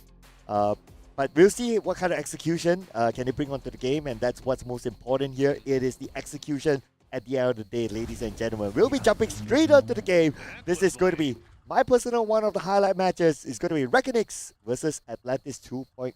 Oh, that was lame. Restart Dota. Okay. But seems like this is going to be a little bit tricky one here as well. I want to see how CM is going to be playing this game because he's got Glacial Guard, and obviously the Glacial Guard does increase radius and grants ally heroes physical damage barrier, which gives them a little bit of mobility to kind of sustain their fights a little bit more. But as you go on by, what are you trying to block here? Like, are you trying to block the Slaughter? You know, trying to out-sustain the initial burst, out-sustain the Bat Rider, Napalm, etc. I have a lot of big questions here on how they want to play this. Is this just them winning the individual lanes aside as well? Yes, I understand that PL does need a little bit of mana regen later on, especially early to mid game. But aside from that, what's the thought process and how do you want to set this up? Man, I guess it also depends on what sort of laning phase are we going to see, right? So Yeah. we'll find it out after the bounty routes are up. We're going to see a double smoke between the two sides. These are two top teams, if you ask me. So for them to accidentally give away the first blood during the smoking phase, it's not gonna happen. It's gonna hurt. It is gonna hurt. If it happens, it definitely hurts. Yeah. I think first blood, if you give it to the supports, it doesn't really matter. But if you give the first blood in level 1 to a safe laner or a mid laner, then it makes a huge impact. If a support gets it, nah, sure, whatever. You know, he's not gonna be farming anyway. Just give him a little bit of a pocket change, maybe an extra 30 I would seconds run to battle. money, or extra clarity. Hmm. Yeah, that's very much it. Or extra motivation. Maybe an early magic stick. That's about it. I think. Speaking of magic sticks, because you have the Bat Rider, so surely Oh, whoever's yeah. going to lane with the Bat Rider will get a magic stick. Yeah, for that's sure. so much value as well. Now it's just a matter of which lane will he go exactly. He's probably going to go to The the battle Timbersaw lane, like what you said Yeah. earlier on. So that's where they will get the magic stick on his lane itself. Oh no, they were so late as well. Reckonings to get all two teams here. Sorry, all three bounty boons here. And now they have to make a little bit of run here. Lloyd in trouble. Dalu's gonna try and slow them down. Instant TP to try and get out. Very, very unfortunate, but that is TP wasted. But just to make sure they do not get a kill away. FBZ now he's gonna get mowed down. Slow here. Ponyu is there, but Dalu instant TP's down. Provides a little bit of backup, but damage has been done. But 4 stacks on Mango Rose though. That's a lot of damage. Dalu continuing under the pressure. That's 6 stacks now. Oh, that's gotta burn. Oh, wow, whoa, Okay. whoa, calm down, calm down. This is the quickest first blood that we have seen here today. Yeah. And for those of you guys watching at home as well, on the Dire side, it is Reckonix. And on the Radiant side is Atlantis. Our top right is a little bit of a mix-up here. So, yeah. Dire team's Reckonix. Radiant team is Atlantis. That's going to be a little bit of small mix-up, so don't worry about it. For these guys watching at home, we'll fix it very, very soon. Very quickly. For now, Big Roy. He's buying a little bit of time. He's got a couple of kills here. Young God wants to try and cut the free wave once again. He's struggling to do so. As you can see, Lloyd is tiny support. He's getting hunted down. Rarish looking to go for the hunt. Drop down pretty low. He's got the blood grenade. But he's running for dear life, and he's pulling 2 stacks here. That's 2 stacks to make sure that it's so huge that when the counter pushes onto his Wind Ranger, there's nothing really much he can do about it. Lloyd now is going to gladly sacrifice his life unless Jigroy comes in for the last CS. They are trying to get it for him, and yes, Jigroy, that's going to be the money that he needs. Jacko comes in, tries to catch on the Young God, but seems like Reckonix are going to take advantage of this huge creep wave to try and pressure this Timbersaw. As Timbersaw is still level 1 though. I will worry for Atlantis even more when the Brewmaster has Primal Split. Yeah. Yeah, 100%. then you have to deal with so many targetable heroes, right? And that's going to be a big problem. Do you have enough AoE for all that? Yeah, you have the CM, but the moment CM goes in, then you have a lot of cancels for the CM. You have the Static Storm especially that can easily cancel out the CM. So I don't know about this. That's why the last pick CM is a bit of a... I'm not too sure for me too. Yeah, this is going to be a very, very interesting one. But, of course, you can see Wonder Boy now. He is... Well, why is he in the mid lane though? Huh. Wait, did I see this right? Now, I've just realized it. This is actually a mid Keyboard of the Light. Oh yeah, it's not your support Huh. Keyboard of the Light. Yeah. Okay. Yeah. This is like the traditional Keeper of the Light that plays in the middle just because you can clear off the wave very, very quickly. Is this a Dagon Rush by any chance? I hope not. I mean, I think it's going to be more of a utility type of model. Yeah. Okay. Yeah. I think the Hexes are going to come out, maybe even the ADOS. He's gonna shove his lanes all the way through in your dreams. And having a time in it okay. He's been bobbing and weaving, but CS is pretty okay. But Reknik's still just getting every single thing done on every Sun front right now. In terms of CS department, there's just so much ahead. Atlantis, they're struggling right now. I wonder if Young God is actually pumping in the reactive armor. But we'll check that later because right now Mango Rose 1v2. Okay, he does have Ponyo together with him there. So he should be alright. This magic stick up already. Even with the Ring of Health as well. Coming from PL, let's just sustain his way through. As long as this PL is farming and able to sustain throughout this laning phase, he's going to be okay. So it's all about a game of time. Oh, Reknix, they are able to find one more here. Wonder Boy making a small little mistake. This mid lane getting picked off means that In Your Dream is one step closer to that early Blink Dagger later on. He has had an amazing game just now. This time it looks to be Radiant's a potential amazing game again. Attack. But so far now, 3 pickoffs coming from Reknix. Chickroy looking for a potential pick on Timbersaw, but nothing yet. It's still too early for them to overly commit onto the Timbersaw. And for Timbersaw, for him to run amok at the off lane, I would say at least 3 points on the reactive armor and he will be fine. So as of now, it's only 2 points. I think 2 points is just nice. You think 2 points? Yeah, you don't need 3 points. 2 points is just nice. I normally go for 3 points. Maybe I'm just that kind of like scaredy player. Maybe. Playing It's a just little me. more defensive. But look at us, the toss comes in, Barrage comes in, but there's just no damage. No follow-up here. Young God needs to back off. Oh, the glimpse comes in, they catch him, and he is going to be going down. Oh, the second comes in as well. Okay. The second chains, he's going to be fine. Hey, okay? Good move there, I must say. He drew a lot of skills towards him. Yeah, well, a little bit of space and time as well. And I wonder, are they going to try to take advantage of that situation? Looks like they're going in. Yeah, they have. They can technically, you know. Looks like Lloyd, he wants to go for stun tosses on this support ID. Still trying to get close, but he's getting kited around. The stun comes in. Eventually, he gets outplayed. Gets the pick. Ponyo now with 4 stacks. In Your Dream? And the chase comes in. In Your Dream is there. Ponyo is down as well. And that's going to be the Lu with 2 pickoffs on this support Bat Rider. Radiant are scanning. Immediately, In Your Dream goes back and there's a regeneration Dire's rune. middle tower is under Perfect attack. situation for him. Shows up just to use his Are scanning. Corrosive Haste and gives the vision over, and his teammates secured that kill 5-0 right now. But now at the top, looks like Young God not having a good time. He does have Ponyo together with him, but Barish down to the last hit. So close. They need the pick. Parrish is going to run for it. The haste from high Wonder ground. Boy, and he's going to get it. Okay, small little victory here for Atlantis. But it's support there, but here comes In Your Dream though, trying to trade it off onto Wonder Boy. It's support for a mid, so it's going to be a big one here for Reckoning, but looks like Atlantis are trying to get more out of this fight. Ponyo gets Dalu, ending his killing spree. Yeah, Ponyo needs to make a run for it as well. The CM is a lot of trouble. He's going to be stuck in the trees. No way out. Young God could have chopped the trees for him, but brother, that was just 2 taps in the face. That, like, even if I chop the trees, nothing much I can do about it, brother. Yeah. I mean, yep. The best thing you could do is just to give moral support, just by being there. Okay, fair enough. Now, the invades comes in. They even put Dire's the top tower is under sentry attack. wall to deny the camps as well.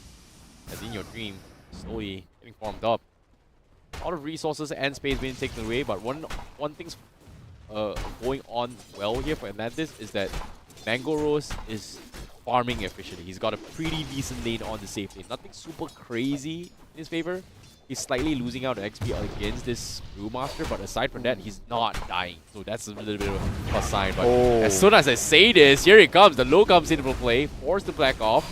They're trying to figure out which is the real PL right now. And the low now is taking a little bit too much damage though. But now with the Primal Split coming into play, just in the nick of a time, they're going for the dive. And I may have just jinxed it. This PL goes down.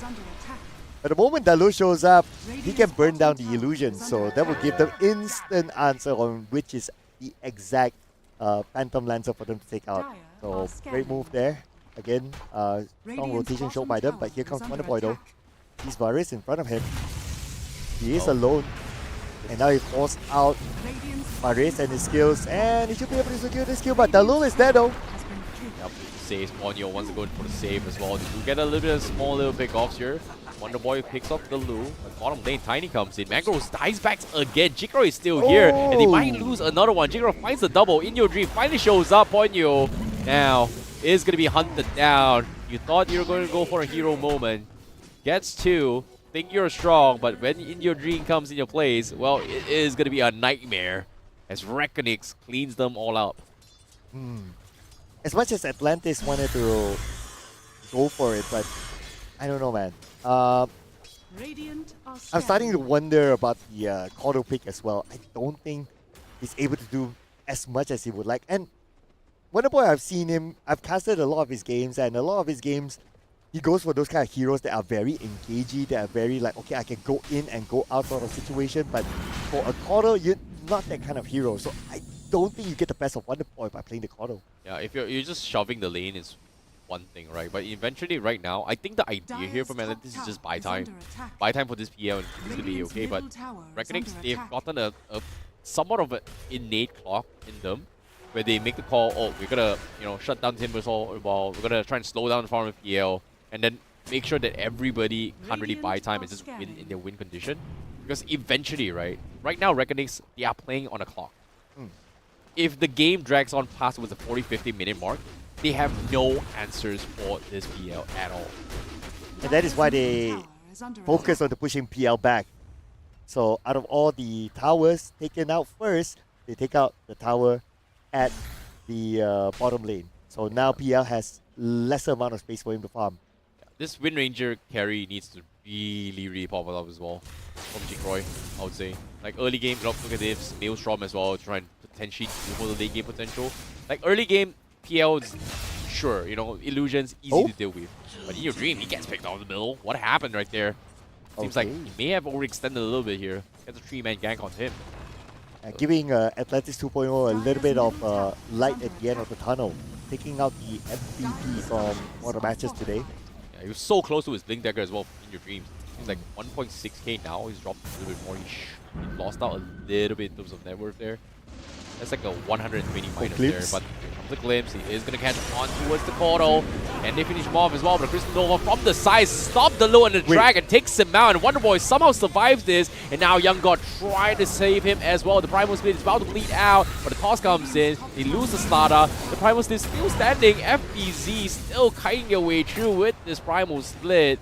They lose the Cordo, they lose the CM, but In Your Dream says hello. He's gonna chain the stun, and Timbersaw needs to make a run for it. He's out of mana, but eventually gets whittled down as Jigroy gets the double kill. A big win for Reckonix right now. It's just too bad for Lloyd as well. He was out of mana, so there's nothing he can do. He can't do the Avalanche Toss combo at all. So all he could do is just wait behind and just watch everything unfold.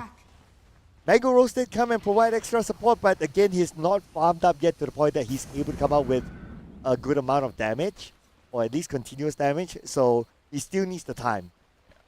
We're way past the laning phase already, at least 4 Mango Rolls. He was able to get him to this point, but he's died twice. That's really unfortunate. Dying the first time is one thing, but dying twice in a row, it's just devastating here, especially with safe lane. Fall back here for Atlantis is going to be to farm off a little bit more. But Reckonix, again, now Primal Split is on cooldown. Lasso also going to be on cooldown. So it's back to farming again for Reckonix. It's cool that the fact that Atlantis 2.0, they open up more space for Mangoros to farm at the top instead of at the bottom. They switch up the lanes, and that's a very smart move because if Mangoros stays at the bottom, then he would have space to farm. He will be harassed for sure. So instead, they sent out the Timbersaw so that he can just be by his own here with the reactive armor. You know what's really interesting is the item builds coming from Reckoning as well. The Brewmaster does not have a shoe. He actually he's actually rushing for the Radiance right now. He's got 2 bracers just for the health regeneration, and then has a talisman and evasion. So this PL is not going to be able to take him down anytime soon. You are expecting physical damage to do a lot of damage onto him, but the moment you don't have your BKBs, you don't have your MKBs, etc., this Radiance is gonna contribute so much in terms of teamfight potential. So Mangoros has got a lot of farming to do, but at the same time here we do see a Phylactery built on this PL. Very I'm not a fan of it, but it feels like a Dato Leong build right there. If you watch him a lot, What's the Dato Leong build? Dato Leong, the YouTuber. Don't know. Yeah, he's really insane when it comes to memeable build. Oh, okay. Yeah, Okay. it's insane. Like you just play Spirit Lands all the way. The Flag Tree just does so much damage in the game. Oh, But now, your dream. We're going for the engagements here. They found Lloyd from the side. The Tiny's going down there as well. But now they need to get this PL out. The Disrupt comes in. They are going to try to make a run for it as well. The kill comes in, but it's not going to be good enough. The Primal Split just completely holding down the entire fort. Ponyo also goes down. Wonder Boy remains. And Reckonings continues on with their aggression. clean engagement with Static Storm as well for Reckonix. The moment they got those 3 kills, they took down the tower at the same time, and now they will clear off the top triangle too. I mean, 17 to 5 right now, and an 8k goal difference here. Yeah, this is really, really rough here for Atlantis here. They need to buy more time because it's so hard now. From the in-play, the glimpse is there. Wonder Boy gets picked off. Now even the CM will fall. Young God barely being able to do too much here. They need Young God to do a little bit more on this Timbersaw, but there's only so much he can do. The CM pickup is just not helping at all. Very, very unfortunate though for Atlantis. Yeah, because the CM is very easily counterable. I mean, we did talk about the counters, right? Yeah. The Bat Rider can counter, the Disruptor can hard counter as well. You have 2 big counters. And then you have the Power Shot too that can kind of pull, not the hardest counter, but okay, you have the Corrosive Haze that can review its position and with the amount of damage from the Slaughter as well. You know what? I don't know. I don't know about Ponyo. Man. Considering how many KSs that this Bad Rider has gotten here, this is 50 minutes as a support. He's gotten himself a Blink Dagger. The Low has gotten a Blink Dagger as a support Bad Rider 15 minutes a game. So that's how far ahead. He's got 5 kills as well. Radiant's bottom tower is under attack. Amazing Well, stuff. is this a support? No. Nah. Is this a support?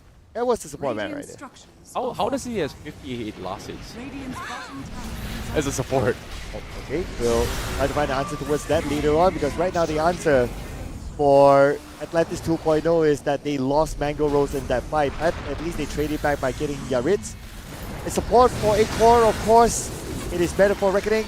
The fight will continue on with the fact that they're looking at Ponyo right now, the easiest target of them all. In Your Dream will lock in the kill, and Jake right now comes in with a triple kill, and is currently on Godlike, looking for his Beyond Godlike. Lloyd not given the space to go up to the high ground, and In Your Dreams will send him back to sleep. Yeah, this is brutal to watch here. Like Atlantis, their win condition is really, really out late game here. But again, Reckonings, they just need to close out this game as quickly as they can. This is a huge swing in favor of Reckonings once more. 16 minutes in the game, we've got Blinks up on supports, we've got Blinks on Slaughter as well. Interesting enough, I was expecting a little bit more of farm coming from In Your Dream, but considering that he's playing a Slaughter, yeah, sure, whatever, man.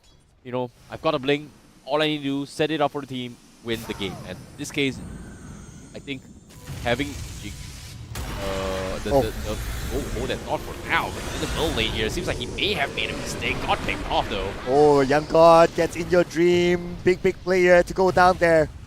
Atlantis 2.0. Are they going to go for it? Or are they going to assess their capabilities at this moment? Because they're 2 levels behind Reckoning. Even though they got the Slaughter, but they don't have enough further damage to deal with the rest of Reckoning. Yeah, in this case, Reckonings, they could have went for the pickoff. But knowing that Jibril was so far back and farming into his own camp here is just not worth this well. They've already lost the engagement in Your Dream, so there's no reason to rush to. But guess what? They are going to find Mango Rose instead. Lasso comes in. Is he able to get out at all? No, he does not. A kinetic field catches him. RBZ, FBZ is there, and they just go down. Oh, they backed off a little bit. Atlantis thought they are going to be safe. Re-rotates to the other side and then picks them up. That is just... Ooh, that is very, very patient in their pickoffs. Starting to be hard to watch for Mango Rose. You did mention about how important it is for him to farm. Yep. But they know that, right? They know that, okay, there's an opportunity to pick up Mango Rose. Don't allow him to farm, then objective done for Reckoning. This is a very smooth game from Chigroy. Like, normally I'm not a fan of having the Manta as the Mjolnir on the same build here, just because of the fact that, oh, it doesn't bring so much value in terms that, like, if you're looking for comeback mechanics. But if you are ahead, these items are really, really good. Defensively, and also, it gives you so much raw stats. Doesn't help that the fact that the Jigroy has the Aegis of the Immortal right now. Like, So Manta Radiant's is not middle tower is exactly under like attack.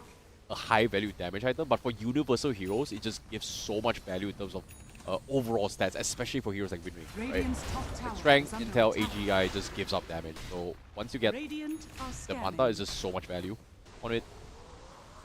and look at the setup on the side here. They're just waiting for maybe Lloyd to show up on the lane and they'll all jump in.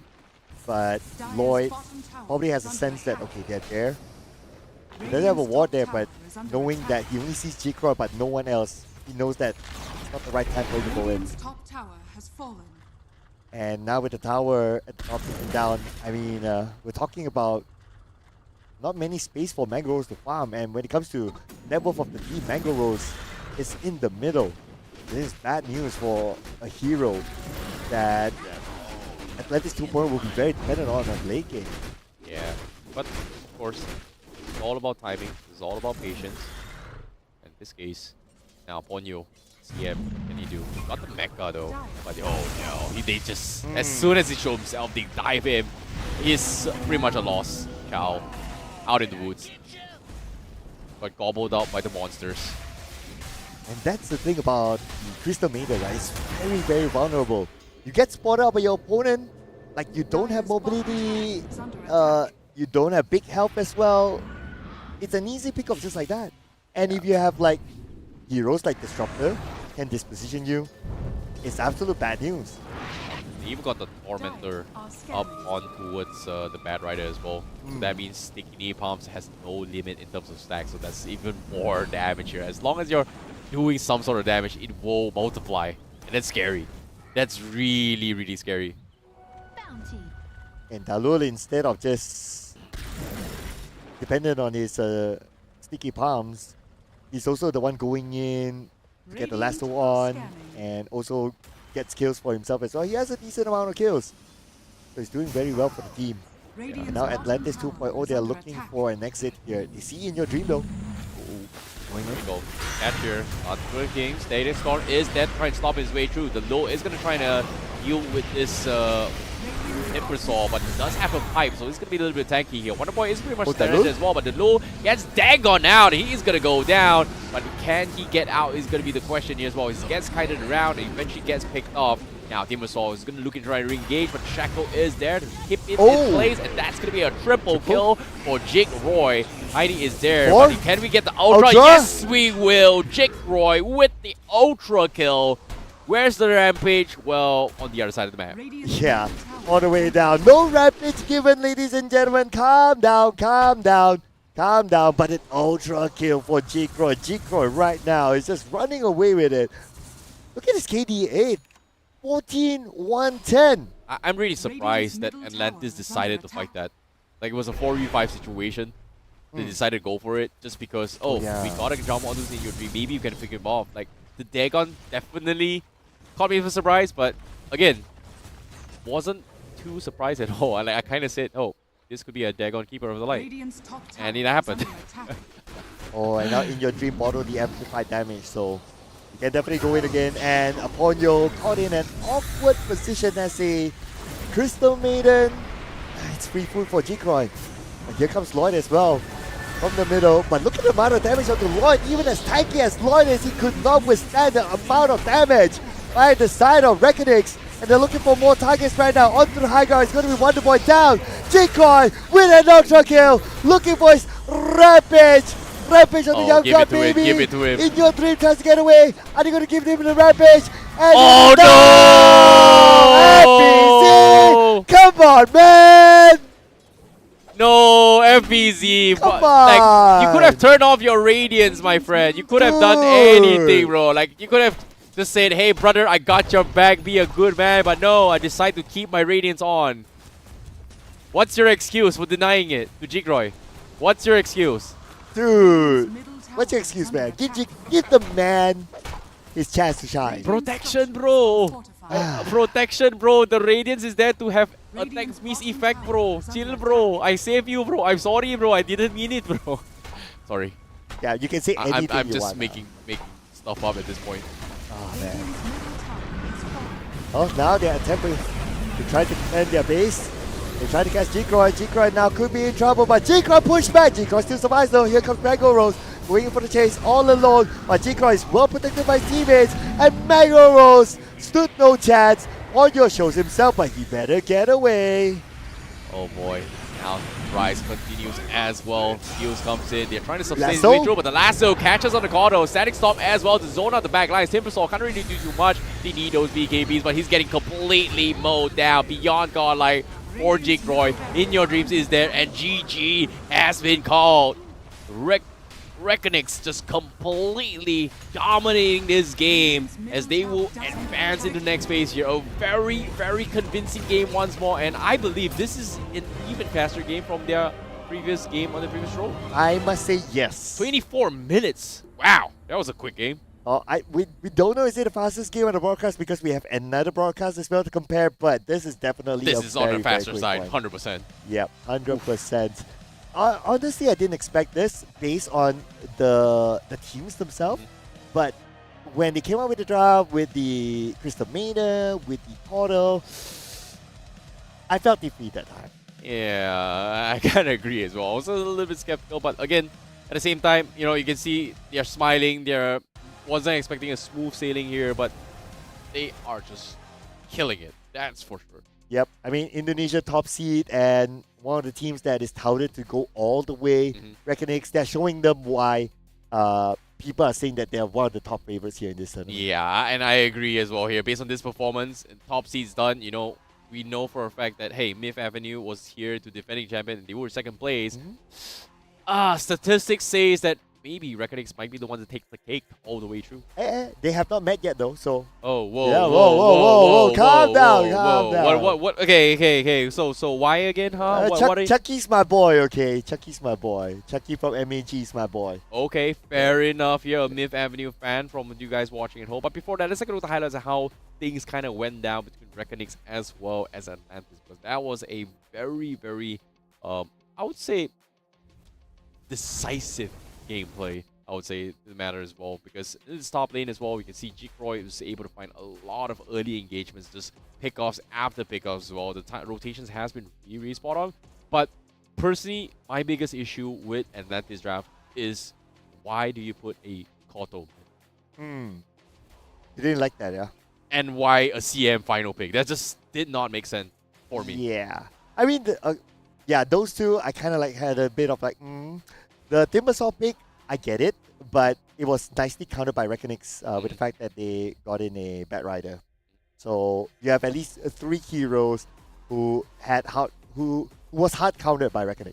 Yeah, maybe. But at the same time, the last pick, Brewmaster, kind of threw me off as well. I was expecting maybe this is going to be a support Wind Ranger, a core Bat Rider. Maybe they were hoping that that is going to be the respective matchup that they were going to go for, like a Kodo versus a Bat Rider mid, some kind of scenario, right?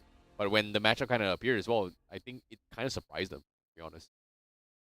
Yep, and also there was some level of hope, right? The moment we see that, oh, okay, they got In Your Dream, Mr. MVP, cool. But everybody forgot about the potential of Jikroy. Yeah. Yeah, almost got his Rampage. Yeah, Jigroy has just been playing phenomenally well. His Naga Siren was really good. He's gotten a lot of solo kills as well. His farm has been just phenomenal this game here. Logically, I would say that don't really have the luxury to farm very, very efficiently as a Wind Ranger, but obviously he's got his Maelstrom, he's got his Manta as well. He's just been very, very active in pickoffs in general, and he's able to top Never as well. So he's been very, very efficiently farming the camps in his favor. And we should give credit to the double ultra kills. Oh yeah, double ultra kills denied by this one. by the rest of the teams. Yeah, this one was just The deny. brutal. Like how did Young God actually steal this kill? I want to see this. He's just walking up FBZ. He actually right clicked it. He right-clicked. Yeah, what? It wasn't the Radiance. Yeah, so it wasn't a Radiance. It was a right click. He man. actually FBZ. stole the Oh, Rampage away from dude. Jigroy. That is mean. What did he do to you, man? Relax, calm down, calm down. Yeah, I want to see a They're rampage. having Come fun. on, man. They're having Come fun. on. Oh, man. No, I would have had more fun if that was an actual rampage. I'm sad now, FBZ. I pick up you in your game. Now you did this to us. I have no idea what you just said. What? Not like this, man. Not like this, FBZ. Not like this. Okay, anyways, let's take a look at the scoreboard as well for FBZ. Well, for FBZ. Reckonix as well as Atlantis in this scenario here. Let's take a look at this was scoreboard 42-9. This was a complete storm here coming from Reckonix once more here. One-sided match here, and obviously Jake Roy has one of the highest net worth in this game. 19, 1, and 15. Just need I say yours well. He's got 19 kills in this game, 1 death, and 15 assists. Things has gotten extremely out of hand in that game. Yep, So this is and- undeniably the MVP for him for sure. And you mentioned about how important Mango Rose is to farm. Yeah. 0-7-0. Not even an assist. Yeah, that was just very, very unfortunate as well. Things didn't go in plan in their favor as well. I was expecting maybe Tiny mid or something like that, but Tiny support, looking for the setup, just didn't work. Like, nobody could actually do anything about it. Like, we saw Ponyo set up a couple of kills here, but I feel like the most underrated person that I did not talk about is Baris's Disruptor. This static stall timings has been so spot on. Whenever he sees Young God, all he does is drops his static stall and makes sure this Timber Saw is completely useless most of the time. I'm glad that you remember the supports. Yeah, man. You gotta show love to sports, man. Yeah, man. I mean, his static storm, like what you mentioned, how he set it up. 26 assists, though. Oh, yeah. He's the reason why they have been winning fights. That's why I brought it up. Oh, yeah. Okay, that's more than half of their total kills. So, Yeah. yeah. It's just a lot of magic plays here. Well done to Thomas Worries. He's very, very on point in the static storm here. And I'm curious to see who the MVP is based on the Ooh. stats as well. Because we do I have... mean, yeah, it's gotta be the come guy... on. Not Brewmaster. Yeah, not FBZ. Yeah, not FBZ. We still have to give it to J-Croy, ladies and gentlemen. No rampage. FBZ stole it away from you, but don't worry. We got your back, J-Croy. Here's your MVP. Take it.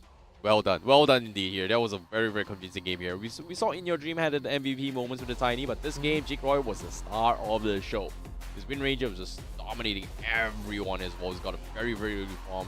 From his Dragon Legs. Actually got a late Vessel later. Not a big fan of it, but considering that, hey, you know what? You need armor reductions, Timber Assault. Whatever, man. I'm a hit. I'll do whatever I want. I'll win the game.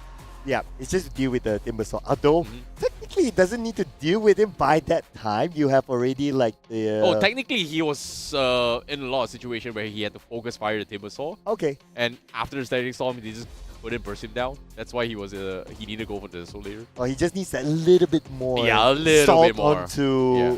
I wouldn't say salt onto the wound, but salt onto the half-boiled egg or something. I don't know. I think they had the objective set up very, very nice as well. Focus on Timber Saw, ignore the TL. PL did not have a good game. And for some reason, the Bad Rider was able to outfarm a lot of people. Very early Blink Daggers as well. So that was a huge win here.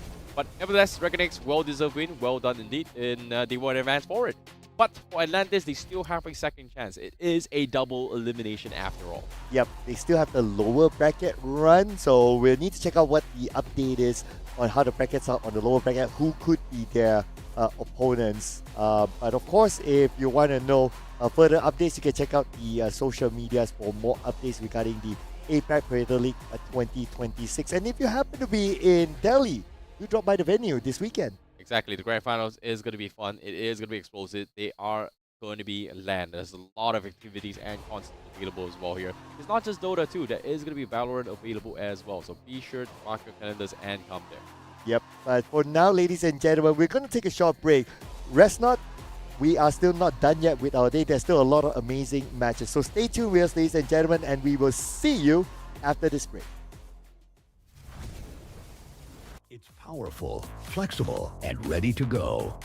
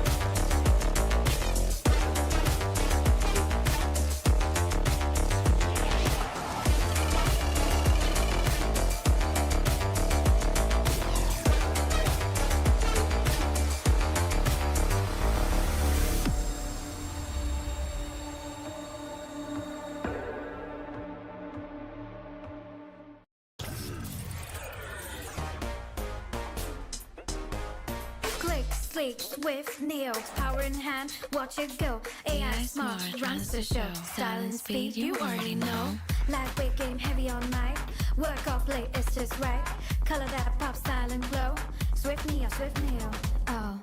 That's how we roll. Click, sleek, swift, neo, power in hand, watch it go. AI smart, runs the show. Style and speed, you already know. Swift Neo. You feel me? Lightweight game, heavy on mic. Work out, play, it's just right. Color that pop, style and glow. Swift neo, oh. Let it lead, let it grow. Don't have it every tap and glow. Swift neo, that's how we roll. On the edge, vibes up, you feel me? Swift Neo.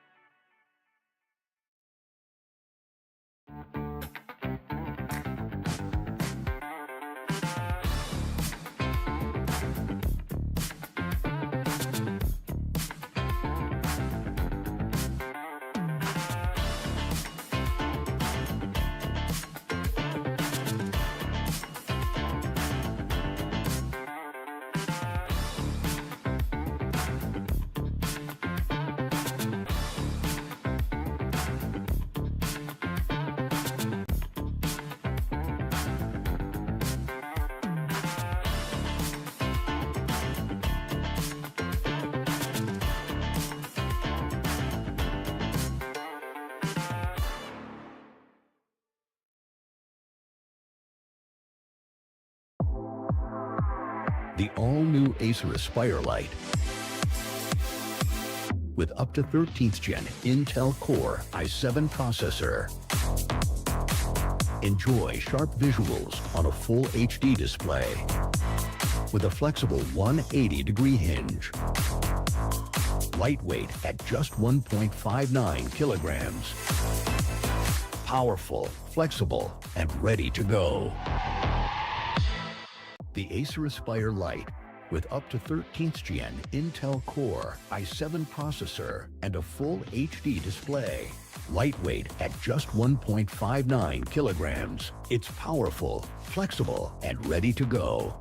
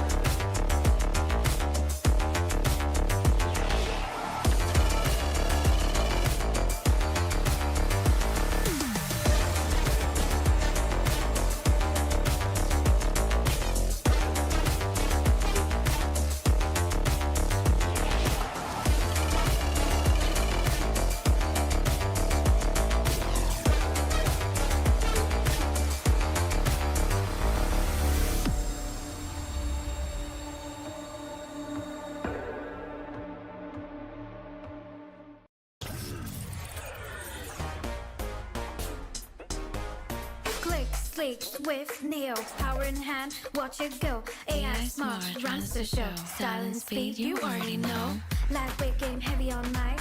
Work off late, it's just right. Hello everyone and welcome to the Asia Pacific Predator League 2026 here, and of course with our digital partner Flipkart. Welcome back once again. You guys are currently watching the stream for Stream 8. My name is ICBaby12 and he is Sir Cloud as we take you through the commentaries for this upcoming match. Now, this upcoming match here is going to be a little bit of a in-house rivalry here in home ground, I would say. And it is at the one of the big stakes game as well because it's the lower bracket. Oh. That means the team from the next game will be eliminated. Yeah, whoever loses this upcoming match is going to be eliminated here. And interesting enough here, this is going to be Team Asterix going up against Team Random. So it is going to be India versus India for this upcoming match. But to keep you guys updated on how things are happening here, let's take a look at the brackets on how all the teams has been performing so far in upper bracket and also the lower brackets. See how some of these teams has been, doing okay, or are they not doing okay. Now, for now in round 3 in the upper brackets, I would say Myth Avenue Gaming and ZZ is still on top. And then we have Interactive Philippines as well as Reckonings also going to be on top. Whereas on the bottom, this is where we start to see how things are happening in the bottom here as well. Asterix going up against Randoms. This is where whoever loses this, they are out of the tournament. Yes, and obviously whoever wins will move forward into a losers round 2, and they will face off against either next time by MPH or the Mob. So it really depends. So we will check that one out later. But this is also the first lower bracket game that we're going to see. So that means the first elimination then. Yeah, someone is going to be eliminated here. And it is a little bit interesting here to see Malaysia's #1 seed be in the lower brackets round 1 as well. They are going to be playing against Baroja later on as well. So it's a little bit awkward, but let's see how things are going to be happening here as well. But now, let's talk about the matchup here. It is going to be Asterix going against Team Random here. India versus India. Yep, and we get a bit of a taste of how Team Random play. But we have no idea, at least on the broadcast, or our broadcast that is, how Team Asterix plays. So, I don't know, this could be, okay, and also this is also one of these rematchups from their India qualifier as well.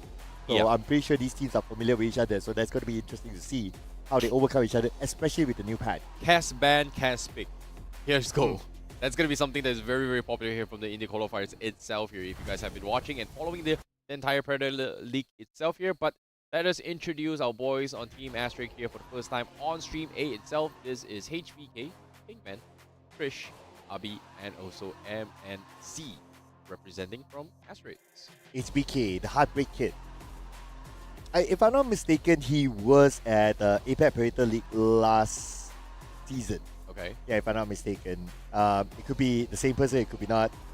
Okay, but we'll check that out later. But what we're sure is that the Team Randoms, this will be their second game on our broadcast, represented by Pasol, Todoroki, Archmage, JN, and Zapeto. Now, this is going to be their, I would say, redemption arc here, starting this for Team Randoms, because that game against, how do I put this, man? Reckonix was a little bit awkward. I mean, But considering that Reckonix has been rolling over everybody else, I don't know, man. This is, we haven't seen the full capabilities yet. Maybe, Yeah. you know, warm, they may be a little bit of question marks here. But without further ado, let's jump into the draft to kick things off here. Let's not waste any more time and jump straight into the game. Asterix going up against Randoms. Draft is on its way right now. Radiant team back. alright, so here's going to be the draft again. So, I guess we're going to see the Timbersaw ban. That was one of the 10 bans as seconds well remaining. when Team Randoms played against Reckonix, which 5 seconds remaining. by the Team two back. games that we have seen of Reckonix, they are quite clear to be one of the top teams around. So like what you said, Team Randoms, they didn't really have the 10 chance to show seconds their remaining. stuff. So this could be their opportunity to make this big comeback here. I think teams to 5 watch out as well. seconds We've got the remaining. Mongolian team. Oh yeah, Also to be ZZ. watch out as well. ZZ is also a team that you have to be watching out for as well. For now, Jakiro has been banned. Not sure if they're going to be banning the Kaz or not. It's something that they are very, very comfortable. And they've been playing a lot of Kaz as well. Dire Randoms team and back. Asterix, but each prof is being banned as well. This is a unique ban here, but of course, global presence is something that has a lot of team back. little bit of a issue when it comes to macro gameplay. But not a fan of it now. 10 Not bad. seconds remaining. The Timbersaw is still open though. Yeah, Timbersaw is definitely a must go. 5 But seconds despite all that, remaining. was Timbersaw really that broken just now from what we saw? Not really. Obviously, there are ways to counter it, right? Yeah. But is it still a good pick? I would say, yeah, it's still a decent pick. But after that, you might want to consider, like, okay, maybe we ban out, like, the Bat Rider, those kind of heroes. So Yep. if you can pick a Timbersaw, why not? And Asterix, they will have the first pick later. So if anyone were to ban out the Timbersaw, it would probably be Team Random. Now, speaking of random as well, I'm curious to see if they're gonna go for the healing competition here. Like, Warlocks is so good in the first 5-6 minutes game. Make sure the carry doesn't die to Edward.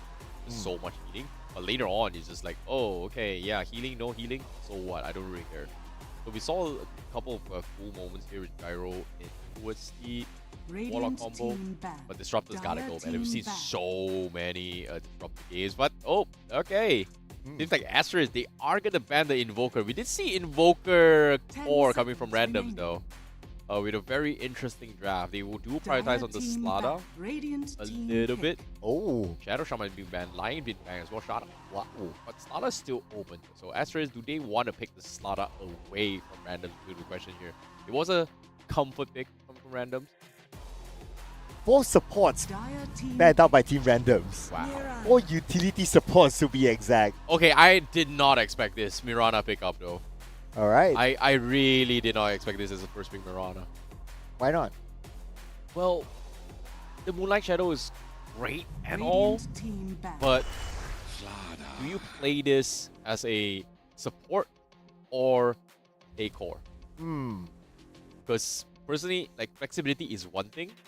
Back then, yeah, right click Mirana just because the leap gives you a lot of attack speed, yada yada, is great and all. 10 seconds But I feel like remaining. now it's gotten to a stage where Radiant team ban. a lot of other carries just does way much more. Like your Moonlight Shadow is great, but you need your massive ultimate to do a lot of damage here. And it's not like his right click is really, really broken as well. His innate ability is not that great as well. I mean, I'm not a fan of putting 10 Mirana in seconds support. remaining. Um, Dire team I think ban. Mirana is okay as a core, but like what you said, right? There are many other core options. Like even if yes, it's going to be a Mirana core, then SD we have this Mirana question combo, of let's like, go. Shadow Demon's really, really... Yeah, like, sure. In Yeah. top tier scene is broken. You know, shadow- disruption into arrow is 10 nice seconds Correct. as a support remaining. role. yeah, then that would kind of work as well. But if you put in Mirana just for 5 Mirana, let's say seconds without the remaining. SD, then I don't know. There are a lot of other better picks. You've gotta be... You gotta have the best opper in the game. Yeah, wrong game, but you get the reference. Oh yeah, I know what you mean. Best sniper in the game. Not the sniper hero, but sniping with the arrow itself. Okay, what if, right? Because these two teams, they're probably familiar with each other. Team Randoms, their first 4 bats are all utility supports, and now Asterix, they're out of utility support. So they Maybe, go for they Mirana could. instead. They could. But I wouldn't be surprised if randoms pick the exact same drop they played just now. With their Invoker, with their TA, That's why armor it's bad. reduction. Oh, no. Yeah. Bro. Yeah, Too sure. bad. Feels bad, man.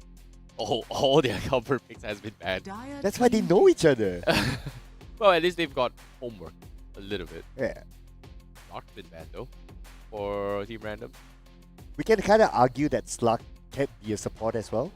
So, I don't know, man. That's weird. yeah, you can argue that. But yeah. anyway, That it doesn't not matter a because fan it's of bad. it. You have to be a fan of Tiny. Tiny's always Yeah, good. Tiny's pretty good. Yeah, you can play support, you can play mid lane, but so far, the Tinies that has won so far today has been on mid lane, 10 seconds Mm. remaining. I would say. I would agree as well. If 5 you're seconds Tiny on the mid remaining. lane, the potential of you getting the Blink Dagger is even faster. So that's always a core item for Tiny. One of the reasons why you want to put Tiny on the mid lane. And then for the mid, obviously you can also rotate to either the top lane or the bottom lane, whichever is needed. Come down to the answer here. Shadow Shaman has been banned. Lions banned, Prophet's banned, Warlock banned. Most of the Radiant team traditional pick. supports are kind of out, but Skyrock is open though, so that's gonna be a little bit of an interesting one. But Asterix, go for the Ambush Spirit. That's gonna be a little bit of magic damage going their way. But I feel like Skyrock is not too shabby here. Shadow Demon, Skyrock, if they decide to double down on the Mirana core coming 10 from the start, seconds Asterix, remaining. safe lane Mirana. 5 for rotation. seconds remaining. You still want for it to be a safe lane Mirana, yeah? It could, you know, Yeah, yeah. it's just versatility at this point. But nope, it's Oh. not happening. It's just a support Mirana. Yep. This That's what I is thought too. definitely a carry gyrocopter happening. Yeah, I'm not a fan of safe lane Mirana, especially with Yeah, the current it's patch. Back then, yeah. Yeah, so if you put Mirana as a support, cool. But like what you said, right, has to be the best sniper ever. 10 seconds remaining. Needs to go for a little bit of setup here. But all things considered here, the homing 5 missile input was a seconds Mirana. remaining. Arrow isn't too bad here as well. Like, especially in early laning phase wise. Like, the moment you get hit in the missile, the arrow comes in, it's just so much stun. That guy's just pretty much locked down. Your teammate needs to Dire actually team pick. block the arrow setup. So, not too shabby, I would say. Radiant team But randoms, like going for the Morphling and also the Shadow Demon here. Ooh, seems like randoms may consider trying to go for the Skyrock Shadow Demon combo. Just because of how Reckoning's played in the offlane as well. So much magic damage burst. 10 seconds Offlane, a remaining. very specialist carry as well. If you do not 5 know seconds how to morph remaining. at the right time, just Radiant team gonna be back. not be able to do too much. So I'm putting it out there, right? What if the Shadow Demon is a force pick? Just because you don't want to combo with the Mirana. Yeah, it could. Yeah, Yeah. it could be a force pick as well. It could be a right, force pick. As the Mirana is kind of like the old school combo build. But Dire now with the team fact back. that AA has been taken up by Asterix, I can see why as well, because AA is the direct counter to Morphling's ability, shapeshift Somewhat, ability. yeah, but yeah, that's because it the was thing, right? it will stop the health from regeneration. Yeah, but A is not really great in the early phase, right? You need to wait until you get your 6 first, but by the 10 time most of the seconds cores are remaining. already farmed up. So it needs to be a smooth game. It's more like mid 5 to late game. seconds AA remaining back. brings somewhat of an impact, but even then, AA is most probably not going to be able to pick a fight against Morphling unless they intentionally go in for a tank. Yeah, And right now, Asteris doesn't have a combination that intentionally goes for the Morphling right now. yeah. They So can't catch his Morphling right now. I mean, 10 seconds remaining. Dire team back. Like Ember Spirit is great, but if Ember Spirit is not rotating to your safe to your off lane to actually gank on the Morphling, you're not going to be able to do too much. they don't have an instant stun for sure Yeah. for Asterix, so that could be a problem to fight against high mobility heroes like the Morphling. At least the AA will stop him 10 from seconds regeneration, but remaining. like what you said, right? He probably wouldn't have that much impact until he's Radiant's level 6. team pick. So when he's level 6, then the Morphling needs to be a little bit more tech careful. This is kind of scuffed. But it does amplify into its, maybe a cold feet onto as a rocket, cold feet into his arrow, then it's just perma lockdown. Mm-hmm. Very cheesy way, but probably to 10 actually seconds make it remaining. happen means that your opponent's off lane is 5 pretty much seconds very remaining. afraid of coming out of the lane completely if you play this on a tri lane here. And for then the safe lane itself. and then they show up with a BKB. And Oh, all that yeah. plan just gone. Yeah, but that's late, mid to late, right? So that's the game plan that randoms needs to consider as well. But defensive, what's it called? The defensive disruption is pretty good as well to actually deal with that situation. Like you said, denial pickup. Even a Ringmaster isn't too bad as well if you decide to kind of like, oh, you know what, Ringmaster, boom, get out of jail free card. But it is still open though, and it's not banned out. They're all done with the bans. If they just solely want to win the early phase game right now. Asterix. If they can get a nice tank would be great. I think they lack a bit of a durability here. They put the tank onto the off lane. Tide Hunter is open. Not too shabby as well. Can go for that. It's a big setup guy. I wonder if they want to go for something unconventional like a Bristleback that works well against the Dire Morphling. team pick. But looks like they're going to go for the Night Stalker. Okay, interesting. Okay, so Night Stalker, you have silence as well, so that's going to be useful against the Morphling. Doesn't allow him to get away that easy. So that's probably the reason why they lock in the Night Stalker. Can be kind of tanky as well. 10 So that's seconds alright. remaining. Now it's time to team random. So I would say 5 that if seconds there was remaining. anything that they could pick up, it could probably be, let's see, starting off a damage up. Choose Okay, your hero. utility, Earth Spirit. So it's going to be a tiny mid for sure now. Okay, so tiny mid. Well, Night Stalker is going to be playing 4 for sure. Yeah, this is going to be an interesting one as well. I think Astrid has a very, very decent shot in this game. Just because I like the idea of an early phase plan. I like the Night Stalker pick though. I think the silence will do them good. Oh yeah. Yeah, especially going up against the Morphling. Silence, Morphling cannot waveform away. It's basically locked. But they have to finish up the job quick. Yeah, the two things that really, really excel here, especially for Astrid, is like you said, it's not just silence, it's the Dark Night Falls as well. The nighttime mode that gives vision for Night Stalker, and also the Moonlight on top of it to make sure that this is a very, very good walking unobscured ward. And you can just pick your poison and jump the fights itself. So I really like what Asterix comes up with. Yeah. Oh man, the Moonlight is just so annoying, man. Whenever I play my pub game and I have to fight against a Moonlight, you basically have to ward the entire map. Yeah, you definitely need to have a lot of sentries, and thus in that regards as well. So detection is going to be key here, but vision is favoring Asterix a lot. It does feels like a little bit of a diff composition here where they use Hawks for Beastmaster for vision control, wards as well, maybe even Trend Protector here and there. But surprise enough, I've not seen a single Trend Protector in today's games. But without further ado, let us jump in towards this match here. India versus India. Loser is eliminated here. This is going to be Team Random versus Asterix. Oh, and this is going to be nice and exciting. Okay, especially with the fact that there's a Night Stalker here. Not one of the most picked heroes, and not only the Night Stalker, you kind of think about it, right? Mirana is also not one of the most picked heroes as well, but if they can make it work, it'll be fun on the broadcast.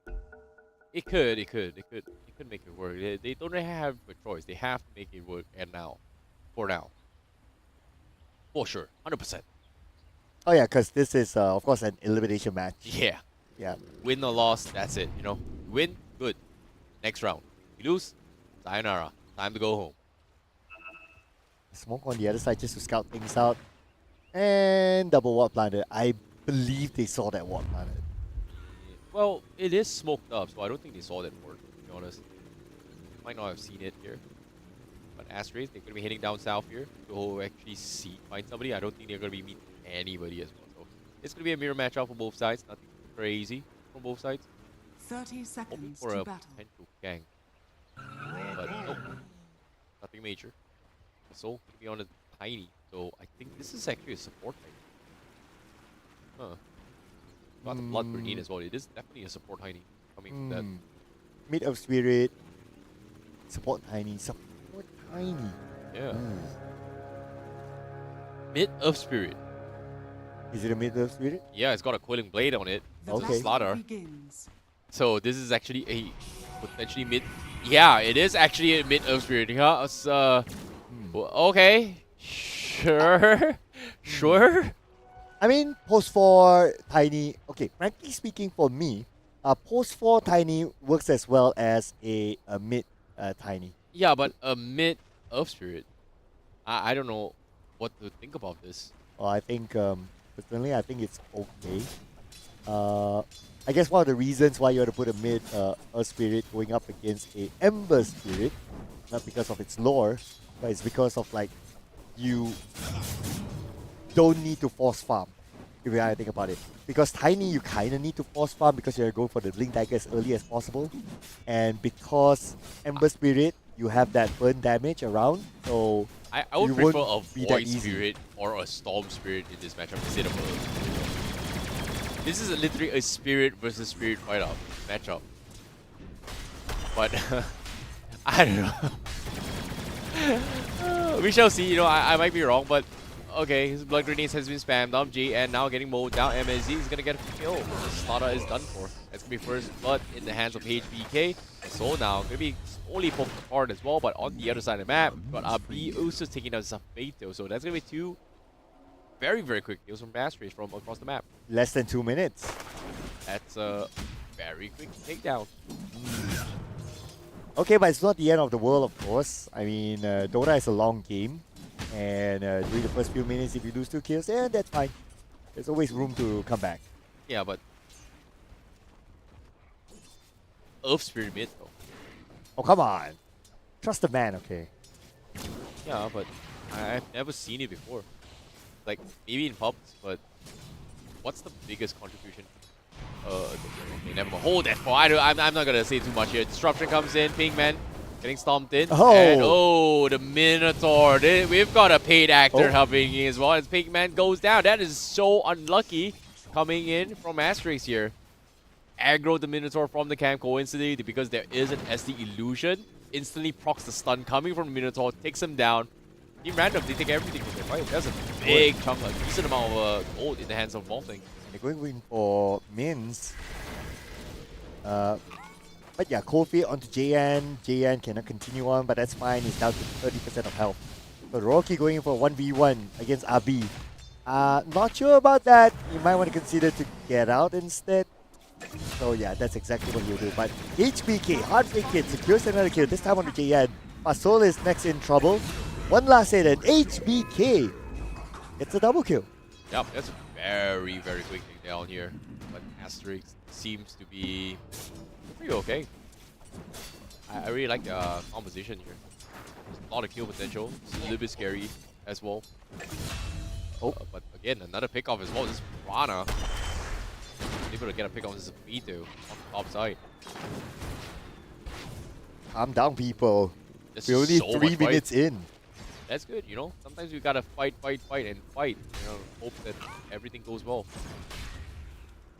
But all things considered here, top side, another fight's about to break down as well to Roruki. Try and bait this fight against Abi here. He's dropping down pretty low. He's got a lot of agility. Disruptor comes in. Pigman looking for the arrow, but here comes the silent. He's got a little bit of a bait and switch here. Magic Stick turns the tide, turns the fight. Zapito goes down. Double kill for Abi. Completely outplayed. And at least Pigman, he left those kills for Abi because obviously you want your cores to be tanked up or farmed up. Well, he didn't have a magic stick. He actually got the Lotus there that popped up, I believe. That was weird. How did he get so much health all of a sudden? Was it the health regeneration from Bracer? That was weird.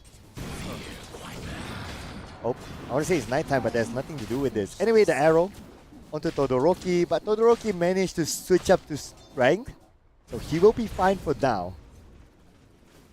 Are we at level 6 yet for AA? Not yet. Nah, Still not level even 3. close. It's pretty far off.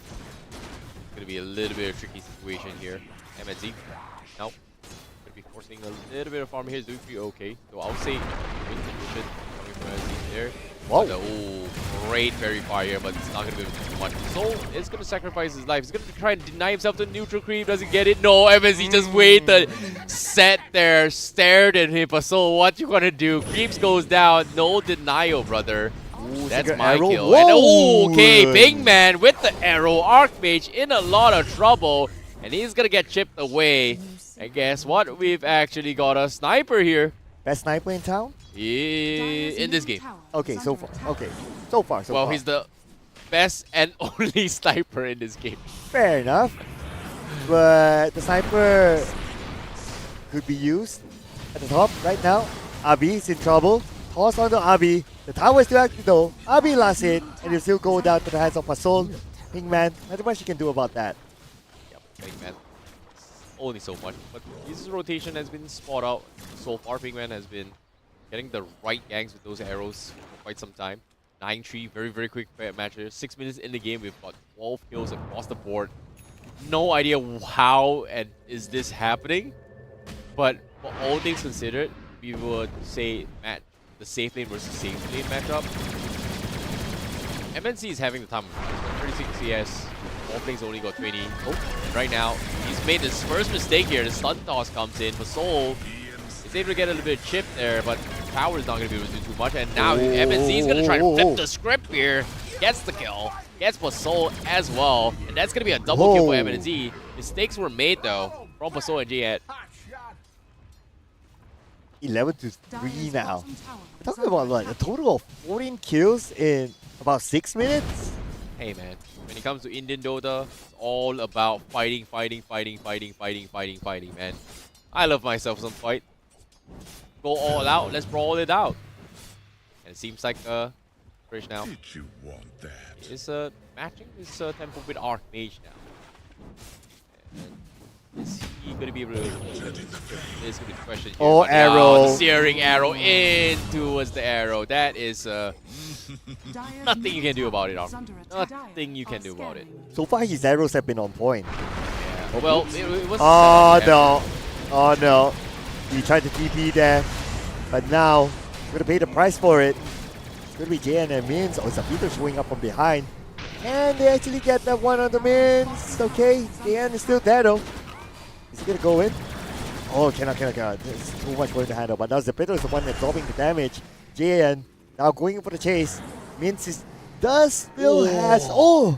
Burned down. That was so close as well. I haven't seen. He doesn't realize there's just so many poison stacks as well. Almost gets taken out.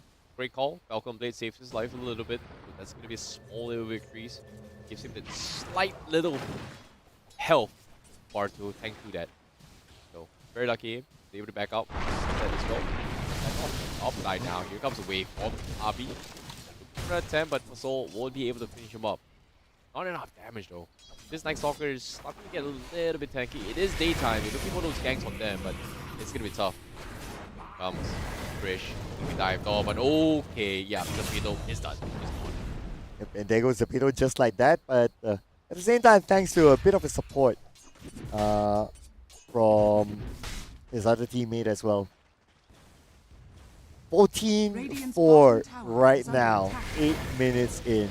Oh, the arrow. Again. Oh, perfect, wow. perfect. Beautiful arrow, beautiful. Wait, come on. wait. Don't, Yeah. yeah, they're just playing with food right now, Krish. Now they get a 2-for-1 special. This disruption offensively comes in. AA out Zafiro is gonna go. Archmage. Magnetize comes in. Oh, Archmage finally makes his big mark. Krish back off. He's got the Emperor Spirit. Remnants get himself out as well. Pinkman is separated, but he will eventually take away to the gravitation. And now the stun. Nope, no more stun, guys. They changed it. It's now a slow. And Pinkman gets the TP out safe. If that was a stun, they would surely get a kill. But yeah, it's okay. I was kind of worried that when he went in, it's like, yeah, he survived this one. But he was survived. Can Vin survive this one? The answer might be no, but he immediately pops the magic wand, giving himself a second chance against JN. Gets the first kill in, but Pasol makes sure there's no double kill given away. But here comes HBK onto Pasol. He won't have the damage output. Unfortunately here. Created a nice little attempt here. Stun toss in towards the starter stun. Isn't too bad, but they just need a little bit more. Because like they're choosing the wrong buttons. Like we know they need to slow down this gyrocopter, but this gyrocopter is already a hit. It's got the Falcon Blade, it's got a lot of health, it's got a lot of value in terms of regen as well. Like this game, you definitely need to find squishy targets. And so far, every single lane has just been fighting, and Zafito now, he's getting burned by the urn. Level 4, tier 1 is done for as well. Does he not want to deny the tower? Zafito. Oh. No. Oh, no. Chris says, it's my mind. tower. Thank you, my money. Yep. Yum. Never mind. Nom. It is dinner time though, just saying. Yep.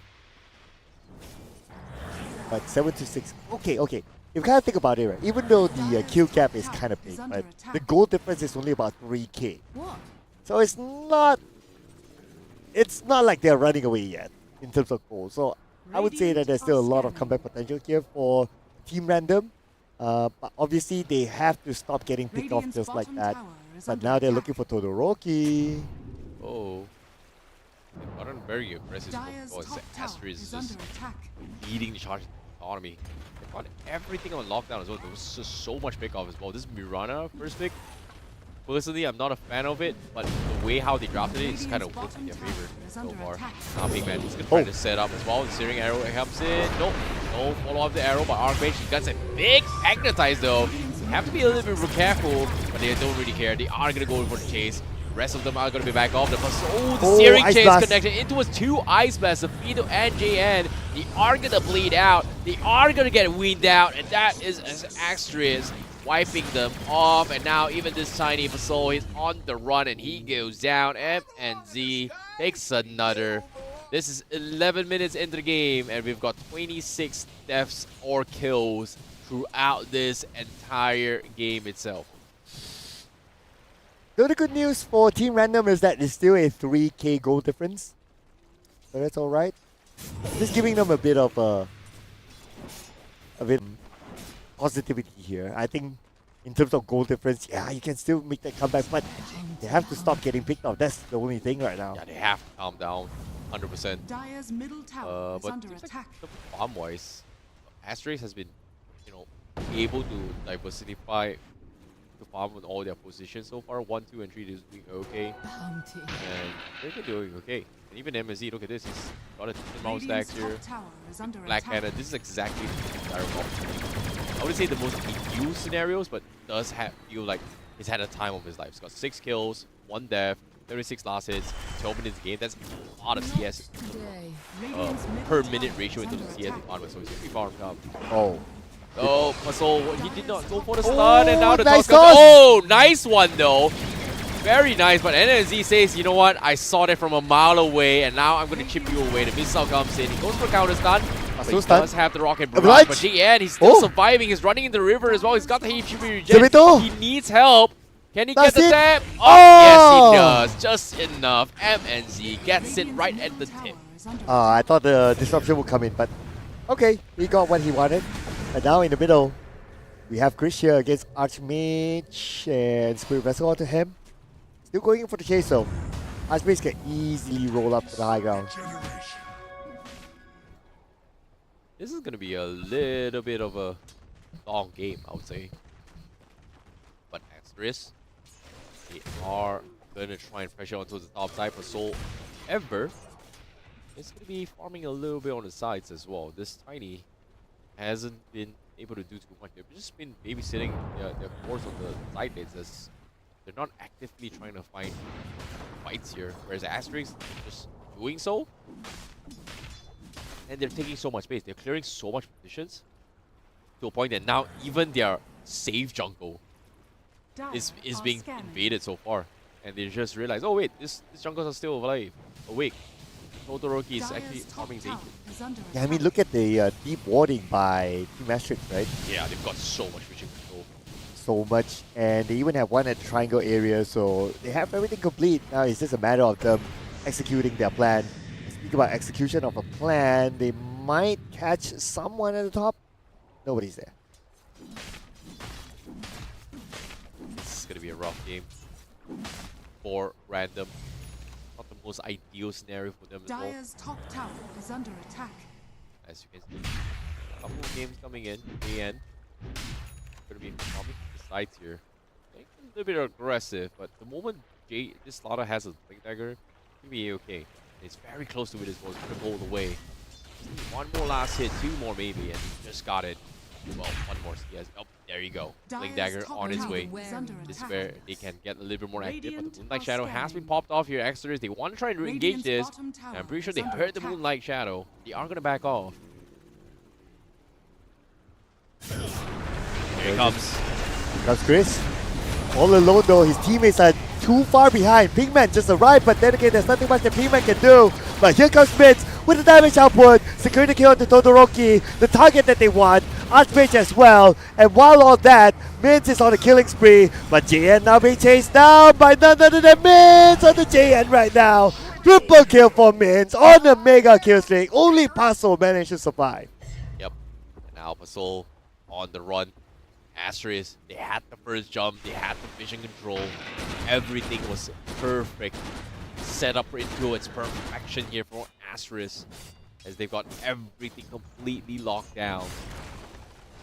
Now, this is where things get a little bit out of hand here. What's the comeback mechanic for Random? Because this core Earth Spirit is my biggest issue. Like, you've got Magnetize, you've got to hit everybody, but that's provided if Asterisk is all picked up. But now Syricane comes in, walks in towards the Rocket Barrage, even blocks the exit as well. Archmage comes in, the Ice Blast, not going to be able to connect, but the Rocket is going to be there. Does he get denied? Nope. Is going to go down to MNZ. And there goes Earth Spirit in. So now, waiting for the stun and the toss as well. He's going to try and disengage, and where's his teammates? Yeah. Is he alone? Okay. It was kind of risky there though. I was kind of worried for a moment, but after that he disengaged, so that's okay. What's the win condition right now and how Team Random is going to come back? Ooh. Well, this Morphling gets a triple ultra kill. Probably they have a chance. Now JN with the blink, stun comes in. Can they get the follow up? Try and get Krish. No, he gets out the Shadow Poison. Very close, and he is gonna be fine. He's fine. Oh, JN wanted to go in for the chase, but then again he's well protected by the rest, and JN baited it. HBK got a double kill. Yep, that is very unfortunate here. The overextended, they just could not burst down the Ember Spirit in time, and they get punished heavily for this. Random, they tried everything, all their skills, but it just wasn't enough. They're just so far behind now. 17 minutes in the game, 10k net worth difference. And this Gyrocopter is starting to be a big nuisance as well. Eventually, MNZ, a lot of worries, the damage that they are having compared to Team Random right now. And now it almost looks like they're just trying to bait out the members of Team Random to come towards their side. The moment they do that, they'll probably pounce. Okay, that's probably the signal here. Yep, that's the pounce that we've been looking for. And Zapito is the first one to fall. Now JN is going to be the next target. There you go. Very nice pick. Now Abi, again, got the vision control. Gonna be able to see a lot of things in this scenario now. the bait, the setup right now. Team Asterix, they have it. And Team Random, they have to realize that, okay, the next something off that they see is probably going to be a bait. But speaking about something off, this is something that they definitely did not see Abi just going in like that with a Blink Dagger. Surprise. Surprise, surprise. As of yet, they are going to go in for the hunt again to Doroki. I'll put up down south here. I'm wondering what they're trying to do here. Here catch comes in. Here comes the AA out as well. It's Ice connected Blast. to Doroki, but no, Oh. he dodges right at the moment. He's going to be able to survive this, but a big magnetize here coming in from for random from Archmage. But where's the follow-up? He needs backup. No, they don't get it. He won't take Archmage down. So Doroki is still left all by himself alone here. He's buying a lot of time. He's got TPs, but the arrow narrowly connects him. And the searing chain timing from Krish did not connect as well. They will get him out, but the expense of losing the Earth Spirit. Archmage getting taken down though. That's a little bit unfortunate. Now Pasol, he's got the blink though. Wow. Stun. No toss combo. But you get RB here off the tower. Now Krish tries to overextend, but he's still making things work. Gets one. Big man TPing over. He's going to be joining over as well. He's going to get one. Trades after trades after trades. What is going on? Now Archmage shows, I want to take this AA with me. Give it to me. It's only a support. Let's have fun. Can I get the kill? Yes, yes, yes, I get it. MNZ doesn't want to continue here. He's all by himself. Doesn't want to risk feeding right now. Yeah, and he's on the verge of getting the butterfly, so I guess he wants to save up for that. Once he gets his butterfly, then Morphling will have a big trouble dealing with mins. Because this Morphling obviously is not magical damage of Morphling. It's more of a physical damage, so he'll be very dependent on right clicks. Yep, there you go, based on his items as well. So the moment the butterfly is up, and the moment Mins gets his butterfly, that's it. Morphling can't play against Min. Nabi going for the dive here. They found the starter. Can't really do too much. Once the silence plate is done. Now Roshan coming out for grabs as well. Astra is going to be cleaning out Roshan now. Trying to get it up on MNZ to close out this game. Random though. They're just scrambling for some sort of farm of what happened right now. Well, it looks like the Aegis of the Immortal is probably going to fall to the hands of Mins. Yeah, they already opened up a slot, and there you go. So the butterfly can wait. Well, technically you can just sell off the Falcon Blade, maybe even a Magic Blade to go for the butterfly, so it's not that big of a deal. This is a temporary early game here. We're going to this mid game. Shadow Demon. Well, can't really do too much. They haven't been able to use the Shadow Demon. Like I kind of agree with you. The denial pick from the SD for the Piranha arrow was kind of forced here from random. But in order for this Shadow Demon to kind of shine as well, he needs to stack it with Earth Spirit, and even then, Tiny needs to be able to be on the same wavelength. He needs to focus fire one guy, but it is a pick-off composition. It's gonna be tough. Abi gonna be able to save the here. He's gonna be the guy with the silence. So for a save. Big up, stun toss comes in. Big man. Well, be able to do too much. He has the arrow. So the rookie going for the split farm, which is great. And he's actually opted to go for the offering in this game, so that's a little bit more farming coming into his Morphling. It's gonna take a little bit more time.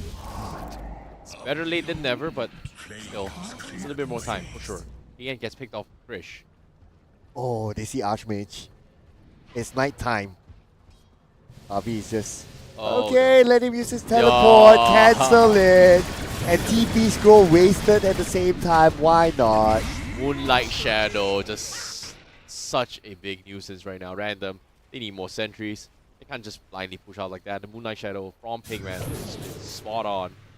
Support Rana now. Walking around the entirety of the map. Looking for a couple of hunts. Very nice. Bunch of dissect here. Random. Just scrambling. They're just walking around now. Todoroki's still trying his best to get his farm here, but the dive continues here. Abi finds Pasol as well. Bye-bye. This tiny support is out. And Chris is already at level 16. Min's level 17. His butterfly is completed, by the way. So now he has a butterfly, Dragonlance, of course, and then he has this Aegis of the Immortal. So this guy is going to be super unkillable now. His next item is definitely going to be damage, but as of now, it's already very, very difficult to kill off the Gyrocopter. Yeah. Butterflies up as well. Oh boy. Fight. Not Gabby. Archmage to find his best arm here. Doesn't really have a lot of major items. Still stuck on the Spirit Vessel. It's going for BKB, but he's getting out armed on all fronts. Morphling does not have enough damage to contest this Gyrocopter right now. 2 minutes left on the timer. They need to find a way to force out this Aegis. Random. Now they are going to make an attempt here. The stun toss. Dragon onto T4 as well. The advantage is there. Not exactly if that was the right call, because that bought MNZ a lot of time, and now Random, they're getting completely dived on. MNZ throws for the flag cannon, loses the Aegis, but they were able to clean 2 players out. That disruption, a little bit uncalled for, but JN, he goes for an aggressive jump, tries to take down the AA, but he goes down immediately. Triple kill for Krish. Zafito needs to run for his life. He's going to be next. That's going to be a quad, baby. And that's the ultra kill for Krish. Where's the Rampage? Give it to them.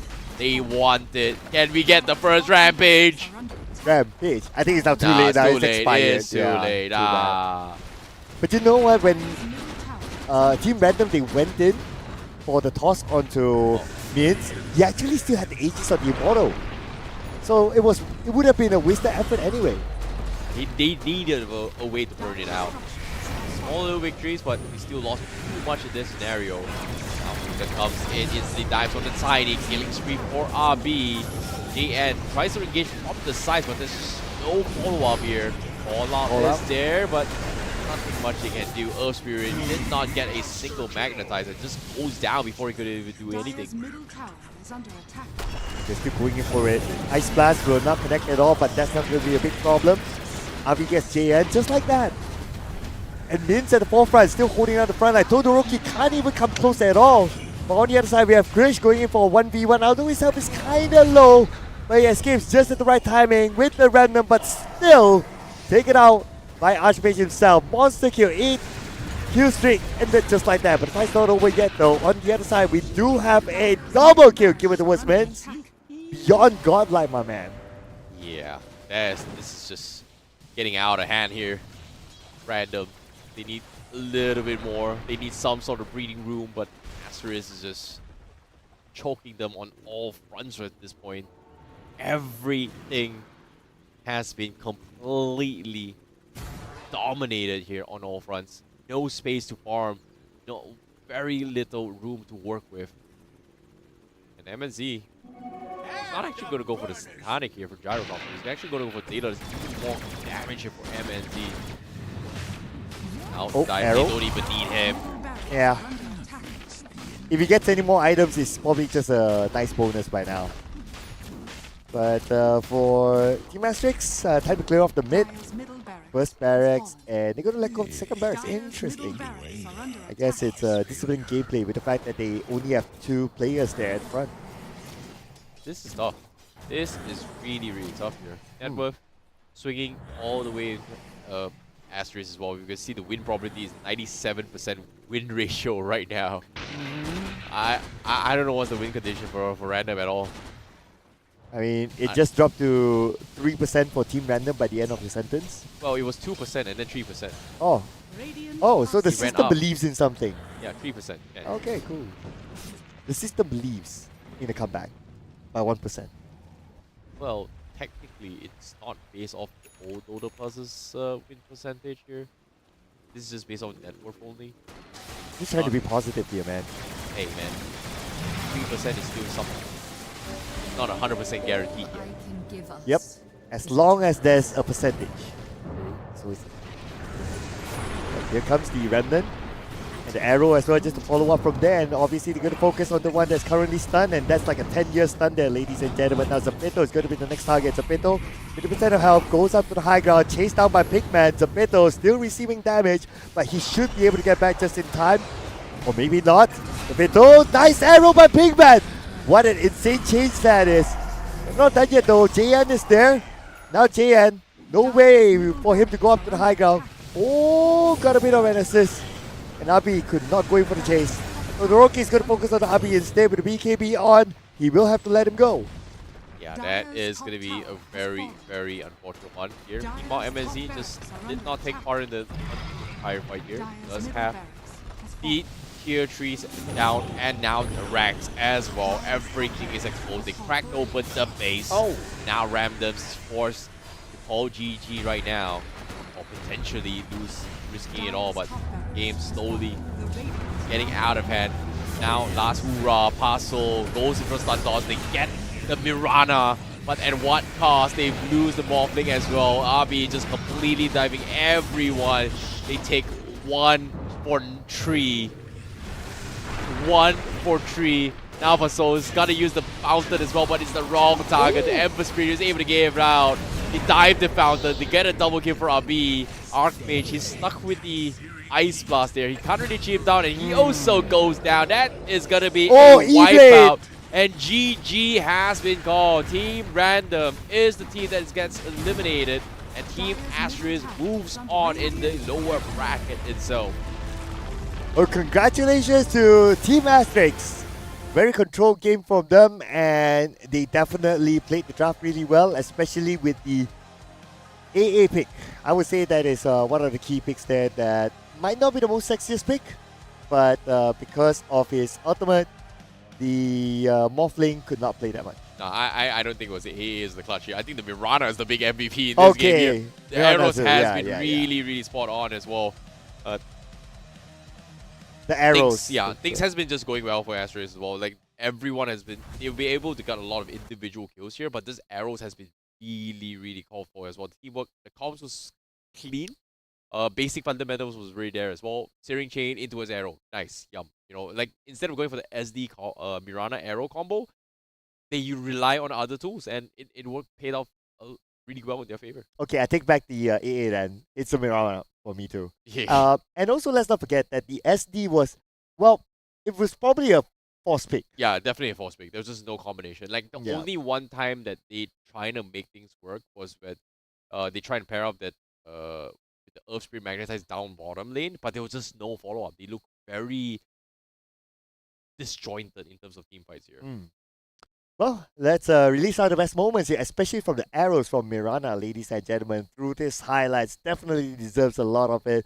And yeah, do enjoy it, ladies and gentlemen, because those arrows, they were just so on point, and especially at the crucial times. Exactly, and a couple moments as well, Abby coming out here. This was a little bit of scuff one as well, because the disruption coming in out of nowhere, because it was nighttime, he was able to actually get enough regeneration, and the moment the disruption comes out, his health was already pretty healthy. Like, we thought he was going to be low for quite some time, and the disruption timings from Zafeto has not been very fortunate at all. It was just such a scuffed fight in all these scenarios here, and MNZ is just manning up in a lot of these fights here. Yep, and I believe, this is also one of those moments where Asterisk start to just run at Team Random. Like, whoever they see, they just go all in. Like, 4 heroes just chase one person down. That's not going to be a problem for them. But it's all started by, I would say a lot of them were started by arrows. Yeah. Gotta give it to the arrows. And one good thing about Mirana's arrow is that by level 1, or 1 point of the arrow, it's already really useful. Yeah, as long as it's based on distance, right? The stun duration is based on the overall distance of the arrow trajectory, or very short from as well. The further it is away from him, the more the longer the stun comes in. So makes a lot of sense. But again, I would say runner up, not just the Mirana as well. The Night Stalker was doing a lot as well. Abi was just very confident in engagements here. Every time Night comes in, they are going to be diving forward. Make sure that they are silenced up. There's nothing much anyone from Random could have done here in this scenario. It was just such a rough game. And this is when Asterisk, they were like really confident. And I really like this chase though by Pigman. Not gonna lie. That solo chase and then the arrow at the end, that was just perfect for him. With the fact that he is put in as a support player, but he's able to do that kind of chase and bring in the amount of kills for himself, I think that's great. Yeah, that is just a great game here so far. But all things considered here, we have our first team on stream A pretty much eliminated from the tournament as well. Team Random just completely shut down. They are the first teams to exit here. And sorry for Team India, that is one team out. Well, at least they have more to come. But speaking about more to come, we have more stats here, ladies and gentlemen, to check out their KDAs and so on and so forth. Especially, I want to see the Mirana. What is the final KDA for the Mirana? And it is a 3-6-25. Ooh, I actually thought he scored more kills. Yeah, he was just the setup guy, right? The Moonlight Shadow is one of the best setups here for them as well. When it comes to best kills so far, Krish, 17 finishes, almost got the Rampage, 16 for MNT. They're just dominating the way through. Like, every single time they engage in a fight, the Moonlight Shadow is there, sets up the fight, and Team Remnants just could not react in time. Like, even if they want to, the counter engagement just wasn't enough. But what's really unfortunate is, like, the moment JN had his Blink Dagger, he has never gotten a chance to combo with his team. He's got 15 deaths, 12 deaths for Tiny. Professor is just 14 deaths for Safedo. This is just not a great day for Slada for JN, Paso, and Safedo. Yeah, just as when we thought that, oh, Mirana setup and all that, but even if we talk about only assists, HBK has more assists than Mirana. But to be fair, his skills are more AoE based. Yeah. So it's easier to get the assists in. But yeah, gotta give the credit to Pinkman in this matchup for coming up with a lot of amazing setups, not only through the arrows, but also through the Moonlight Shadows as well. And not only just setting up, he's able to follow up with damage from the Starfall as well. So complete package for me, for Pinkman. Yeah. And MNZ also did really well. It was farming very efficiently. I think all in general, Asterisk just did very well in every single lane. Yep. Like, it's hard to pinpoint who's the true MVP. Everyone did their jobs right. And yeah, it looked very, very clean. Obviously, when it comes to the end game here, Krish, Abi, the aggression was on point. Picking up the right targets was on point as well. Biggest question was, again, Earth Spirit just did not work out. Sorry, Archmage. That wasn't the right hero for mid. But without further ado, let's announce our MVP for this match. Coming from Asterisk here. We shall see. It seems to be. It is going to be Krish coming from Ember Spirit. He did do a lot of job as well. His job was amazing. His Spirit Vessels has been on point to pressure everyone to back off. Set it up for the AALT as well. So, undeniably, he is the MVP. Well, Mirana, Pinkman, you are our MVP at the caster's desk. Yep. Yep. We appreciate your arrows. They were on point. They sniped well, as what Terrence would say. What, Yeah, you need Opper. Yeah, Opper. Yeah, you're the Opper of the game, my man. Yeah. Only thing missing is a 360 no scope. Oh, yeah. Only that. Probably from his view, there's a scope. I don't know. Fair enough. Yeah. But good stuff, good stuff. Got to give it to Pinkman and also Krish as well for obviously a very nice KDA, lots of damage output, very strong finisher as well. So great work. I mean, Embers today have been very, very strong if you kind of think about it.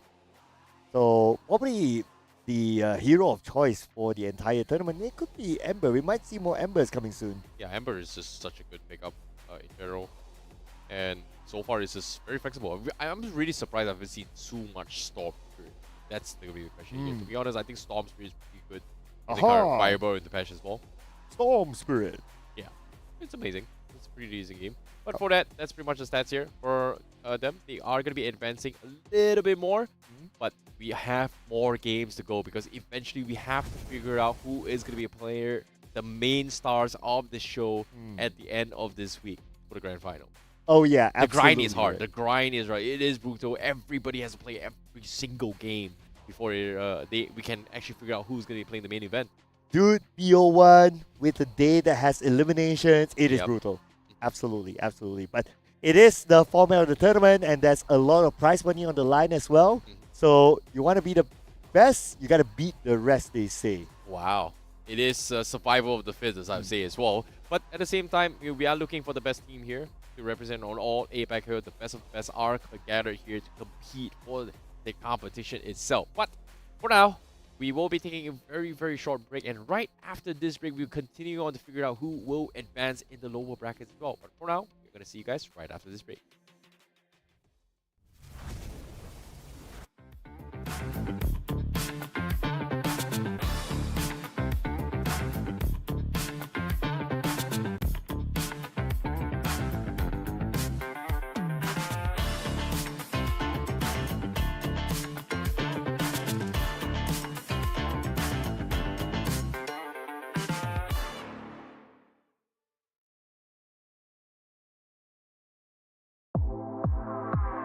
the all-new Acer Aspire Light. With up to 13th Gen Intel Core i7 processor. Enjoy sharp visuals on a full HD display with a flexible 180-degree hinge. Lightweight at just 1.59 kilograms. Powerful, flexible, and ready to go. The Acer Aspire Light with up to 13th Gen Intel Core i7 processor and a full HD display. Lightweight at just 1.59 kilograms. It's powerful, flexible, and ready to go.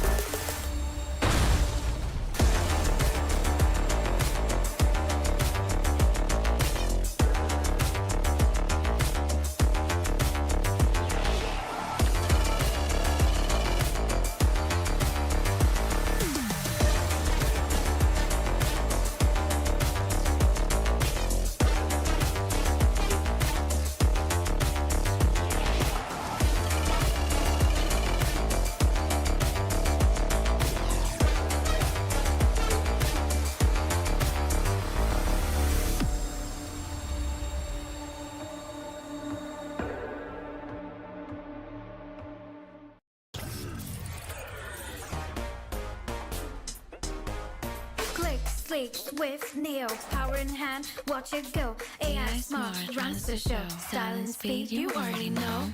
Lightweight game, heavy on mic. Work off late, it's just right. Color that pop, style and glow.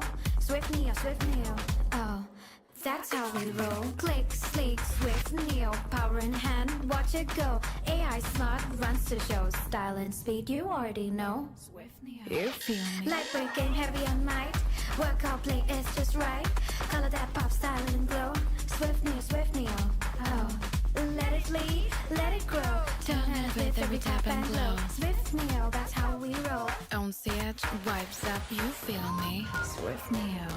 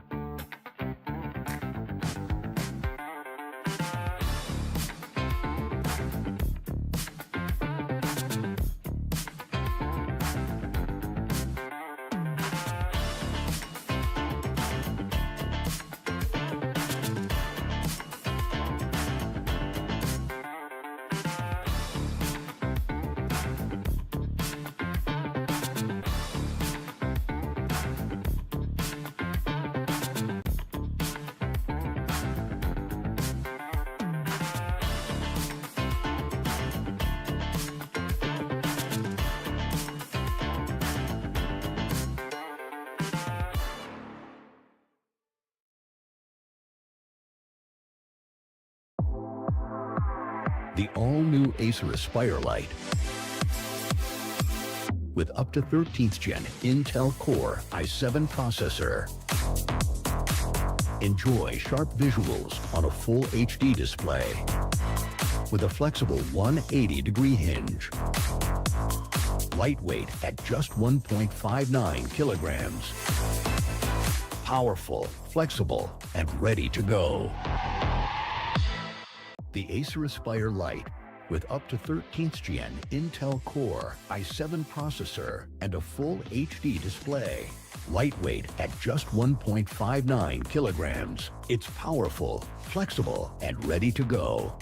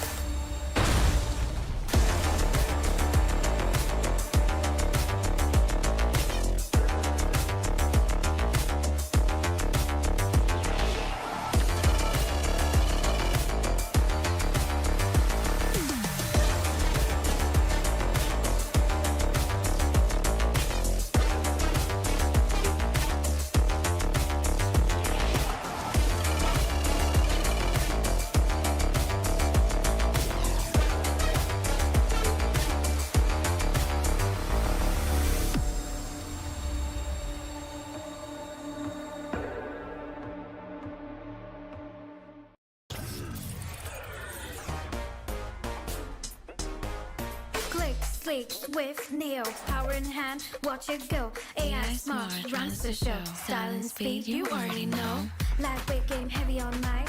Work off late, it's just right. Color that pop, style and glow. Swift neo, oh, that's how we roll. Click, sleek, swift, neo, power in hand, watch it go. AI smart, runs the show. Style and speed, you already know. Swift Neo. You feel me? Lightweight game, heavy all night. Work out play, it's just right. Color that pop, style and glow. Swift neo, oh. Let it lead, let it grow. Turn it with every tap and glow. Swift neo, that's how we roll. On set, vibes up, you feel me? Swift Neo.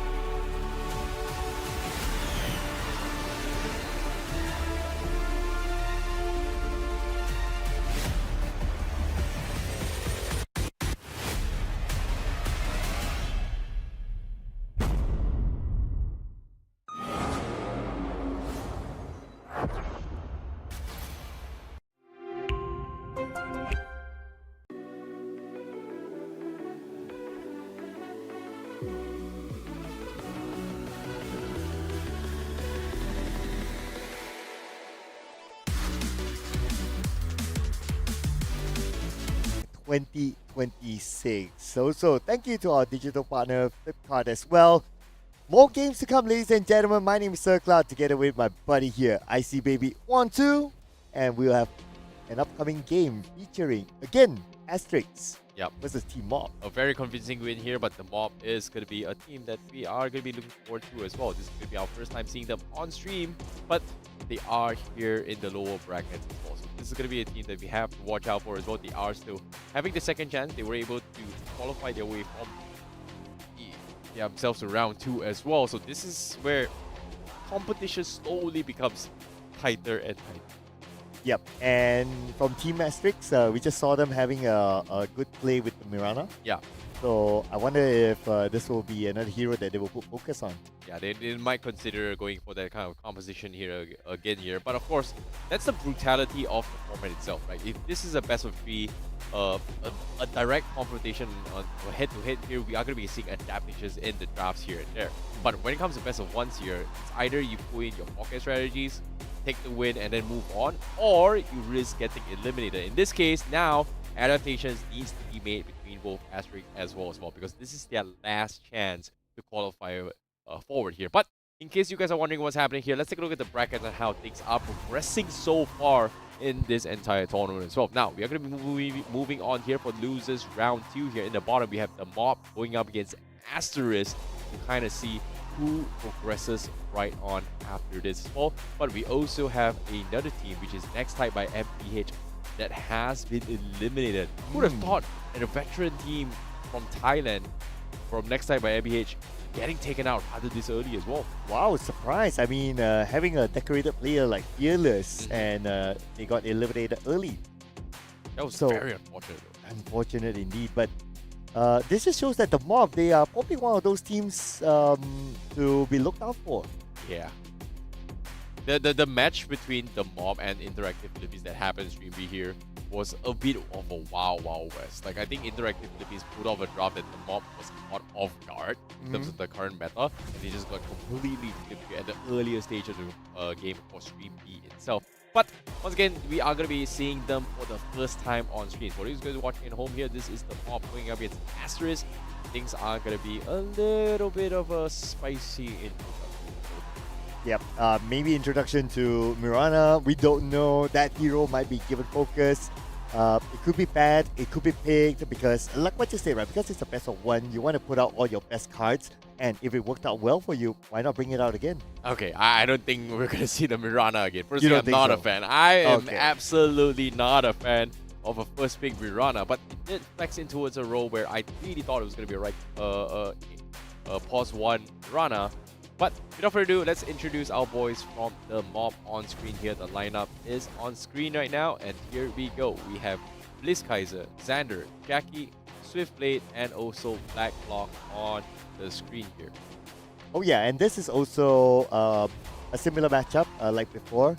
It's a team that qualified from the Indians qualifier versus another team that qualified from the Indian qualifier as well. So I'm pretty sure that, again, same theory applies. These two teams, they know each other like the back of their hand. And of course, again, to introduce Team Asterix, we have Pinkman, the player that came out with the Mirana. We have HBK, MNZ, Krish, who was our MVP before this with the Ember Spirit, and Abi. Yeah, with Night Stalker. This is going to be a very interesting one here. I want to see how Asterisk is going to be able to do this here. There was a lot of speculations about Asterisk is going to be the team to watch out for, but for them to come up low brackets, they do have to climb from the gutter all the way through one spot. So it's going to be a tough journey if they want to make it on towards the main event itself. Will we see it? Will we not? Is going to be the question. But the team seems to be ready as well, and I'm looking forward to see MNZ once more. His Gyrocopter has been flash farming really real well. Do they want to play around the Mirana again? I don't know. Like, it was a very nice cheese strategy, but like you said, right? Like, Asterix and the Mob has played each other before. So they definitely know the ins and outs in the qualifiers. But again, that was a different time. That was almost a month ago. True. And that time, the patch was a very completely different patch compared to now. Cass was like kind of popularity. Sorry, Cass was really popular during the qualifiers. But without further ado, let's not waste any time. Let's jump into the draft for this game. 10 Asterisk seconds going remaining. up against the Mob with Asterisk on the Radiant side. the mob on the dire side. Yep, and the first ban from the mob is going to be Shadow Demon, so that's out. Well, we're definitely not going to see a Shadow Demon and also Mirana combo, and we're also not going to see the Disruptor. Looks like the Viper could be banned out by Asterix as well. Probably something that they know of between the two of them. Yeah, they might figure it out as well. I think Viper is just so much value in this kind of scenarios. Just because it does so much AoE damage once you get those scepters up. Mob being banned as well. Aster is actually going for core bans instead of support bans, and the mob, they are going to go for all the support bans. As the Disruptor getting taken out, Disruptor has been really annoying those plays, those static storms. Timings has been really spot on. Let's see how things go. But for now, mob, they've got a lot of options. Trend Protector completely ignored all day, but off stream I was able to see one game. It was done by MAB, of course. Yeah, but after that I haven't seen a single MAB game yet. Right, yeah. A little bit unfortunate. Yep. But Winter Wyvern is out, so that's the first time we see the Winter Wyvern ban. Interesting, okay. I wonder if we'll see a Bat Rider ban. If the Bat Rider is being banned out, then that's a clue that Asterix might want to go for the Timbersaw. Yeah, they could go for the Timbersaw. Slada is a very, very popular pick here, still available. A lot of things can be done, but considering the healing compositions are kind of banned, I haven't seen the Greaves Holy Locket at all today. So it's kind of pivoted in a way where people don't think that that's viable anymore. You saw a couple of games where you kind of play illusions here with Naga here and there. But poker is also something that they may consider go for, which I don't think it's going to be a pop pin. But Wind Ranger, priority coming from the mob here. Be flexing it a little bit, maybe a little bit on the safe lane Wind Ranger. We saw how dominating that performance from Reckonix early on. So safe lane Wind Ranger, like hope. Asterix with the Lion as well. And for the first time on our broadcast, at least, we're going to see the Lion. It's a good one against Wind Ranger, because Wind Ranger with the Wind Run is more towards negating physical attacks. So Lion obviously has a full utility kit with hacks, with Earth Spike, and just to top it off with the Finger as well, to give big burst damage. So it will be useful if in case it's a 1v1 against the Wind Ranger. Well, the mob, they definitely did watch the game here from previous round from Asterix. They did play the Night Stalker. It was a big threat indeed here, especially when Abi was playing it. It was very, very confident as well. Now it's going to be forced to play a different one. Mirana is not going to be the way to go. They're not going to be playing the Lion here. Lion setup in Woods. Well, we haven't seen a melee Lion for some time in the pub games, fun modes, you know, YouTube content. Yeah, sure. Melee Lion, great. I've never seen it in a pro game yet. Oh, Slada is banned out. Yeah, finally we see it banned. That's a good ban though. Yep, it's been picked up a lot in our tournament today, so I guess everyone's like, okay, we're so done with Slada. That's absolutely fine. But also to recall, right, in the previous match, Team Random versus Asterix, Team Random, their first 4 bans, they banned out all the utility heroes. So they know something that we probably don't. And with the fact that it's given now, one of them to Asterix, that is Lion, I'm looking forward to see how effective this Lion will be for the lineup. But they also had Shadow Shaman as well, so I don't know. I think Shadow Shaman is still available as well. The Shackle does do a little bit of value. It's kind of, especially for level 1 to level 4 engagements, Shadow Shaman does have a decent amount of sustainability in fights. Just because of how the Shackle gives you a little bit more value now compared to before. But Gyrocopter comes to pick here, going in the hands of MNZ, but now first Underlord that we've seen so far, and this is where things get a little bit interesting here, because the mob actually played the same Underlord game early today with the Philippine teams from Stream B. Didn't really go too well for them. Ooh. But they're doubling down. Like, this is a pretty okay offlane here. You need somebody who's really tanky, kind of sustain their way through, make a little bit of space. It's not too bad. Man, Underlord is a solid pick, right? Generally, like the Firestorm is able to clear off the waves really fast, but Ogre Magi. Okay. Okay. Okay. Are we okay? So there are a few Um, possibilities here, right? We could possibly be seeing Underlord off lane, or we can see Wind Ranger post 1. 10 Um, seconds remaining. I don't know what to 5 say about seconds this. Like, remaining. if you're saying you're gonna use the Bloodlust for Ogre Magi for a Wind Ranger doesn't need attack speed. You know what I mean? Like, Focus Fire is already maxed out, so the Bloodlust doesn't really do too much. But the But they still have heroes to pick. So yeah, it could be yeah. core Ogre though. It could be core Ogre in this scenario coming in from the mob, which, to be honest, is pretty bad. Well- It's fun, but it's pretty bad. Well- Come and play. I guess if I were to put my money on, I would say Ogre is going to be a support Ogre. If any bloodlust from the Ogre, maybe with a hero like, I don't know, I'm just putting out here. What if it's Yeah, a P- Jakiro is pretty good though. Like I like the Jakiro. What if it's a Phantom Lancer for the mob? Or sorry, Phantom Assassin for the mob. Yeah, 10 that is not seconds too bad. You know, remaining. like PA and also Spectre are in a situation where 5 the win rates seconds are a remaining. little bit Dire team on the. So in the World Plus, they've had their win rates going up a little bit higher, but it's still untested yet. So there's a lot of question marks still when it comes to playing the Spectre in particular. But PA is still good. Titanic PA is just somebody you have to watch out for. 10 seconds And you can combo with the Bloodlust as well. But are you satanic is going to be a question. Um, 5 seconds remaining. oh yeah, for sure, Yeah. for sure. I'm just thinking of like Bloodlust combo with the PA. I think that will be pretty awesome. Higher chances of getting the Cook Grace, which is no. the critical. But Timbersaw as Timbersaw well. is a good pick here because so far, based on the 3 picks for the mob, they don't have a counter to the Timbersaw. Can they still go for the Bat Rider? Is there still space for it? I don't know.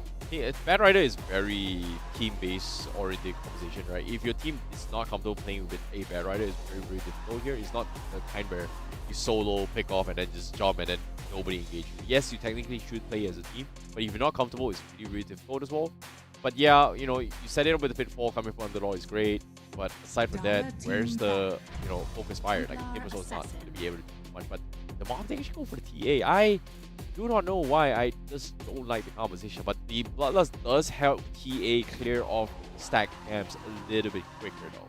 That's small little things that the mob can kind of capitalize on, but remaining. it's gonna be tough. It's really, really difficult to play this. Like, 5 the idea is there, seconds it's remaining. great, only and if only they are able to protect those camps. Maybe they're thinking of the pure damage from TA against Timbersaw. Nah, I don't think it's viable. Because TA will also buy the Desolator. Yeah, but It's a natural build. it's hard to hit a Timbersaw from far away. Radiant team Just because, like, for a TA to have those side blades available, you need levels, you need the Hurricane Pipe, and also the Desolator to effectively hit Timbersaw. And by then, Timbersaw is just gone out of control. The OD would have been a good pickup against TA, Timbersaw. That's what I think. But the best control right now for them against the Timbersaw is the Pit of Malice from Underlord. Yeah. But Yeah. personally, I feel like remaining. what I'm really surprised is that nobody opted to try the Bloodseeker. 5 seconds Like, the remaining. double Rupture right now, it's kind of like okay-ish, but nobody's willing to take a gamble on it. Against the Timbersaw that flies here and flies there. Yeah, Yeah, it's kind of good as well. Like, when you put a Rupture on Timbersaw, what are you gonna do? You stop him from flying. Kinda. Yeah. I think that's not a bad idea too. I mean, Yeah. if it's a good experiment, why not? But if the mob goes Well, for it that, is- The competition is last game. It's a little bit risky. Go for it. if it was on the upper bracket, then maybe. Yeah, probably. Well, we're gonna go for the final ban here. If anything asterisks, they could use. They could use a mid. So adding out a mid would be kind of nice. Radiant team back. Not bad as well. Okay, utility. What do they need though? Asterisk right now off lane. Got 4. I think they're missing a mid laner. Yep. So a good mid laner that works well with all this. Oh, personally, I think the Invoker. Like, I know I've been bringing up Invoker a lot, Dire team but so far only the Indian teams has been playing Invoker. I'm surprised that I haven't seen a single Storm Spirit yet. Void Spirit isn't too bad as well. Well, Tiny might be kind of nice too. Tiny for Asterisk. Yeah, Tiny for Asterix mid-lane isn't too shabby as well. Pretty good. 10 seconds remaining. We've seen a lot of Slada mids, but Slada's pretty much banned off. So far, it's kind of 5 like very seconds remaining. popular trend. Centaur took a little bit of tumble. Mars also took a little bit of tumble. Current patch.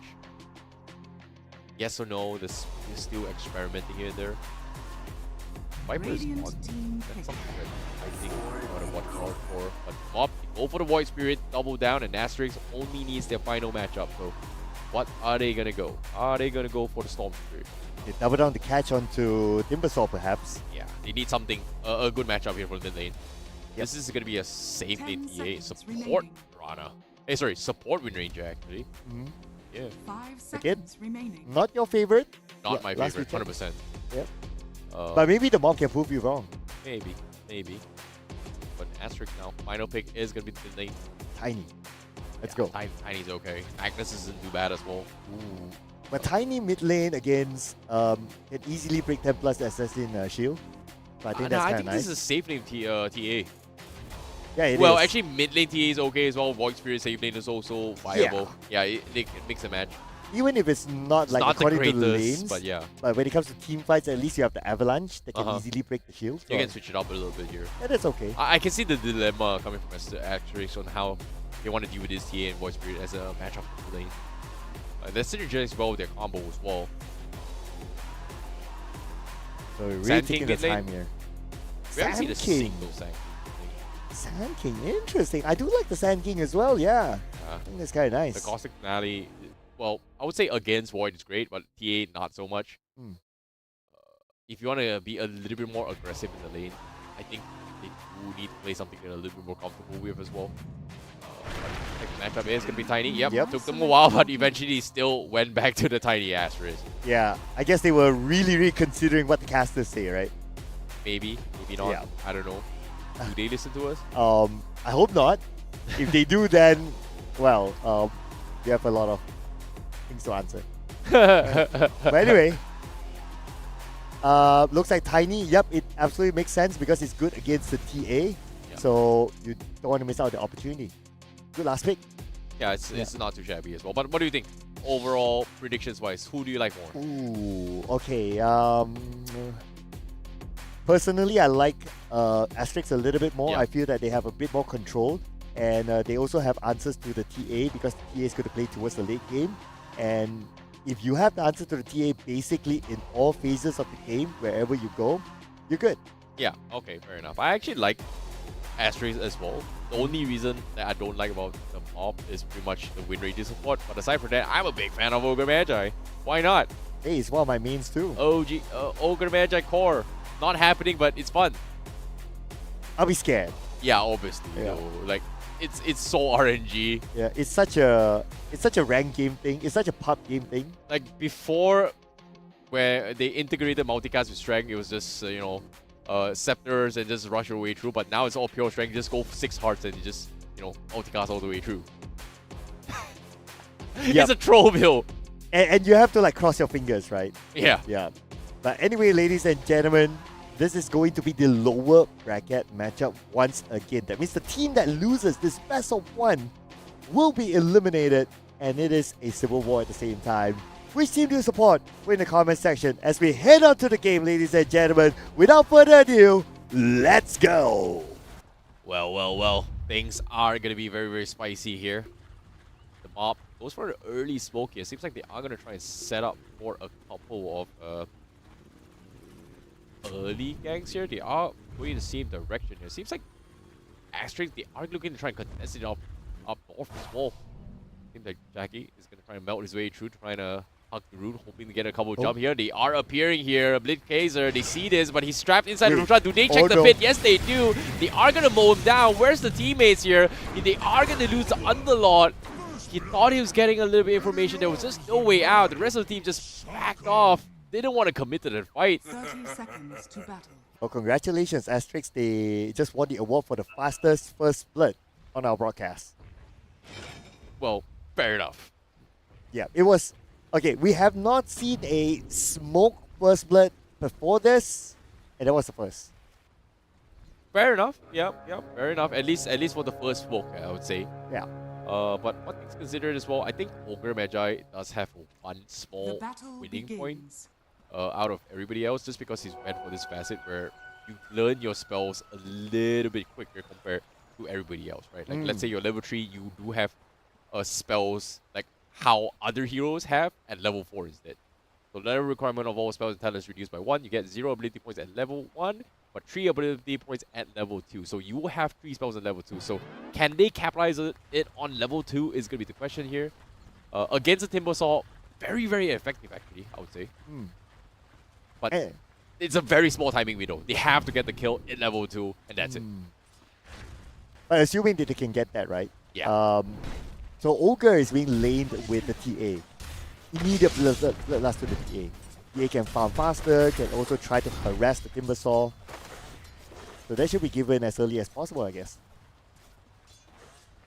The Timbersaw is not going for reactive armor as the first point. Went for the Timber Chain instead. We can expect the second point to be given to the reactive armor. Well, seems like right now, obviously, I'm surprised Abi actually went for the chains level 1. They've reacted. I agree. I perfectly agree. I think he just wants to get a little bit aggressive here.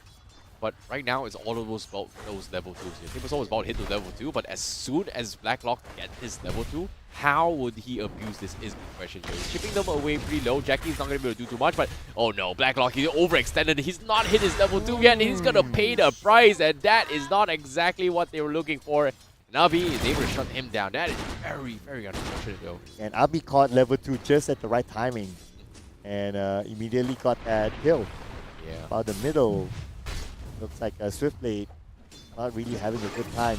Chris tossing him back. While all that was happening, HBK got a kill by himself. Xander got taken out. That's a little bit unfortunate there. Things are not looking great here for the mob. And even then as well, once upon a time, Ogre Magi was an INT hero. Was an intelligence hero. Now it's a strength hero. Yeah. Timbersaw actually capitalizes on strength hero. Dude, how long was that? Very, very long time ago. It was like the beginning of DOTA 2 or something. Not really. Pretty much like all the way from TI1 all the way to TI8-ish. There you go. It was a very long time. There you go. The beginning of DOTA. Yeah, sure. Whatever, man. Yeah, he lost his intelligence along the way. Like literally, like if you know the lore of his character. Whoa. I mean, the lore of his character is. Are you sure he's not pun intended though? I mean, the lore of his character is not a smart character, so. Yeah, sure. 2 heads, 1 brain. I get it. Yeah. Or is it 2 heads, 2 brains, but 1 body? Whatever, man. 1 intelligence. That's for sure. Oh, he's got a memory of a goldfish now with the cosmetics. Yeah. Our observer's trying to show that he has 0 intelligence. Yeah, we get it. I mean, it's just part of the lore. Yeah. That he doesn't have intelligence. It's been a while though. I still remember there was this one game where Ogre Magi does not have enough mana to do anything just because Silencer killed him like 10 times. He's lost 10 intelligence. That was just so sad. Dude, I would love to see that in this tournament. Like you put a silencer somewhere, but hang that thought for a second because right now, at the top, Jackie just got a kill for himself. Now they're looking for Abi. Burning him down, slow, but then again, he does have timber chains though. Yeah, the timing is already off as well. Like you said, he's got the reactive armor. This doesn't really do too much as well. Blacklock just hit his level 2, but Abi, like you said, level 3 already. It's too late. Timing's off. They can still try to make it a stun though, but yeah, he's gonna keep it chain out. There's not enough damage. Timing's off. Just because he already has the reactive armor. Yeah, again, the timing is such a small window. Level 2, you need to win this fight, but he lost his level 2 opportunity and got picked off. That's just very, very unlucky. Unlucky here for HBK. Rooted down twice with a bit of malice. Lucky enough for him, he does have the magic wand, but not enough to give him that health. Oh, healing Ludus, but still went down. Anyway. Yeah, he could have used it and survived. Unfortunate. But RB now going to apply a little bit more pressure. Jackie does have a refraction. Pretty okay. Mana is a little bit lacking though. The team, the mob, looks like they are treading pretty 50-50. It's not as one-sided as we think as well. There's a couple of mistakes here and there, but it seems like they are able to make a little bit of a comeback here. Blitzcrank Trying to make a little comeback here, but Ogre, he's getting dived. He needs backup. And this Timber is going to try and shed his way through. Seems like he's going to try to provide a little bit of assistance here. The slows are going to be enough. Jackie focuses on the Lion, takes him down. Abi not going to be able to continue his pursuit. Jackie, very, very nicely done. Sees the Lion, overextending. Nice little ignite though, to set things up. Mob bounces back now. They're pretty much equal right now in terms of economy. Yeah, man. Even in terms of gold, it's like less than 1,000, so they're doing good work, especially at the top. With the Ogre providing good amount of support. Abi is not going to be a big threat right now. Well, he is already a big threat right now. Like, they can't kill him. Yeah, he's probably just a big wall than a big threat. Okay, fair enough. Like, they can't do much. It's kind of similar towards the Underlord as well. It's extremely tanky. Underlord super underrated as well, especially once you get those trophy auras up. It does do a lot of damage as well. The damage reduction does kind of scale over time if you have more points towards it. But again, that's just Underlord doing under thing, right? Once you set up with those stuns, you're towards the pitfall, and then you just get multiple stuns. It's great, but you need those things. Seems like Payman is decided to go a little bit more stacking here, trying to work things out. And it was scouted out. But hold if not, bottom rune here. Using a little bit of Crash Krish. Getting hunted down. Swiftblade is going to be going for the down shot here. Xander's going to try and pick him off. He's cutting his way through. Pigman is there to save you today. They're looking to try and beat this fight. He's got the double damage from Swiftblade. Looks like they are going to try and challenge this. But Ogre Magi, they shift their focus, but the stun is there. Can they get the kill? Blacklock goes down, and Swiftblade was out of charges. Double damage is there, and I'm surprised Krish is manning up. He's trying to bait the fight, and he goes into the kill. That's one. Xander is here. Does not get the connection, though. The taunt is not there, but Whoops, they tried very, very hard. And the power shot as well, and that's going to be double kill for Xander. The Mob. Nice little outplay right there. Oh, that was quite a messy one, but we're still not done yet with the fights. Now at the top, it's going to be Jackie versus Abi 1v1, and Abi's going in for it. Yeah, he's... Yep, there you go. He should be able to secure this. Oh, the refraction. He can't break through the refraction. He can't break through the refraction. He can't. Oh, the creeps are helping. The creeps are helping. Jackie. And, okay, he goes down. But Xander is here. He's taking the tower, though. No. He could have pulled aggro towards the creeps, but instead he goes down instead. That's very, very unfortunate. Dude, our observer is working overtime here. Yeah, man. Like, just a moment ago, there was another kill at the bottom involving the Ogre Magi. And while all that fight was happening at the top, man, expect to see more here. Okay, we're getting a rotation at the top as well. Another big rotation coming in. But I don't think they are going to try and make it a time as well. Trish, he's going to try and clear the stacks here. The toss, easy point. Easy point. He's got a bottle. He's got the tree grab. He's going to try and clear this. He's not going to waste too much mana for the avalanche toss combo though. But he's going to be able to clean this out very, very quickly as well. 7 minutes in the game, instantly goes for stack. At some points, rune. Okay, illusion rune. Okay. That's even more mana. Radiant's middle tower is under He's spinning attack. off a little bit more, but top side is going to be having a little bit crack right now. And here goes HBK. Mins gets a kill for themselves, and now HBK might be traded back, especially with the presence of Swissblade. Looking for Mins, but I guess his skills are now all on cooldown. But at the same time, they also have to be careful of the fact that RB is there as well, going in for the backline. Xander created a space for him to get away. Oh, that Timber Chain did not connect at all. This is bad news for Abi, but here comes Mist to soak in the damage, allowing that space for his teammate to run away. Oh boy, this is a rough game, but they have to back out now. Tiny is on the hunt. Oh no, Ogre. Once again, the sacrificial lamb. The next one to fall once more. Another one that goes down. Xander needs to make a run. He's got the wind run though. But he's in the wrong side of the woods. He's TP out. They don't have the vision, and they could not find him. He's got to be so lucky, but he's still trying to force it with this power shot? No. Is he really going to try? He's all by himself, though. He doesn't have any TP. Oh, no. Never Yeah. mind. It's gone. He has to wait for the TP to come He towards just him. stole the Lotus as well. Dire's top tower is under I attack. mean, They really think that Xander's left off, but tier 1 will fall. Hopes will be able to secure it. HBK. Okay. And Xander is going in for it though. I don't think it was support versus support battle. I think HBK stands a chance about power shot power comes in. shot. Oh, never mind. I take that back. Oh, ice path. Okay, that will buy a little bit of time though. But the He's TP is baiting. coming He's in. baiting. He's definitely baiting here. Both sides block as well. Power shot. Ah, nicely done though. But Pinkman, he doesn't have the finger available, so he may have made a little bit of a mistake there. At least Avi is showing up right now. So Dire's now the fight has middle ended. tower Okay. is under attack. Now we can catch our breath there, ladies and gentlemen. Ooh, haste rune for Tiny. Tiny with a haste rune. Oh, and that thought for a second because right now Xander is in trouble. Pinkman makes a showing, but Abi got it. Radiant's bottom tower is under attack. Hey, when it comes to India versus India, you know it's gonna be fun.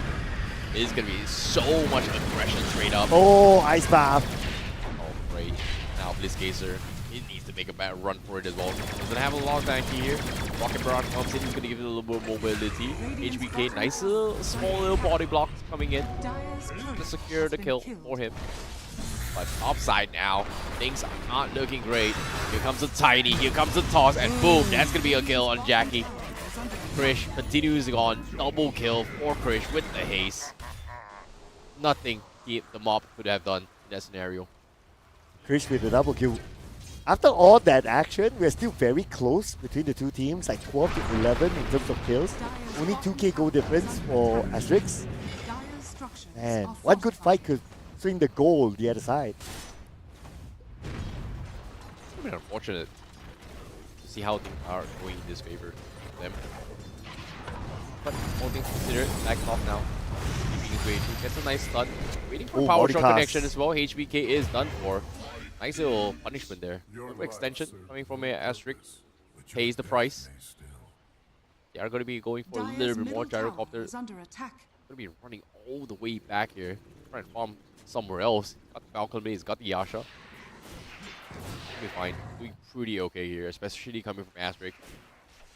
They fall back a little bit, but now the mob, they're not too Dire's happy they've middle lost the tower tier 1 is up under top, so they are attack. going to try and trade off down Radiant's bottom here. bottom tower is under attack. There's a nice power shot as well. Oh, somebody got caught at the bottom.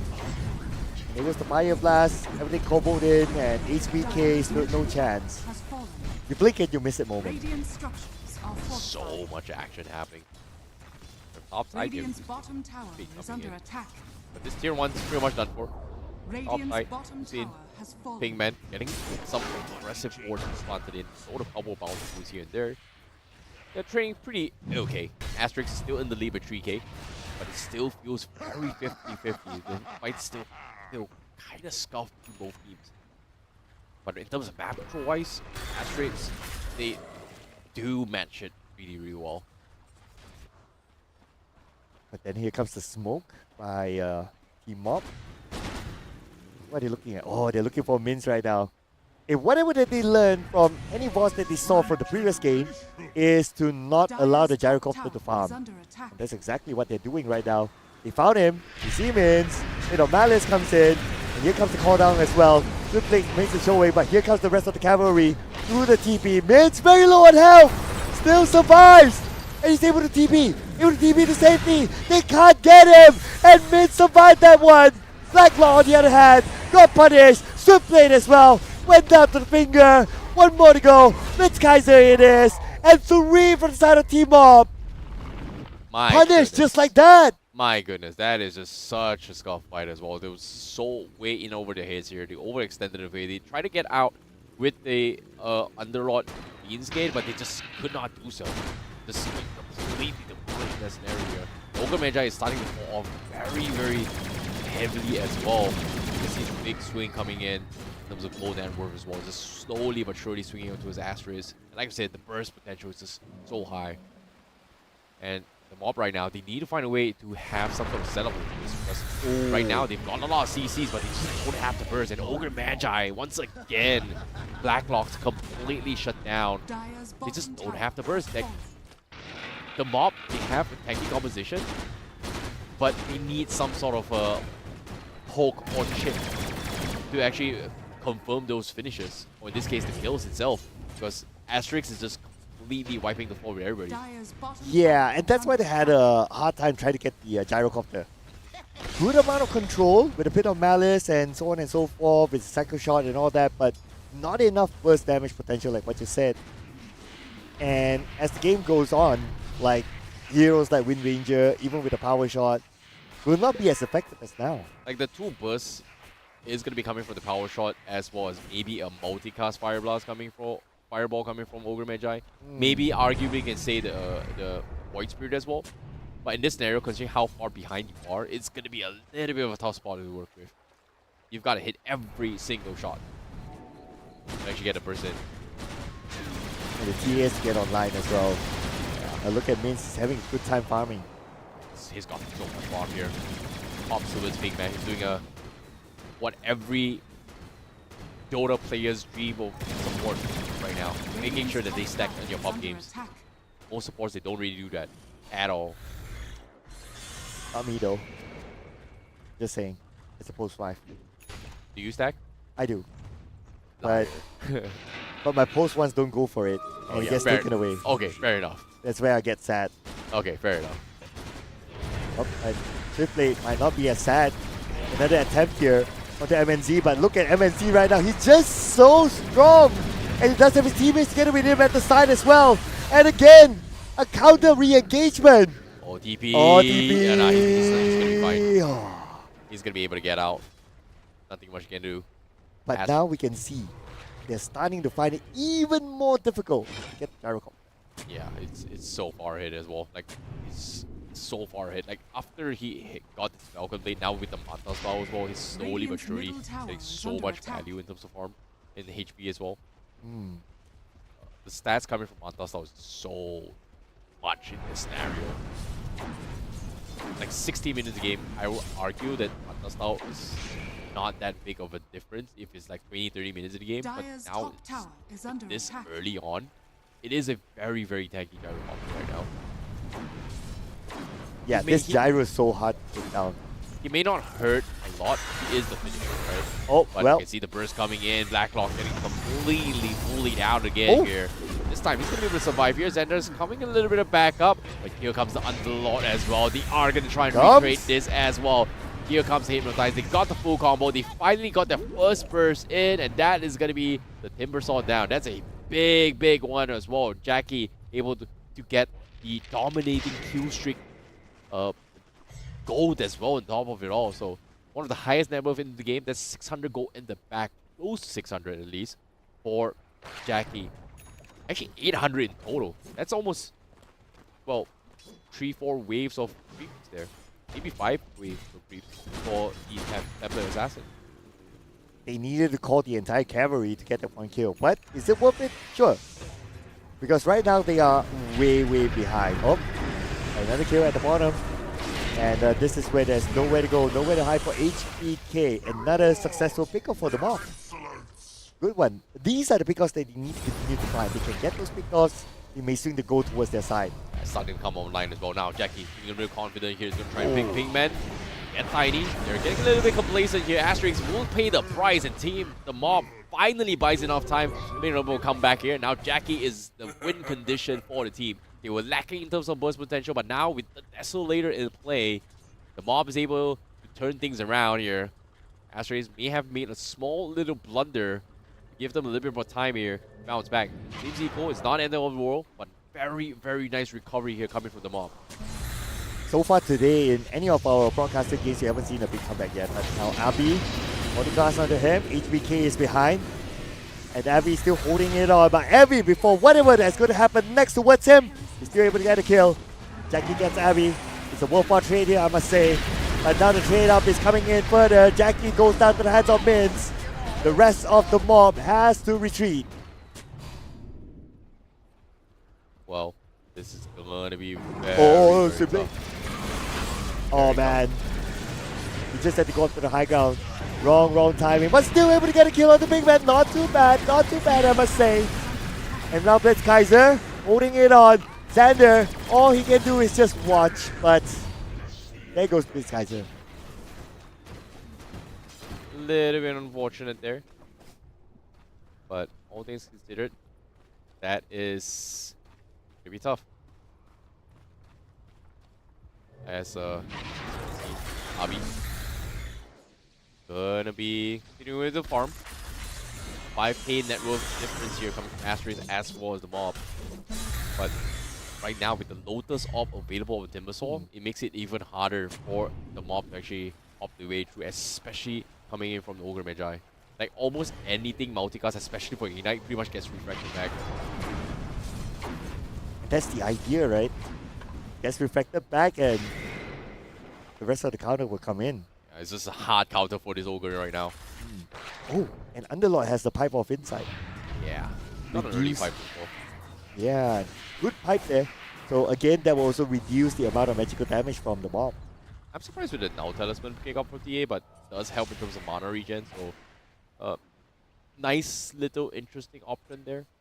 Instead of the Ray Fan or maybe the Bracer here for health regeneration. But I guess, considering that it is lacking in terms of mana, so Now Talisman is going to be the way to go.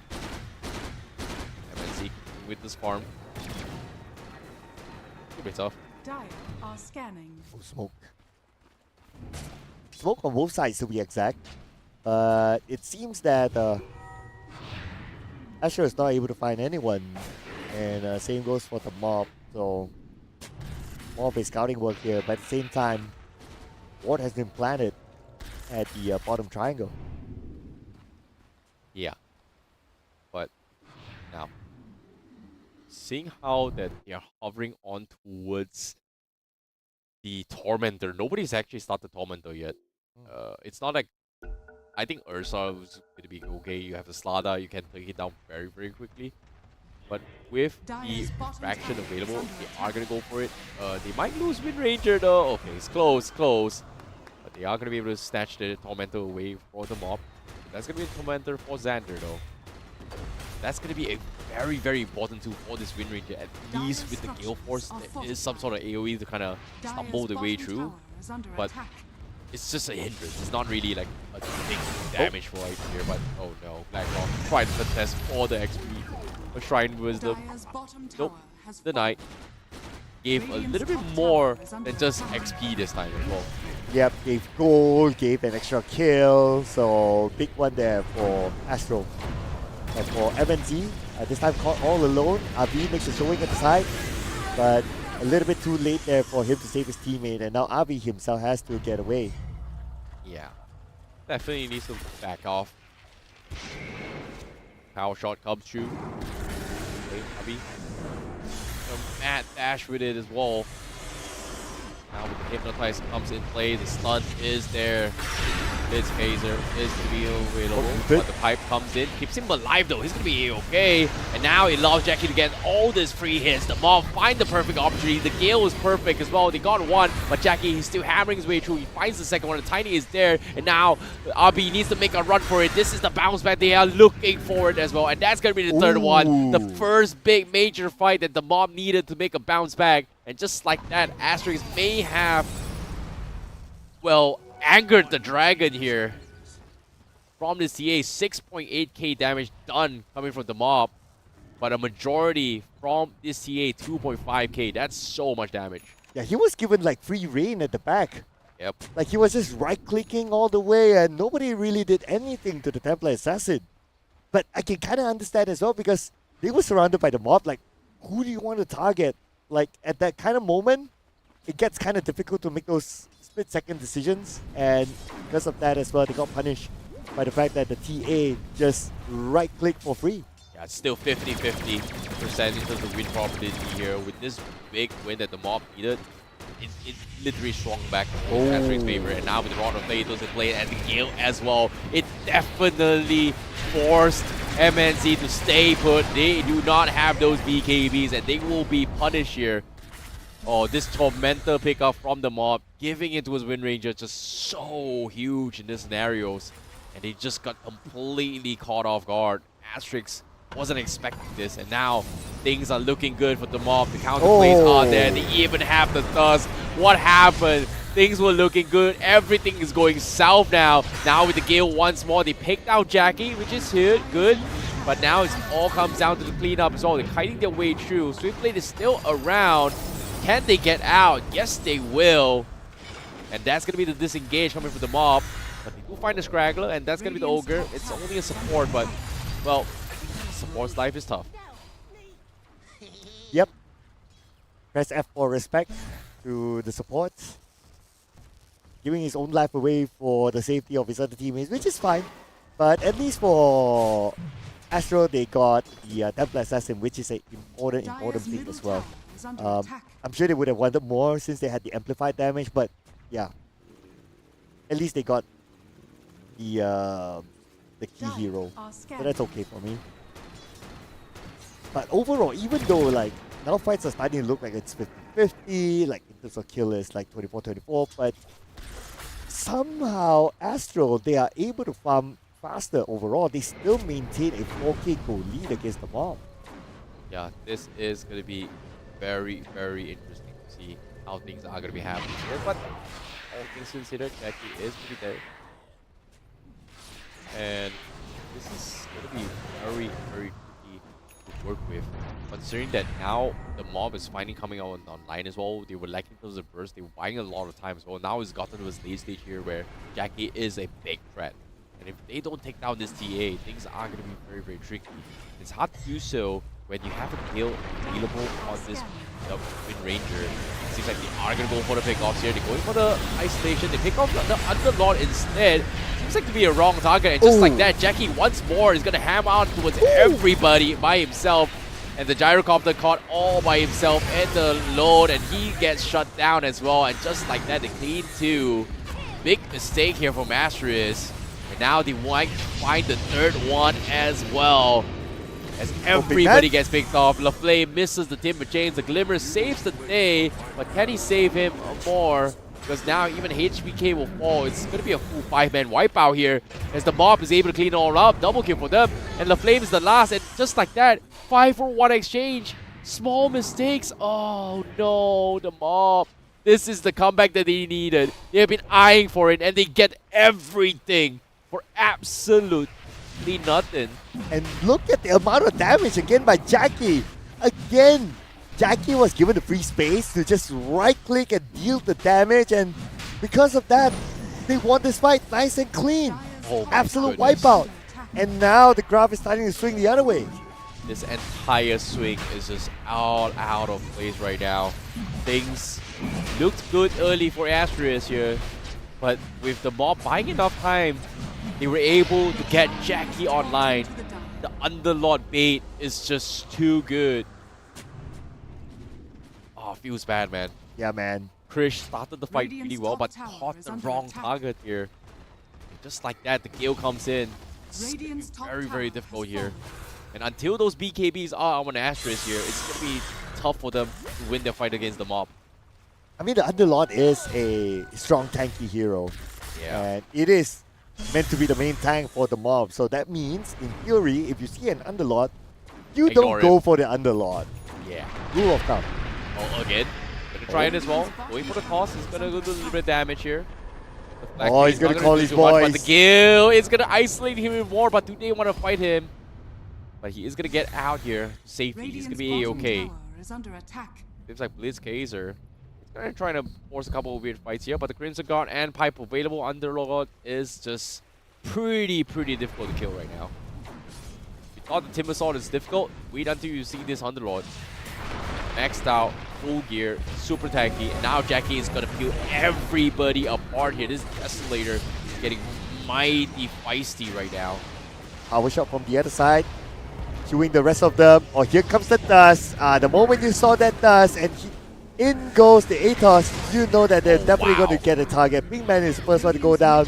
Teleport away. Big win here comes to the mob here. This Desolator charges starting to build out as well. He's got 24 damage. And look at this TA. He's got 201 show damage. That's 400 per right click. On top of it all, if it crits, it's even more right now. This TA is farmed up, and this is the real carry right now.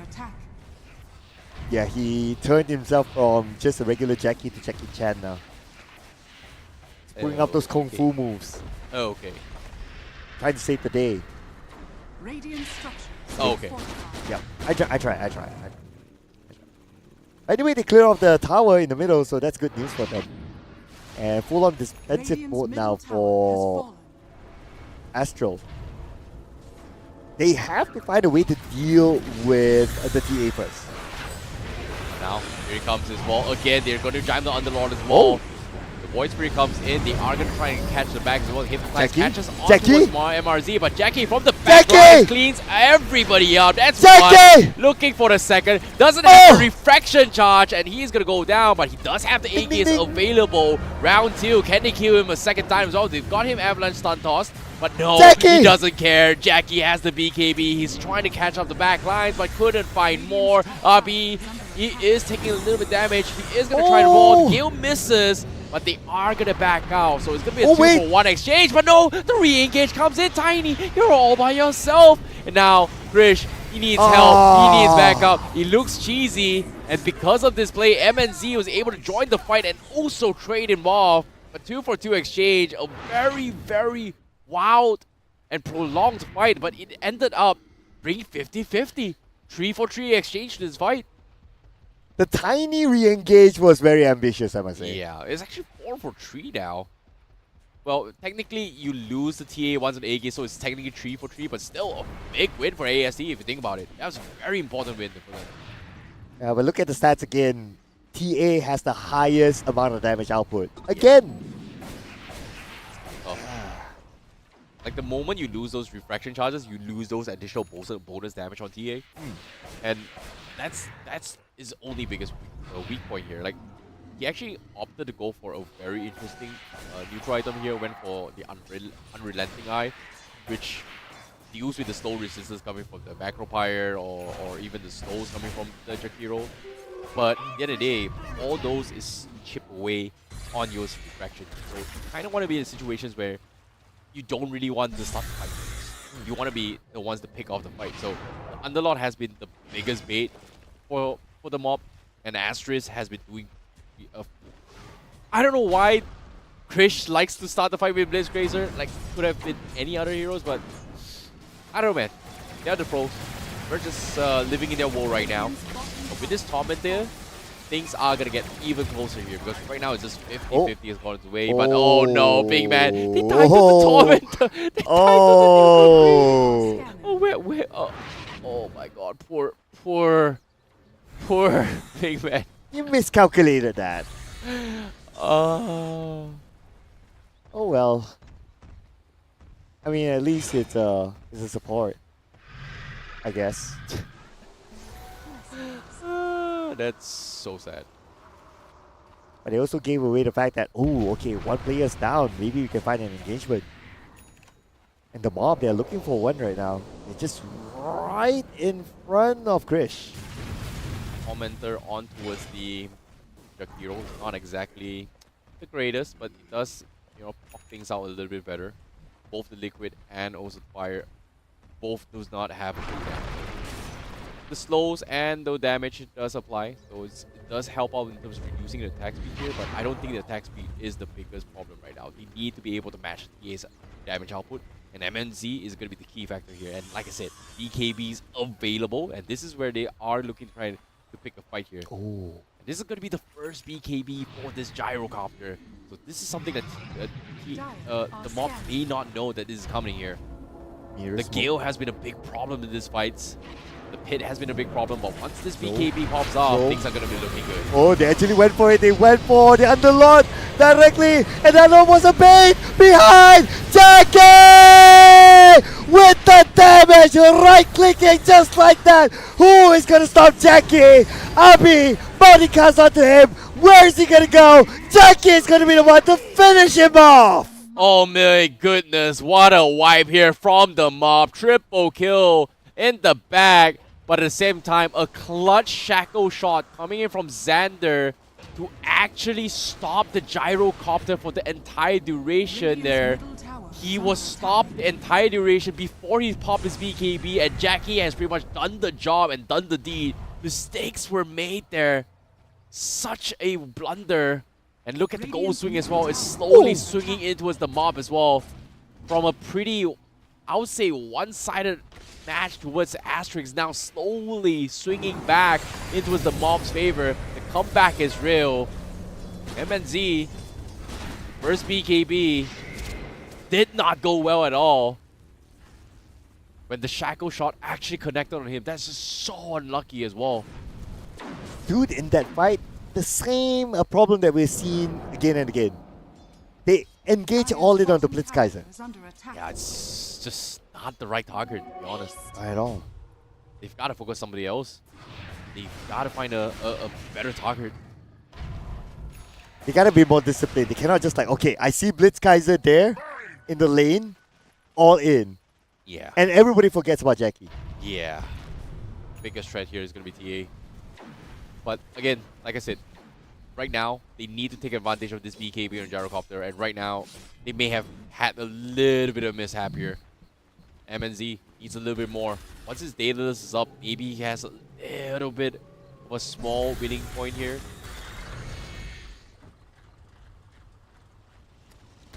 Well, the goal now has swung all the way towards the mob. We're talking about 8k now for the mob. Yeah, Jackie is just so far ahead right now. He's got 30 stacks on this Desolator. That is unheard of. But it is the maximum. It is the maximum. He's going to go ahead and this Blink Dagger. Once the Swift Blade is out, it's going to hit even harder as well. But I think this is where the down period is going to be very good. Like you are looking for those tier 4 items in this situation. And once those pick up comes into play, you need those tier 4 items. And I'm really surprised that the mob is giving the neutral space towards Asterix here. But they do need to farm all those neutral cubes here. Once those tier 4 items comes up, they are going to be okay. TA, however, what is he going to go for? He's going to be the question. What does he have though? He's full item now, Oh, right? he's actually opted to go for the idle creep. Alright. It's even more slow resistance. Base movement. More mobility. Double damage. And he has everything in right now. Well, I guess if he needs anything more, it's going to be the Aegis of the Immortal. That he can potentially go for soon. But before that, manage all the waves, and I believe that if I'm like Asterix, I'll be thinking of like, okay, surely they will go for the Roche after this. Yeah, this is going to be very close to Roshan as well. Pretty Yeah. much. Going to be alive as well. The timing's perfect. Mob. Ready to go? Yep, they do. Are going to go for it. Here he comes. Roshan has Rod. He's being attacked. It's made a little bit of noise, and AST, they know that this is happening. And they are going to try and contest this. Here he comes. Ice Path is there. They do find Jackie. Macropie is there. They need to get him out. Jackie's taking a little bit too much damage. Now here comes Jackie. the BKB MSZ with the Oh, flat Jackie, cannon. Jackie, He's doing Jackie. so much damage. And now Jackie. Jackie in a lot of problem here. He goes for the Mel. He will go down. And finally, Asterix will be able to make a little bit of bounce back. And now Blitzkaiser in the midst of this conversion. Swiftblade is able to get a couple trades in. But MNZ 3 hits all the way through. Swiftblade went in, zip in, trying to zip out. But can he survive this? He's got a lot of AoE, he's got a lot of mobility, but the Roshan's still available. Xander? They are trying to go in for the snatch here. Xander, he needs to take it. Yes, he will snatch it away. He denies the Aegis away, and he won't be able to TP out. What a sneaky little boy. They lost the fight, but they denied the Aegis from Asterix. What? You sneaky Xander! You sneaky Xander. While everyone was fighting, Xander was like, okay guys, the most I could do is just give you guys a power shot. That's about it, because I want to steal that Aegis and TP away. That is absolute sneaky by Xander. Yeah, it's all about timings right now. Like, Jackie got caught in one of the most awkward situations. Let out the refraction from the Macropire, and then for some reason he actually forced that outside and got picked up. All his refraction charges was done, and then it was just free hits for MNZ. The Black Cannon was able to spread out everywhere as well. This very, very unfortunate. But this time he actually had the BKB first, which is a good thing. Yeah. Every second counts for both these carries. Yes. And there was a lot of commitment this time by Astro onto the TA. Yeah. Yeah, which is a good move. That's exactly what they needed as well. Yep. Small If it's little not hiccup. because of it's the fight for the Aegis of the Immortal that Xander at the end of the day stole, well, it could be a big swing. But speaking about a swing, we're talking about a potential fight here. The Ada's coming in as well, but at the same time at the backline, this guy's just zoning them off, splitting them up right now, and it's only Mins all alone, caught on the high ground, taken out by none other than Xander. Yep, grade 1 as well. Xander just doing smart work right now. Just doing a lot of clutches in the guild. He's got the Aegis model, and on top of it, he's got the Hex as well. Things are getting a little bit spicy, but the Mob with the Gyrocopter down here, they are gonna force a buyback. But Jackie, just 2 shots HBK. I think it was just 1 shot now. But the tier 3 is gonna be exposed. Backdoor still available. They are gonna try and force a couple buybacks in. The Mob gonna try and do something about this, but looks like no buybacks. That's 64 seconds on the sidelines. They have to buy back right now, right? Gyrocopter. Tier 3 is gonna fall. Rex is about to fall as well. And they're not buying back yet? What? Okay, somehow they're still saving it. Hello? Knock knock. Everything's falling. You're losing Rex. You're losing tier 3s. Everything's gone. Gyrocopter, he's not going for the buyback at all. Why? And Jackie will happily take down everything. Oh no. This is not what you're looking for. They lose Rex just for nothing. But even then, they get everything for nothing. What?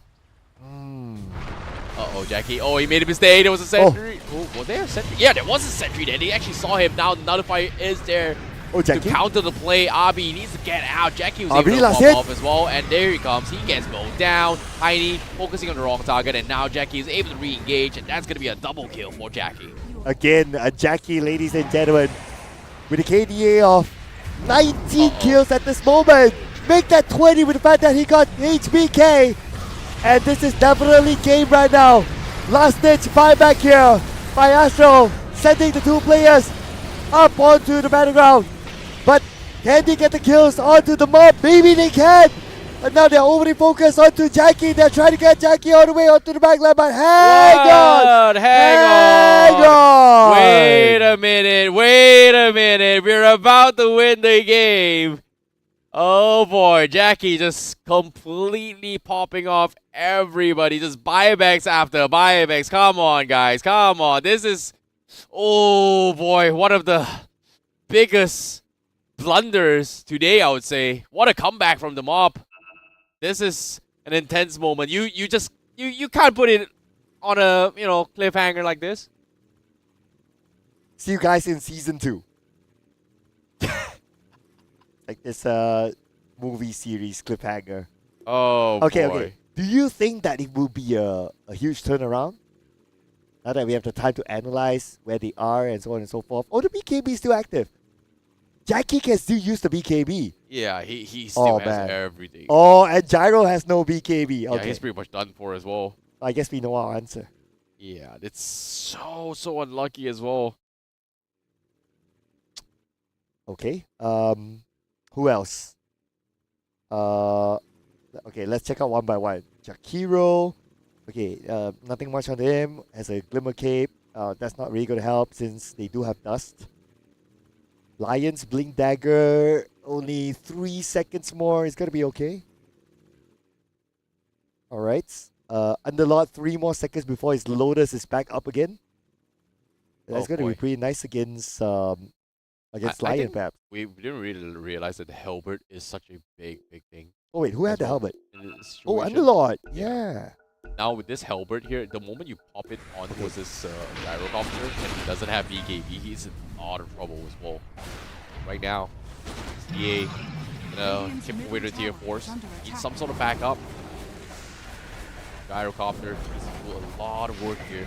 MNZ doesn't have the BKB, 80 seconds on the side as well. Jackie is under pressure. Pitlord is dead, front root his way through. Jackie continues to hound his way through. This might be over.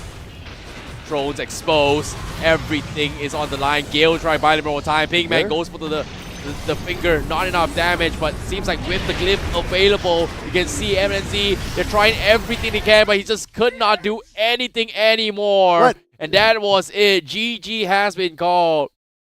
And just like that, the Mob make one of the biggest comebacks today itself. A very tough start. But what matters is that they reach the finish line and the Mob is able to continue their journey in the tournament. Okay, to a certain extent, I can understand that pause at the very end. Because these teams, I mean, they probably meet each other in scrims, they're probably buddies.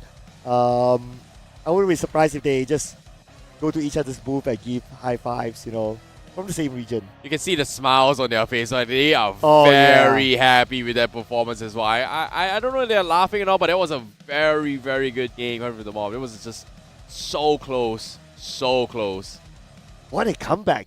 Yeah, that was insane. That was just insane here. The journey continues, but it's not over yet for the mob.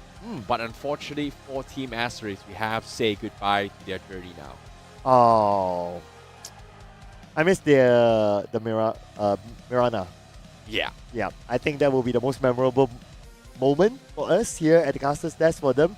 So thank you so much to Asterix for giving us such a good game today. Yeah, hope to see you guys next season, of course. But at the same time as well, that was a very, very interesting comeback as well. They had one of the most biggest lead from the start to end. It looked really, really good. But things kind of started went south. Like you said, the moment they started focusing on Underlord, it was like, yeah, that's a bit of a weird fight.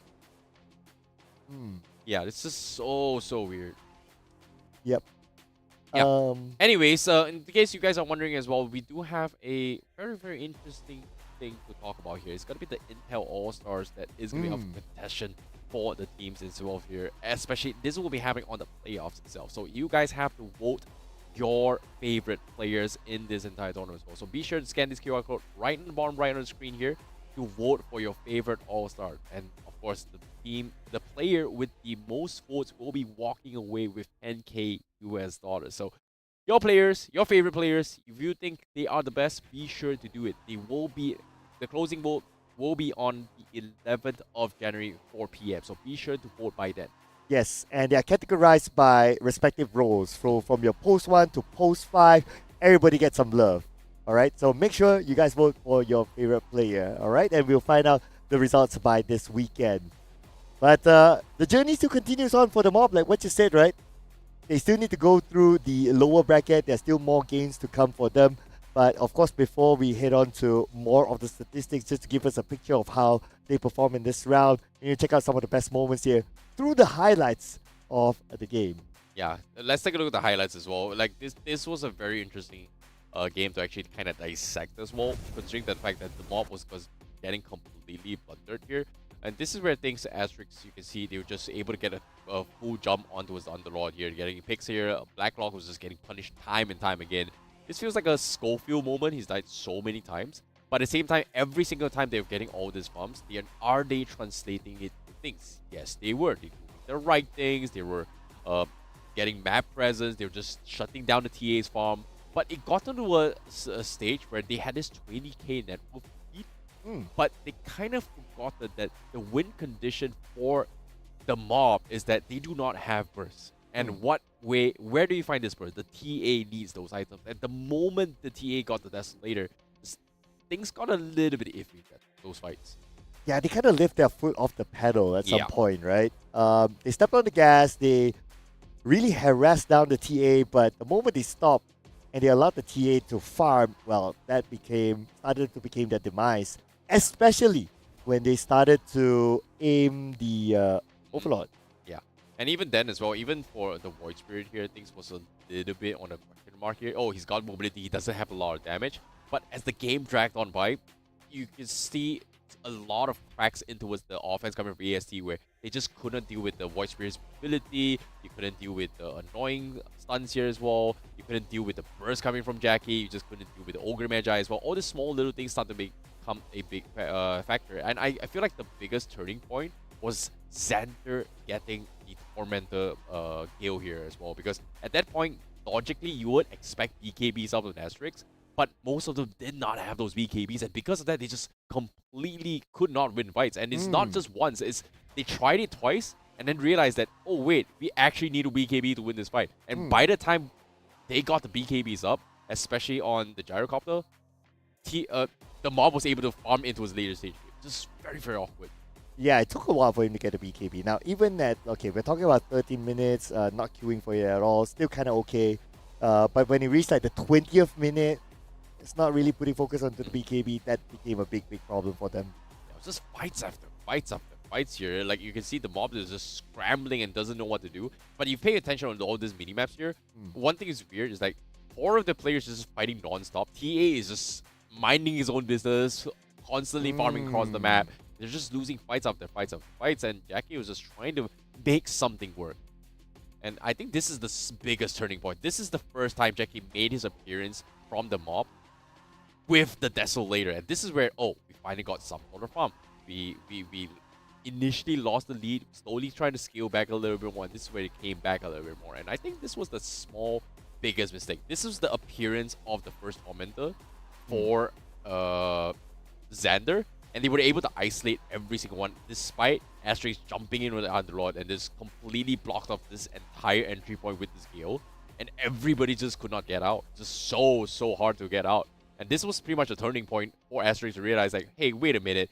The mob is looking pretty strong. This Gale coming from Xander is a big problem for them. And also, this is kind of like the start of them overly focusing onto the Overlord. They see the Overlord, they jump onto him, and then players like Jackie, like from this example as well, just free hit from behind. Like, okay, just look at the position of Jackie as well. Yeah. Nobody's giving him any attention. Yeah, this was very unlucky, right? This is the first appearance where MSZ just got his BKB, and he showed up the moment he tried to go in for the pickoff. Xander shackled him into the through, and it allowed Jackie to just free hit his way through. Like, this was pretty much a battle between two carries, and by that time, MSZ has pretty much lost all fight. Yep. Just because, you know, Jackie had the, 4-second head start to just mow down everybody instead of him. And I think this point onwards, this was like a clear instances. Damage was an issue. It all comes down to just execution and timing. If you let MNZ match this, he does have the damage. But everybody needs to play on the same wavelength. Absolutely, right? And this is one of those moments where they not only managed to take down the Overlord, but they also managed to take down Jackie. And we look how different this fight is for Asterix. But I also have to highlight on the look at the win rate there. Nobody realized this. Yeah, they just let Xander do his thing. Yeah, this is a very, very sneaky play. Took the Aegis, 4-stuffed up, instant TP, and realized that, hey, guys, nobody can find him. And they were like wondering, where did he go? Very, very nice, I would say, delay. You know, Jackie made a little mistake. 4-stuff up, made a mistake. Realized that, hey, maybe we can try and salvage this situation and just won that fight. So there's small little bit details that matters in all this crucial moments. So the mob did really, really well in this game. Yeah, especially the detail where he 4-stuffed himself to the other side.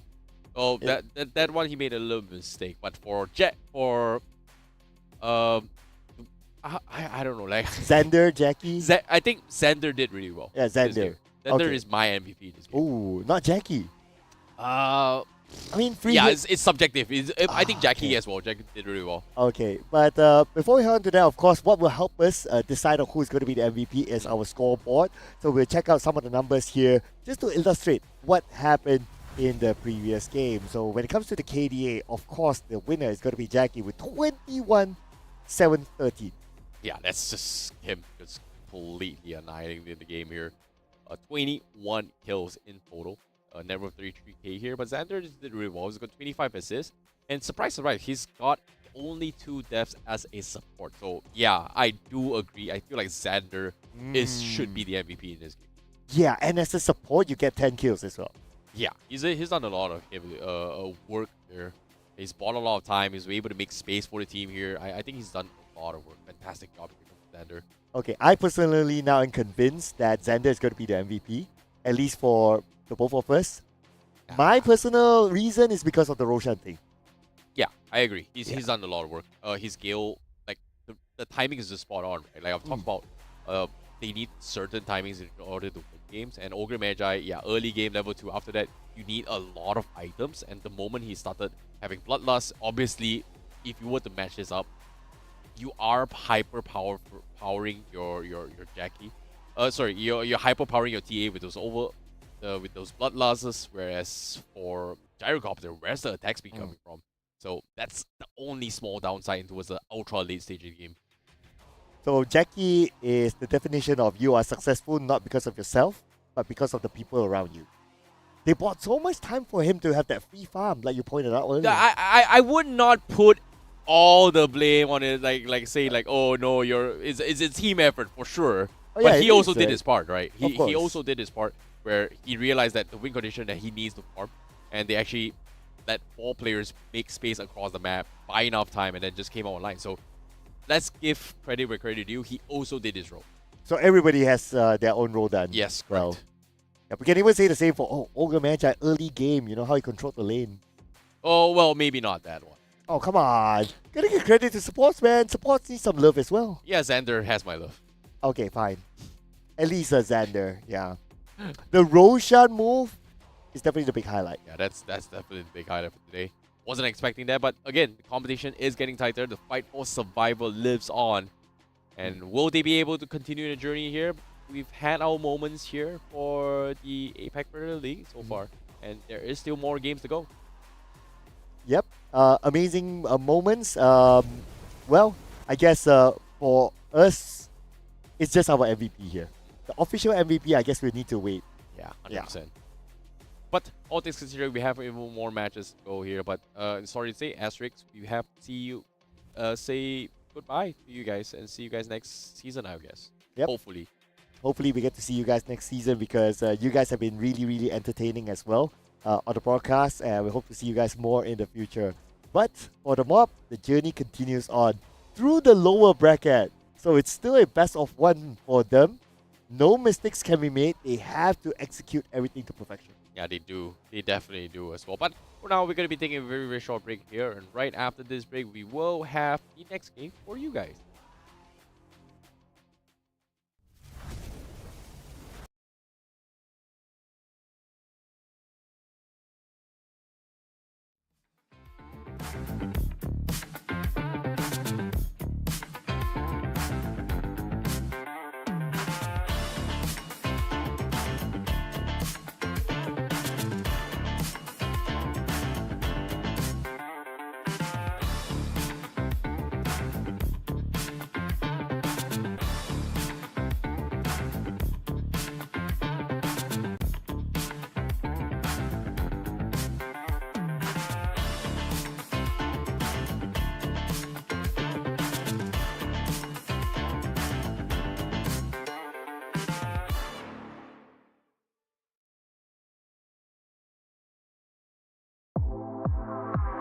The all-new Acer Aspire Lite with up to 13th gen Intel Core i7 processor. Enjoy sharp visuals on a full HD display with a flexible 180-degree hinge. Lightweight at just 1.59 kilograms. Powerful, flexible, and ready to go. The Acer Aspire Lite with up to 13th gen Intel Core i7 processor and a full HD display. Lightweight at just 1.59 kilograms. It's powerful, flexible, and ready to go.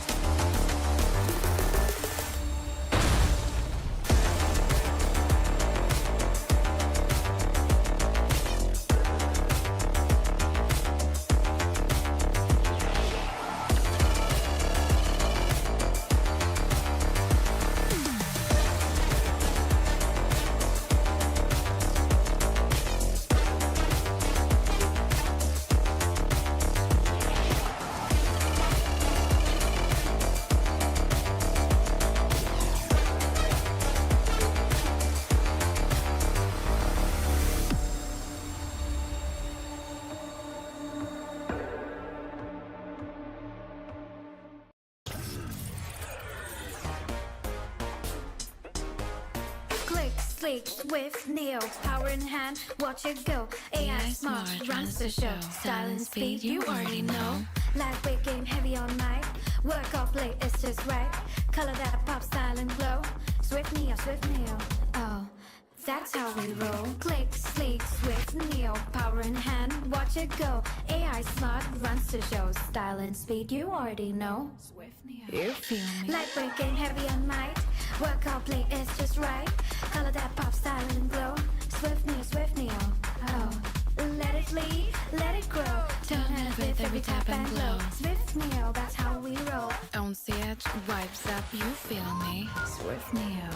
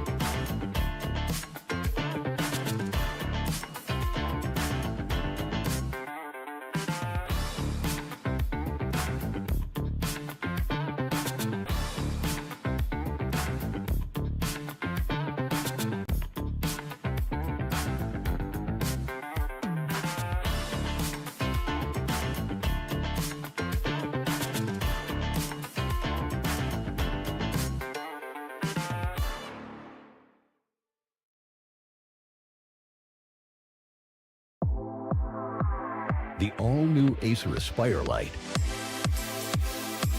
with up to 13th gen Intel Core i7 processor. Enjoy sharp visuals on a full HD display with a flexible 180-degree hinge. Lightweight at just 1.59 kilograms. Powerful, flexible, and ready to go. The Acer Aspire Light with up to 13th gen Intel Core i7 processor and a full HD display. Lightweight at just 1.59 kilograms. It's powerful, flexible, and ready to go.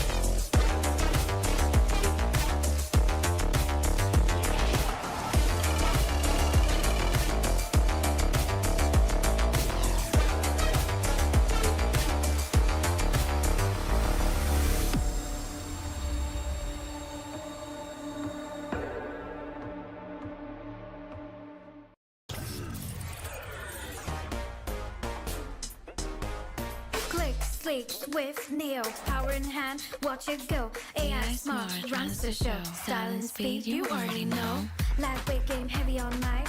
Work off late, it's just right. Color that pop, style and glow. Swift Neo, oh. That's how we roll. Click, sleek, swift, Neo, power in hand, watch it go. AI smart, runs the show. Style and speed, you already know. Swift Neo, you feel me? Lightweight game, heavy on mic. Work out, play, it's just right. Color that pop, style and glow. Swift Neo, oh. Let it lead, let it grow. Don't have it every tap and glow. Swift Neo, that's how we roll. On stage, vibes up, you feel me? Swift Neo.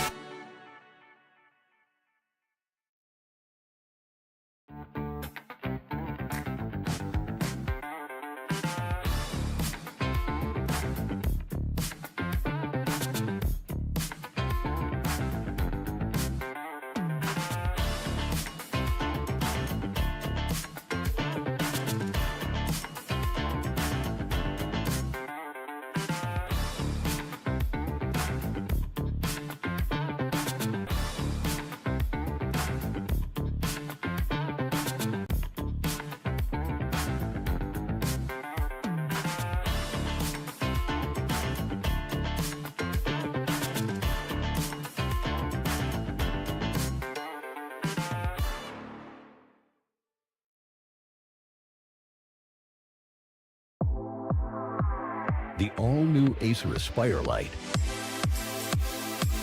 with up to 13th gen Intel Core i7 processor. Enjoy sharp visuals on a full HD display with a flexible 180-degree hinge.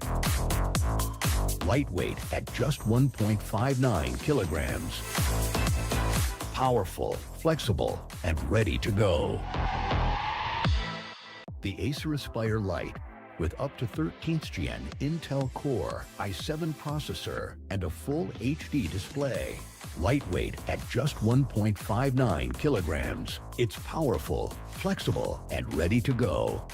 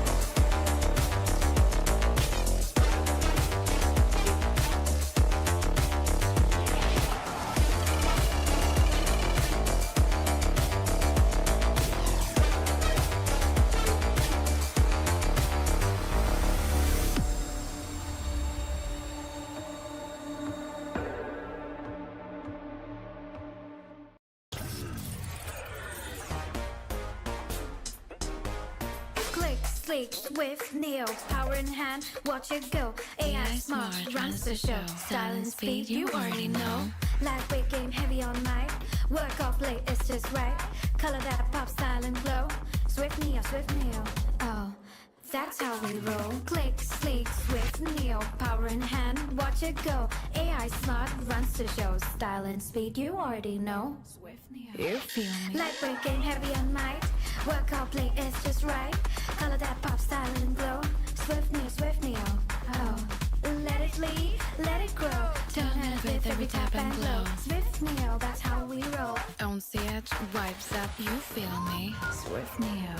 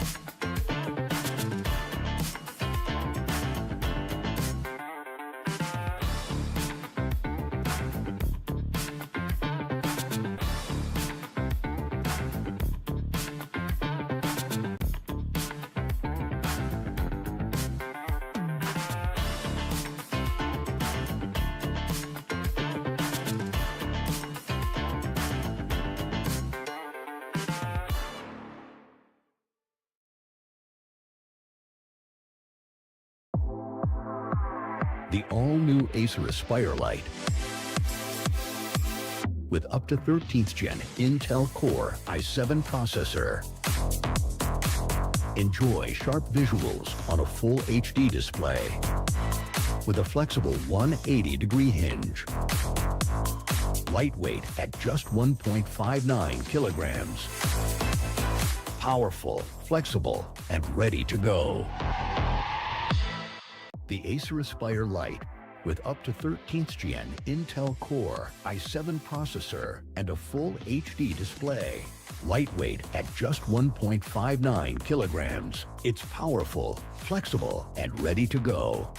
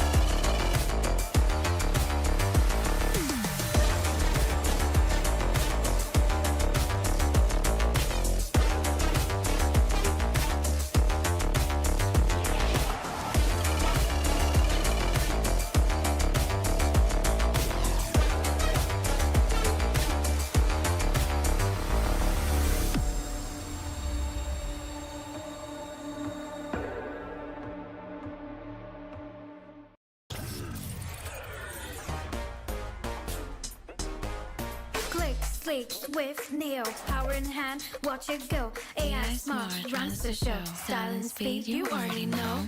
Lightweight game, heavy all night. Work off late, it's just right. Color that pop, style and glow.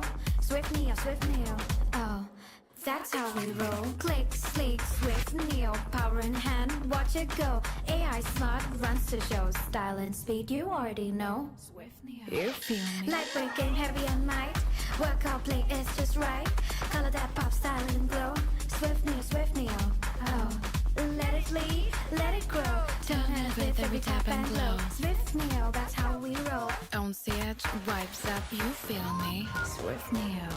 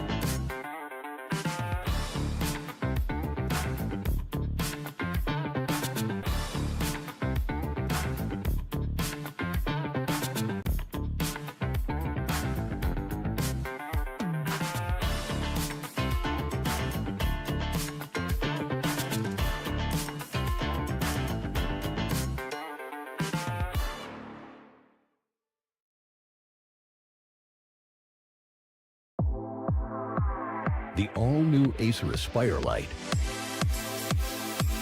with up to 13th gen Intel Core i7 processor. Enjoy sharp visuals on a full HD display with a flexible 180-degree hinge. Lightweight at just 1.59 kilograms. Powerful, flexible, and ready to go. The Acer Aspire Lite with up to 13th gen Intel Core i7 processor and a full HD display. Lightweight at just 1.59 kilograms. It's powerful, flexible, and ready to go.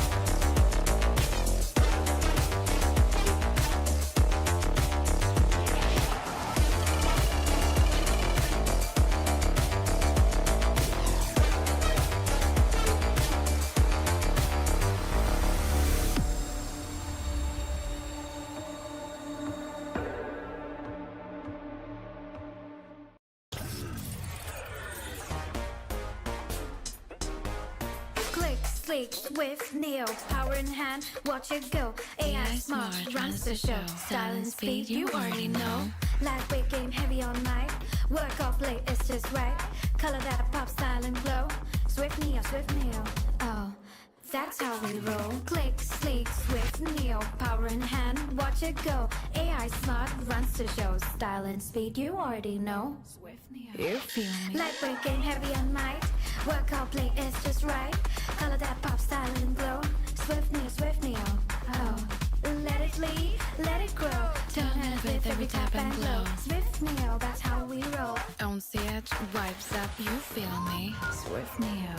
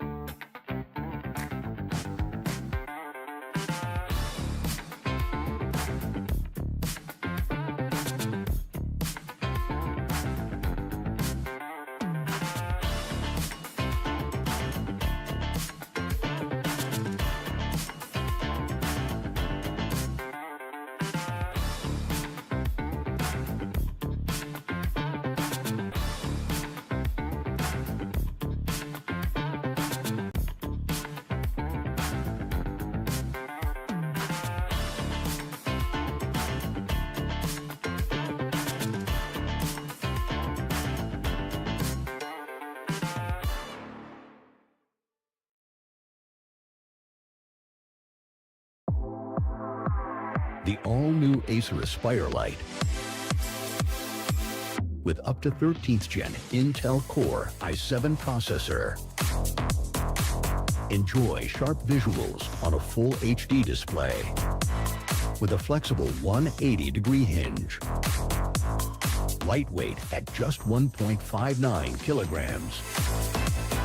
Powerful, flexible, and ready to go. The Acer Aspire Lite with up to 13th Gen Intel Core i7 processor and a full HD display. Lightweight at just 1.59 kilograms. It's powerful, flexible, and ready to go.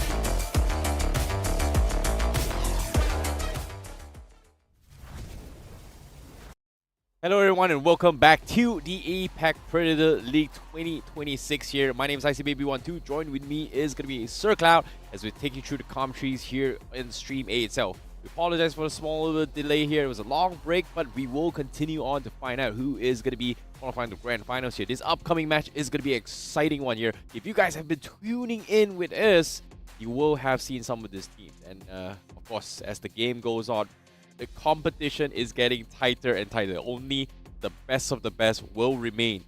And right now, we're still in the lower brackets, but in case you're just wondering what's happening here, let's take a look at the brackets first. Sir Cloud, did any of these teams actually surprise you? Oh, interesting, right? Let's review that together with the bracket at the same time. I would say one of the surprise ones that went this far so far is the Mob, especially with the comeback game that they have in the previous round. Other than that, not much surprise when it comes to the upper bracket. Myth Avenue Gaming, the current defending champions, they made their way through the winner bracket finals, so we will see them again this weekend. We're still waiting on the results on who will be their opponents, either between Interactive Philippines or Reckonix on the upper bracket. But on the lower bracket, next up we're going to focus on the match between ZZ versus Atlantis 2.0. Yeah, that's going to be a little bit of an interesting one here as well, because Atlantis 2.0 was the #1 seed from Malaysia itself, and Myth Avenue Gaming, they qualified with the second seed, but at the same time, well, are we going to see a potential between Myth Avenue Gaming against Reckonix? I don't know. I want to see how Interactive Philippines fare against them later on as well. But for now, let's take a look at how this upcoming match is. Like you said, ZZ going up against Atlantis. We have Mongolia going up against Malaysia this time. Yeah, and what's interesting with this matchup is that, okay, first is that, like what you mentioned, Atlantis 2.0, they are the top seed from the Malaysian qualifiers. But for ZZ, we met them, we were on the same bus as them, and they said that, hey, you know what, this is probably going to be our last hurrah. And so far, they are doing so good. Yeah, they're doing pretty good as well here. Can they make it all the way is going to be the question, but they are in their lower bracket, so this is going to be their second chance for them. And on screen here, we will have a little bit of glimmer on how they look like. Introduction, we have Ikigai, we have No Chance, Basic, Don Sushi, and also Seimei. Duin Soshi and Seimei. And this is going to be a very interesting one as well, because Ikigai on the mid lane has been stomping his way through. So this is something that I'm looking forward to. Whether or not is he going to be able to surprise us this time against Atlantis though. Yep, and speaking about Atlantis, here are the players of Atlantis. Introducing again a Mango, Ponyo, Young God, Wonder Boy, and Lloyd. Last on the podcast, we saw them going up against Reckonix, and Reckonix actually had a big win against Atlantis, which, frankly speaking, is a bit of a surprise for me, knowing, for me who's been following this team for quite a while. I thought the potential was definitely there, but no doubt Reckonix, they had a very good game against Atlantis, so gotta give it to them as well. So I would say between these two matchup, it's going to be quite a challenge for ZZ going up against Atlantis. Yeah, I'm curious to see as well here. There was a questionable draft coming into play here, but without further ado, have they adapted is going to be the question. Let us jump into his draft to figure out how things are going to go here. Atlantis 2.0 is going to be on the Radiant side, and ZZ on the Dire side. Seems like first pick is going to be in Atlantis' favor as well. We do see the Gyrocopter band coming play, Timbersaw as well as the Wind Ranger. It starts to me, the trend is starting to kind of pick off as well between all the teams here. Wind Ranger being a very popular pick. I'm not a big fan of it, but it has worked out so far. But at least it's now banned out, so you don't need to worry about that. I worry if we were to see again the Keep Out the Light mid and the Crystal Maiden being picked up again by Atlantis, but I don't think they want to risk it considering that now we're at the lower bracket. Yeah, I agree. That's going to be something that we are going to see whether or not are they going to adapt as well. Ember Spirit is going to be something that's going to be contested, especially from ZZ for sure. I think we saw it coming from Ikigai is pretty good. Trend Protector hasn't been seen yet. I know Myth has been playing it off stream. We haven't seen a single game coming from Myth, but I'm giving guys the inside scoop as well that they do play Trend Protector as well, which is a subject of debate in the current patch. Yep, and we have not seen it yet here on our broadcast, so hopefully we get to see it soon. Trend Protector is one of my mains as well. I do love playing it. But it's yet to be played by any of these pros. Definitely would like to learn from them. But Shadow Demon is also one of the popular heroes that's either picked, but this time it's being banned out, so no surprises there. Yeah, Warlock is also going to be in contention as well. Whether or not they want to actually ban it off, it's just quite solid in the early game, especially with laning phase as well. Sustainability just makes things a little bit easier to work with.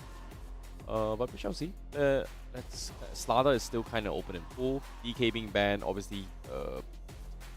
I don't think they are gonna try the keep of that strategy again. But the Ursa is somebody they have to worry about as well. Ursa is pretty good ban. But what's surprising is like I haven't seen a single Juggernaut before. Oh, Like I know there was like a nerf onto it. I don't think it's that bad to a point that you can't play it anymore. so you have a wish list to it. It's going to be the Juggernaut. Okay, Yeah, but we're going to see the probably. Jakiro again. This is definitely a solid one on the laning phase. It can harass on the laning phase very well, and if they're able to push to the tower, it's also able to give extra damage to the tower. So 10 it's a seconds nice pick up there as a first pick for ZZ. Yeah. Let's see. It's gonna be a 5 counter push here. seconds remaining. Are they gonna go for Dire people team light? No, back. right? No. Okay, Oh, Ember here, Spirit. now we're talking. Yeah, they definitely have to contest this. This is something that ZZ's very comfortable with. As we watched early on, Ikigai is really good. So this is going to be a little bit of a denial pick up here. Just to kind of force it themselves. 10 Curious to see how this is seconds gonna go. remaining. Now with no Ember Spirit, it's easy. What's a good matchup? Storm 5 Spirit is pretty okay. seconds Void is remaining. okay as well against the Ember Spirit matchup. Not sure about the MK coming in. Saw a couple of Monkey Kings just now. Not a fan of it. Didn't really go too well in the game. Dire I'll say team Disruptor. Oh, they would be banned the pretty keeper. decent. They actually went for the respect ban. Huh. Oh. They Oh. don't really want to deal with it. So they don't expect the Ember to play mid? Interesting. This is okay. Yeah, I mean, sure. keyboard like 10 can be seconds support as well. Yeah. That's one thing. But then again, I'm not sure if it's a worthwhile ban in the 5 first place seconds anyway. remaining. Yeah, because of the healing meta thing. Right? Like I know they nerfed the Holy Locket combo with the Guarding Greaves as well. Like keeper like doesn't go for this kind of build, but you know healing is something that people have been struggling with in the previous match as well. Like DK is a must ban for those kind of specific reasons. It's not just healing. It's tanky. Its sieging potential is really strong as well. It's an all-rounder depending on which facet you go for. Yeah. So aside from that, I think that's going to be something that they have to focus about. Viper is also something that we've seen a couple of ban and pick situations coming for the teams. Radiant team ban. Oh, ooh, they actually banned the Chen. Wow. Wow. Like I know Chen is strong in the throw scene, but Chen is such a specialist Radiant hero team, Dire where team if you do not know how to play Chen and you do not have very, very good macro timings when it comes to stacking, when it comes to setups, when it comes to when to gang and rotating, it's going to be a big struggle. So I'm very surprised about this ban coming from ZZ. They just don't want to take the risk here. But Skyra being picked up though. Or Skyra going to be chipping a lot of the damage here. I believe that the Skyra pick is to put in the silence to Ember Spirit. Yeah, that's pretty 10 remarkable. seconds. Yeah, you don't want remaining. the Ember Spirit to just go around with the Remnant and all that. You want to try to find something that can lock him 5 down. So seconds remaining. Skyra is definitely a good one. But in the long term, they might be looking at investing in an Orchid somewhere to try to stop the Ember Spirit. Klinks is open though. That's kind of a little bit surprising as well. We saw a couple of Klinks banned here and there. And seeing like easy, they're still leaving it open. Atlantis may consider just picking it off themselves. But that pretty much sets their entire core heroes pretty much already done and dusted here. So they don't want to prioritize the Klinks. Or do they want to try something else? But we saw the PL by Mango though. Just now it's like I don't know about that. it feels like a hit or miss. But they had very, very solid countermeasures in that match against Reckoning. You know what would be good with Radiant Mango? team pick. I do love seeing him. Oh, they got a we see a Ringmaster. It's pretty Ringmaster. good. I do love seeing Mango on his Morphling. I think his Morphling is definitely top notch. And so far, Yeah. based on these picks, yeah, he could go for a Morphling. Because if you gotta think about it, Skywrath, his silence is a single target, so Yeah. he can only either 10 target seconds Ember or remaining. Morphling. But if you let any one of those go, then you still have a 5 lot of problems to seconds deal with. remaining. Fair enough. At least they have a get out of jail card here from a Ringmaster.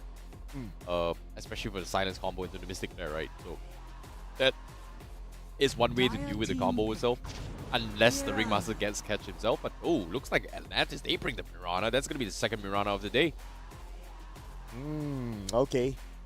Second Mirana, but so the first Mirana that we saw is a support Mirana. I wouldn't be surprised if this is going to be another support Mirana 10 as well. seconds Since you remaining. already have the Ember Spirit, you have the Axe, Although you can still 5 kind of move the Ember seconds Spirit like remaining.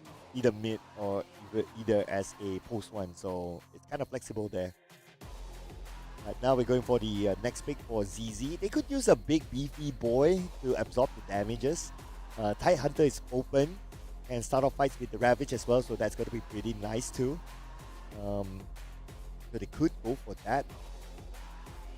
They're taking the time here. Yeah, they're definitely taking time here because right now they weren't expecting a Ringmaster to pick up here. It just literally, it's similar to the Shadow Demon, right? Like if you get the disruption, you break the tempo a little bit here. The Mystic Dire Tigers, team back. you need the Knight. So that's gonna be a big problem for them. But Oh. ZZ, they double down on the Viper. So there's a lot of magic damage output here coming from ZZ. A lot of AoE damage, in particular from Skyra, from the Viper as well. We've got the Radiant hero team as well. back. So they do need a pipe up on this axe. So that's gonna be something that they may consider figuring out as well.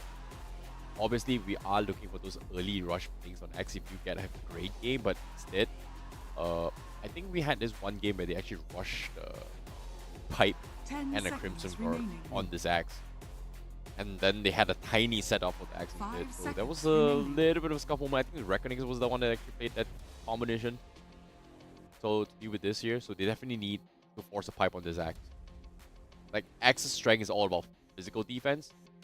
And the Slada is already in a situation where I can deal with it, but now it puts a lot of pressure on what this axe is going to be figuring out right here. I've got magic damage to actually worry about from Viper, from Skyra. I've got physical damage I have to worry about here, Slada in general. So there's a Dire lot of team things back. that this axe needs to figure out in offlane in terms of a 5v5 team fight, but in terms of laning phase wise, I think X is still going to be a-okay. Yeah, I think as long as X can also rush the pipe, it's going to be a solid one. And you want to rush it as quickly as possible because you want to deal with the 10 potential seconds. rotate for the Radiant Skyrap as team well. back. You're going to see the Medusa ban, Arrowblade ban. Morphling is still open. I do fancy a Morphling too. Like, they only have one silence, so it's either they spend it on the Ember or the Morphling. Yeah, So I'm I surprised think it's Silencer pretty is nice. just fallen off as well. It's like, Oh, like yeah. almost 10 few months back, it's like, oh, seconds Silencer here, Silencer there, Silencer here, Silencer there. Now it's just like, 5 oh, seconds Silencer, you, remaining. yeah, you should uninstall the game, man, Silencer. But now Medusa being banned as well, that's a good lead as well. Dire Considering team the fact that, once ZZ comes in for the jump, especially Radiant for team Lada as well, they go in for all in. Once Medusa's out, just completely shuts them all out. Oh. But they go for the Doom, ZZ. This is interesting. Like, you talked about Orchid potentially for the Ember Spirit.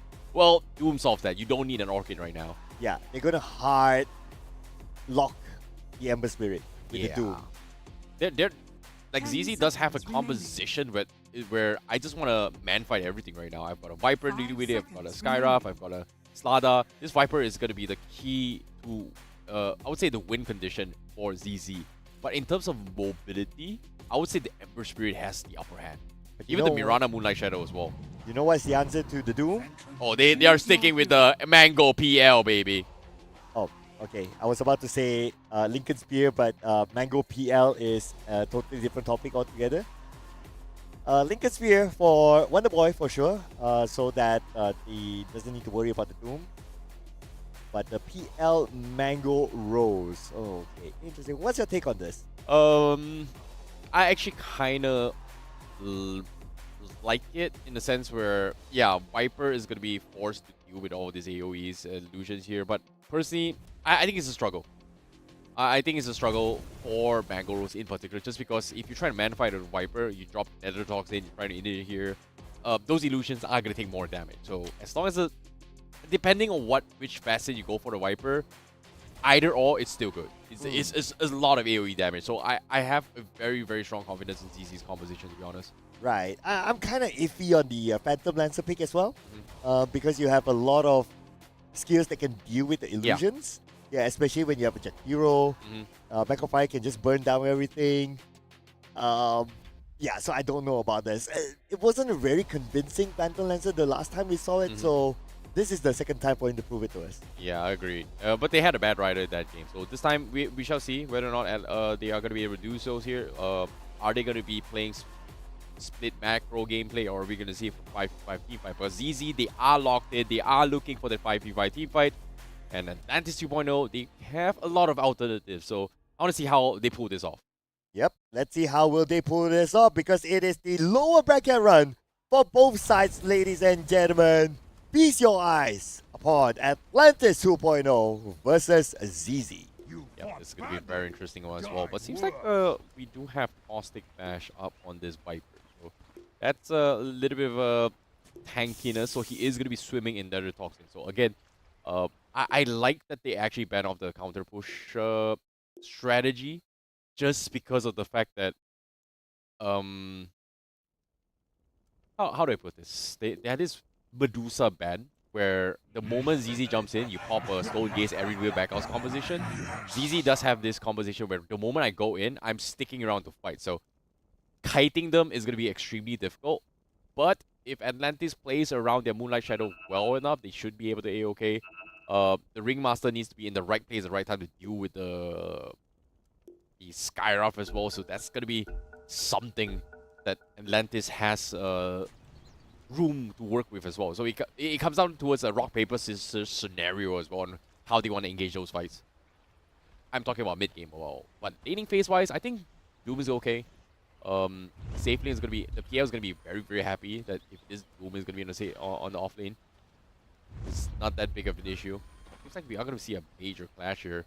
As they go for the wraparound again for Atlantis 2.0. We've seen this before when they did for Reckoning.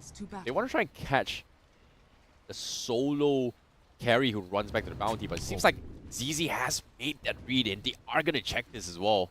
They place the ward first, they are backing off, and they see all these movements. And do they deny? Did they scout the ward? Yeah, they did. They actually denied the ward. Great read there coming from ZZ. I want to see how effective the arrows will be in this round as well from the Mirana. I believe that during the early phase, he will play a crucial role to try to disrupt all the lanes and try to get pickups through the arrows. Yeah, that's unfortunately to say both teams, they are one ward down in the first 4 minutes. So rotations is going to be a little bit easier, especially for mid laners, but I don't think we are going to see a little bit too much. But as of yet, that's 300 gold for both supports from both teams. Alright. And at the very beginning, looks like both sides fairly respectful of each other.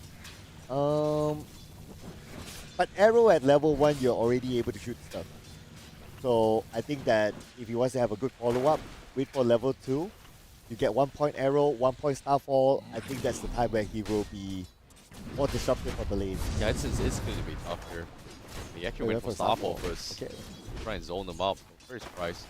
But for now, they're not looking to try and engage this well. ZZ does have a little bit of a kill potential to work with.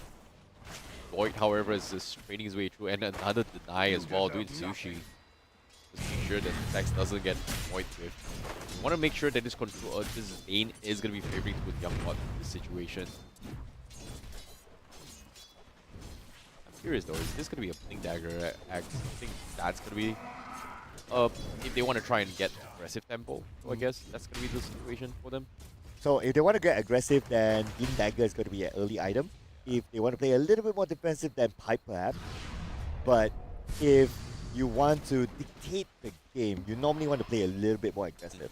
So perhaps Blink Dagger might still be the main choice for the axe. Considering that this axe is going for the one-man army facet, I think the idea here is to actually get him towards level 4, level 5, where he gets his Ring of Health or once the Vanguard comes into play. That's where, Lloyd can, go out towards the other lane. He is going to be, trying to pressure the top lane all by himself all the way through. So I guess that's going to be the comfort here, but so far he hasn't been able to do so. But this, Onyo gets first blood down bottom, but the mid lane, this Viper is getting, Ikigai is able to win this fight. OTP. And now, that's going to be another down here coming from Atlantis. So a 2-for-1 exchange here. They got the Skyruff down bottom, but they've lost the mid lane and also the support up top. So that is going to be ZZ winning on the trade-off here overall. I wonder why did Lloyd not TP earlier? Maybe it was still on cooldown at the time. Wasn't expecting the pressure, to be honest. Do not underestimate a hero, man. This does so much damage over time. Yeah, not at all. I mean, at the early game, Jakiro, his poking capability is very high. No chance, very, very low on health right now. Mango Rose. don't think he wants to risk it at this point. He's pretty low on mana at the same time. Does have a spirit lance, but it seems like he's queuing up with the Black 3 once again. Radiant's courier Not a has big been fan, but killed. I've seen it happen. But the curry, oh no, the curry going down. BYSK gets a curry off Mango Rose as well. That's just a little bit of slight delay there. So this is the perfect time to actually punish him as well. You can bleed out those tangos rather early, just because the shared tangos has been kind of halved as well. Force your carries to buy on your own tangos. Did he had anything on the career? Nah, nothing much, nothing major. It's not that bad, man. He just got it and then just, you know, got picked off. He's able to resell his mango. Oh, but you know what? No arrow on Mirana. Oh, So I guess he plans to stay on the lane a little bit longer this time. Learning from whatever happened earlier, needs to give a bit more space for Mango Rose to farm. yeah, no point. Like, there's no reason for them to actually commit this fight. But God, now he's gonna be punished for this. It was left alone. One more an army, not enough for him to actually survive this. It gets run down. ZZ having a great start here, 3-1. Young God wanted to deny himself earlier on, Oh, but oh, okay, nice sidestep for Ponyo. He was able to get a nice pick off on BYSK. Mango Rose took no part in that engagement. Want to go for it? Oh, Okay. I think he can go for it though. Yeah, there goes the lance. But somehow he's not willing to take that risk. No point taking the risk here. Just let him waste time. There's a lot of space created as well. With Ponyo getting the kill here, there's just so much space for Mango Rose now. This is huge. Oh, rotation down mid. He are gonna try and set things up nice here. timing. Ikigai in a lot of trouble here. Does not have the arrow, which in this case will not connect. But Ikigai is down low. Even with Sushi is gonna be jumping down middle as well, try and relieve pressure off the other lanes. Love the timing there. The moment the TP came in, Are scanning. like he was ready to just move forward and Starfall. Doing enough damage, okay, not to get a kill, but if you're able to lower down your enemy's health to that little, forcing him to turn back, that's good enough. That's definitely good enough. But seeing how Mango Rose is heading us a little bit of space here, but in terms of CS department, this team is having so much time on lives. But 3-1 CS and 10 denies. Mango Rose is not having the most ideal farm right now. Needs more help. After Ponyo is back. Ponyo with one Starfall just pushes them back, creating a little bit more space for Mango Rose. You know what's really surprising for me is that they Radiant actually are scanning. self-watered. They actually denied their own 2 camps here. Yeah, they actually have a sentry on their bottom 2 Are camps, scanning. so that ZZ can't pull the camp. Not exactly sure why, but because of the Doom, I think the idea here is that he cannot benefit on skills. And I don't think Doom right now has a skill at all. Yeah, he doesn't have a Devour ability at all. Oh, So that is very, very interesting here. Oh, he just coming from got ZZ. No, he does not have an ability oh yeah. at all. So that 2 sentries down bottom is to make sure that there's no Radiant's NC. middle tower is Like, under attack. if Doom wants an ability, he needs to go all the way far back to a creep and then take a creep. And here comes the arrow. 3 on the 1. Looks like Seimei is in big trouble, but Ikigai shows up with amplified damage to trade it back against Lloyd. TP, 1 goes away. Onyo is still around the corner, and Ikigai is looking for him. Ikigai says hello, they give a high five to each other, and double leap. Onyo is safe. Very interesting plays here, coming from Atlantis. At the same time, well, both Dire's supports middle get the tower is XP under from his attack. side. So that's going to be a little bit of a trade here across the map. So I would say it's still pretty even right now. But having the sentries block the camp and not have the Doom having some devour skills is Radiant are just scanning. disgusting. But now Doom forced to rotate all the way to the north side. Swap lanes here, he finally has his skill. So that's going to be a small victory here. But he does have the water bubble. So he does tank a little bit of magic damage, but it's not the most ideal ones you're looking for. Oh, Lloyd Here got comes a the kill. pick here, 1-for-1. Yep. Sushi went down, and Onyo went out as well. So a little bit of a trade-off here between the 2 teams. And here comes the rest of them. Beautiful call onto Ikigai, making sure that he's not able to escape at all. Here comes Seimei with the Remnant. Wonder Boy still trying to get away. Oh, he's doomed. That's it. Yeah, that's going to be dead. enough. He's He just needs one hit, and that's going to be the kill secure. Perfect timing in the rotation as well. As soon as he got his 6, he's going for lane swap. But because of this, Mangroves, he's looking ill. That's going to be a kill in his favor. But Jakiro is there doing sushi. Will trade him off. So a carry for an off lane, not too shabby, I would say. DZ doing really, really well again. Well, it's 5-9 right now. I would say economy-wise, it's still okay. Like, technically, as a Doom, you should have even more gold here just because of those Devour. It's very similar to like the Alchemist concept where, oh, your goals is going to be inflated because of your skills. Yep. So, technically, I think Atlantis is doing pretty okay, if you think about it. But, as of yet, same aim. Nice little rotation here to go for the lane swap. It's happening for them. Sushi, can he get out? Wonderboy is hesitating going for the pickup as well, but here it comes. They want to kind of get Mangoros fed up with the Electric in play. That's just enough damage. Ponyo will secure it with the Starfall. He shared among 2 heroes. I guess the other hero is going to be Mango Rose since he dealt a decent amount of damage as well. Now, Atlantis, they need to catch up in terms of farm. Last we saw Mango Rose, he had a hard time farming. Oh, but here comes the Mystic Flare on the Ponyo. One last hit, and good enough. Oh wait, he denied away himself. Oh my goodness, what a huge play here coming from Ponyo. He's making God's work here. Oh, housekeeping is just on point so far. Nice deny by Ponyo. Was so effective. But all things considered here, still great game coming from Mango Rose. Does have a little more space to farm. But DZ just slowly but surely need to figure out what's going to be the game plan here. But Wonder Boy goes for the catch. The arrow a little bit too late. BYSK goes for a sidestep, but eventually goes down. Ponyo gets the kill with the Starfall though. But here comes the Macro Boy.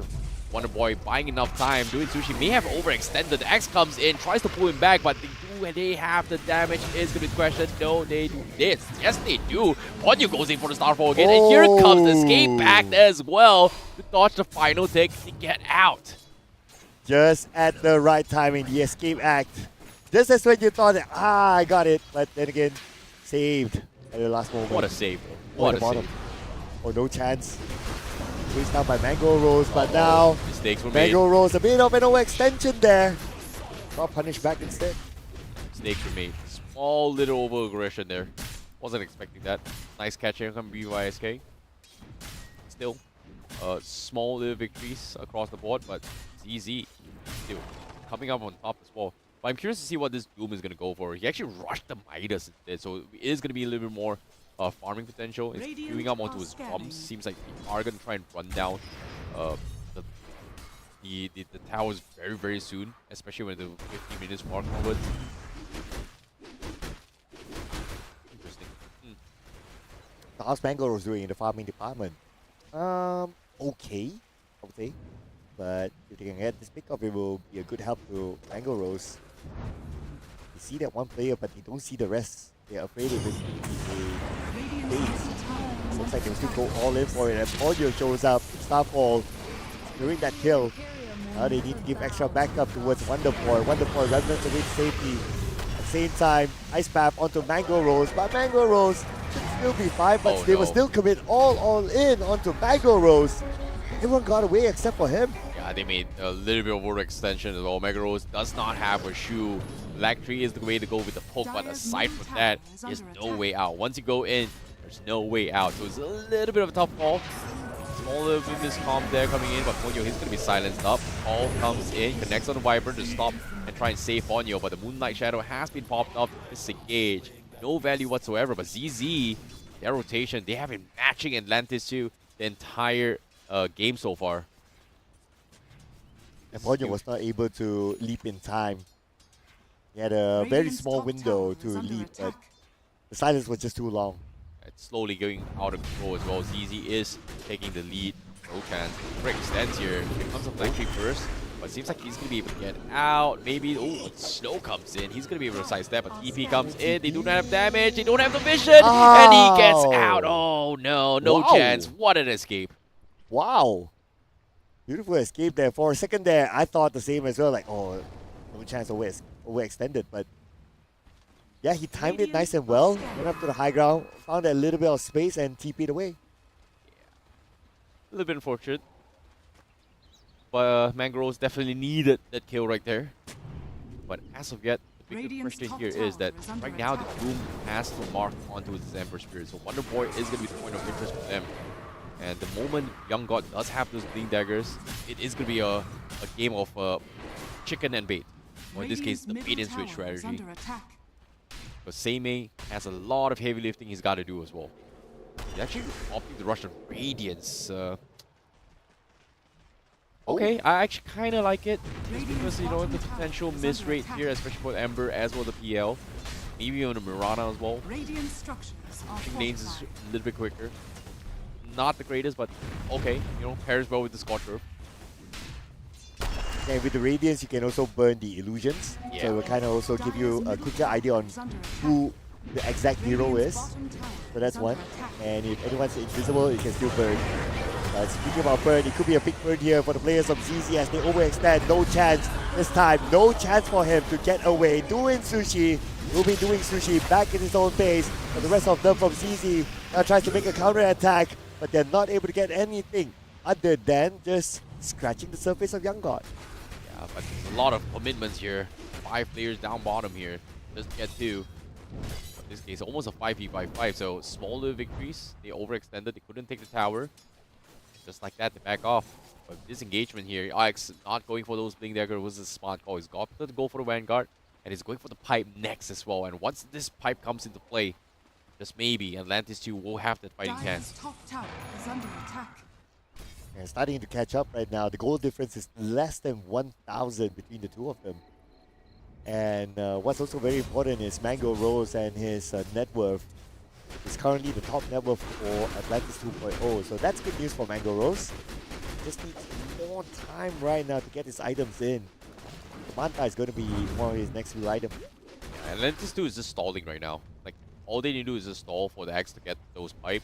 And then they are going to try and challenge the Viper a little bit more. Because Viper, the moment Viper gets those Scepter available, this is where Viper gets a little bit out of control. Because his Corrosion Skin does so much damage as well. His Nosedive also kind of denies people in terms of, well, it no longer disarms like last time, but yeah, that's something that, especially with the Nerotoxin in play, it just allows his Corrosion Skin to just tank everything in terms of magic resistance. So this Viper is just going to hit so much more damage across the board. He's coming in, the arrow did not connect at all. Here comes Young God. Coming in with the call. They're going to start off with the Doom, Seimei. It's in big trouble. Young God will put him up, and now they're going to put focus on the Doing Sushi. Make Sushi out of him. And they will give the kill towards Mango Rose. Yeah, this is huge. This is a huge pickup for Atlantis 2.0. They saw the mishap, they saw the mistakes, they are going to capitalize on this. Radiance slightly even delayed even more now on this Doom. Does have to purge. A-okay. I don't think he's going to be able to do Radiant's middle that. tower But has all in fallen. all, great catch from Atlantis. They've got the Wombo combo. They're playing the timings really well with the Wheel of Wonder Radiant's up on the middle tower Ringmaster. is under attack. More of Oh, those. arrow. Okay. Okay, farming a little bit. But I can't wait. Like, the timing Dire are for scanning. Atlantis right now is that the moment they hit his 15 talent here, he can actually go for the Moonlight Shadow for the invasion, which is not too shabby. But again, the only right clicker from DZ is pretty much the Viper or the Slardar. I would consider Viper kind of like a mage build here, so I don't think it's really that effective as well, the Moonlight Shadow evasion. Dire's going in top for tower it. is Up. under attack. Trying to find where the Viper is at. The guy? Radiant Yeah, are I believe they scanning. found him. I don't think They they should try and shut him down right now. Dire's Just take it top one tower time. is under Got the attack. Scepter already huge. On you, guys picked up. Oh, All a mistake here, not exactly where we were alone here, but top side, trying to trade off here. Instant TP comes in, out drops in, everybody's coming in as well. But look at this, Ember Spirit, he's being silenced, he needs to get out. What a save though from Young God, gets the chop, buys enough time to get out of safety, and they are going to go out, but Mangaros, he's been left all by himself there. Needs some sort of backup, he's doing some sort of damage. Can he buy enough time for his team? Seems like the team is ready to re-engage. They are going to back off, and Lotus is there, and they will be able to get out safely here. ZZ could not find the trade here. Oh, that was such a close one. If only there was a slow-mo. Mango Rose almost paid his life there, but 2 ticks of heal came in just at the right timing and gave Mango Rose that second chance in life. Yeah. Very nicely done. And for DZ, it's just... They tried something, they did a lot of damage, they just could not beat through here. And now, oh, they made a mistake here, they found Young God. That shouldn't have happened. The Doom came through, that means 120 seconds, Doom is on cooldown. And that means free reign for this Ember Spirit. But because of that as well, ZZ, they will not move alone. You see Ponyo in the middle, silence out, and here comes the Mystic Flare. Ponyo will be taken out. Now ZZ back at the lead. Yeah. Nice little bit of mistakes coming from Atlantis. ZZ was able to capitalize this. Very, very nice pickup. Now with the blink in play up on no chance, this is where things get a little bit interesting here. They are going to be looking for the hunt, and yeah, he is going to go for the hunt. And Mangaros, oh no, they found him. He is silent, he is stuck. But do they know which is the real one here? Yes, they do, and that's going to be Mango Rose out of the equation. ZZ, they hunted him. And that silence felt like forever. That's the downside. They need the Manta up on the Phantom Lancer to just get out. Yeah, to cancel out the silence. You get silence, you Manta, you cool, and you can do anything after that. But if a Doom comes in, then yeah, it's going to be a different story. That's going to be a different story as well. And it's pure damage as well. His type of heal doesn't really do too much here, but we find the Viper. This is a huge pickup. They need to shut him down. And with the Roshan in play, is it gonna third party for the team? Yes, they do. They toss the axe forward, but fortunately for the axe, ZZ is in no position to capitalize on this. Oh boy, Roshan, what a bully. Oh, nice pickup though. At the same time, one of the players of ZZ managed to get away. Look at this, so much more space for no chance to farm now at the bottom. He already got his Blink Dagger so he can initiate anytime. And this will not allow Mango Rose that space to farm at the bottom as much as he would have wanted. Momentum is going to be in play as well, coming from Atlantis too. That could be, well, out of goal for the support here. Ouch, ouch. Yeah, it's going to be on Ponyo as well. So the deep does give him a little bit of extra leap charge, a little bit more mobility to work with. So it's pretty nice coming from them. A little bit more value swinging on towards Atlantis, but Network still favors ZZ because of this Doom. Doom now does have the Radiance, and once those BKB is up on him, and as well as the Blink Dagger, that's where things get a little bit tricky here for Atlantis. They need maybe a Lotus, maybe a Lincoln's here to a certain degree. But Ember Spirit needs to be a little bit more careful here. Like, Wonder Boy has been sitting idly just because of the fact they are so afraid. And now with the Doom available, you can see ZZ, they're intentionally hiding the Doom across the map. But BYSK, they do find Ponyo. Pick them apart. Okay, but no chance against Young God. At least they trade 1-for-1. And it's a 1-for trade for Atlantis. They lost the support. They got an offlaner. It's all good. A lot of farm here. They even had the stacks available as well. 2-3, okay. They're actually matching up with ZZ's farm. Like this Doom, slowly but surely, if they do not take an advantage of the fact that, oh, he's got a Midas, he's doing pretty okay, and it's not snowballing, it's going to be very tricky. And you can't really blame them for ZZ. They just could not find an opportunity to do so. Like, every time they want to try and engage, yeah, they can't find the Ember Spirit. Like I said, that is going to be the biggest problem for them, eventually. Young God does not have the blink. But it all comes down to the Moonlight Shadow as well. So forcing those sentries does hurt the economies on those supports here. Radiant's middle tower is under attack. Okay, here comes the double smoke. But Atlantis, they're going to go for the disengage. Whereas for ZZ, trying to track them down, and they're quite far between each other now. Radiant are scanning. Bit of a scan. Spots no one. Oh, they got the scan. They know exactly where they are. They know what's up. They're disengaging. There's no point risking the fight as well. The Doom is available. They can't afford to get the Doom on the PL or the Ember Spirit, so they need to find a way to make this out, or even go for the Sacrificial Lamb. Right now, Box has been revealed. Onyo is looking for this Moonlight Shadow. This Viper still feeling very strong. They don't exactly know where the Doom is. It seems like Roshan is going to be in play. Dire using the scan here. They are going to try and isolate this fight. And they do have a secondary scan onto Roshan. They know they're doing Roshan. Atlantis too. They have to make the play here. Secondary smoke. Looks like they are going to try and make the attempt here. Young God, he doesn't have a blink. They need to make it fast. Roshan dropping down pretty low. Comes down to this. Okay, here we go. Roshan, 10%. Who gets it? Ikigai gets the Aegis on the Immortal. But the fight will continue on. Now Atlantis going in. They want to burn down the Aegis on the Immortal. But before that, they take that one player out of CZ. Seimei is in trouble right now. He's being chased down. He's being cornered back. But Ponyo is the next one to fall first. Well, Wonder Boy gets Seimei all the way in the back line. Doing Sushi will be the next one to fall. Ikigai, one last stick of health left. The Aegis on the Immortal will be burned down. 4 players from Atlantis waiting to pounce on them, and this is surely going to be a major team wipe. He's just buying time right now.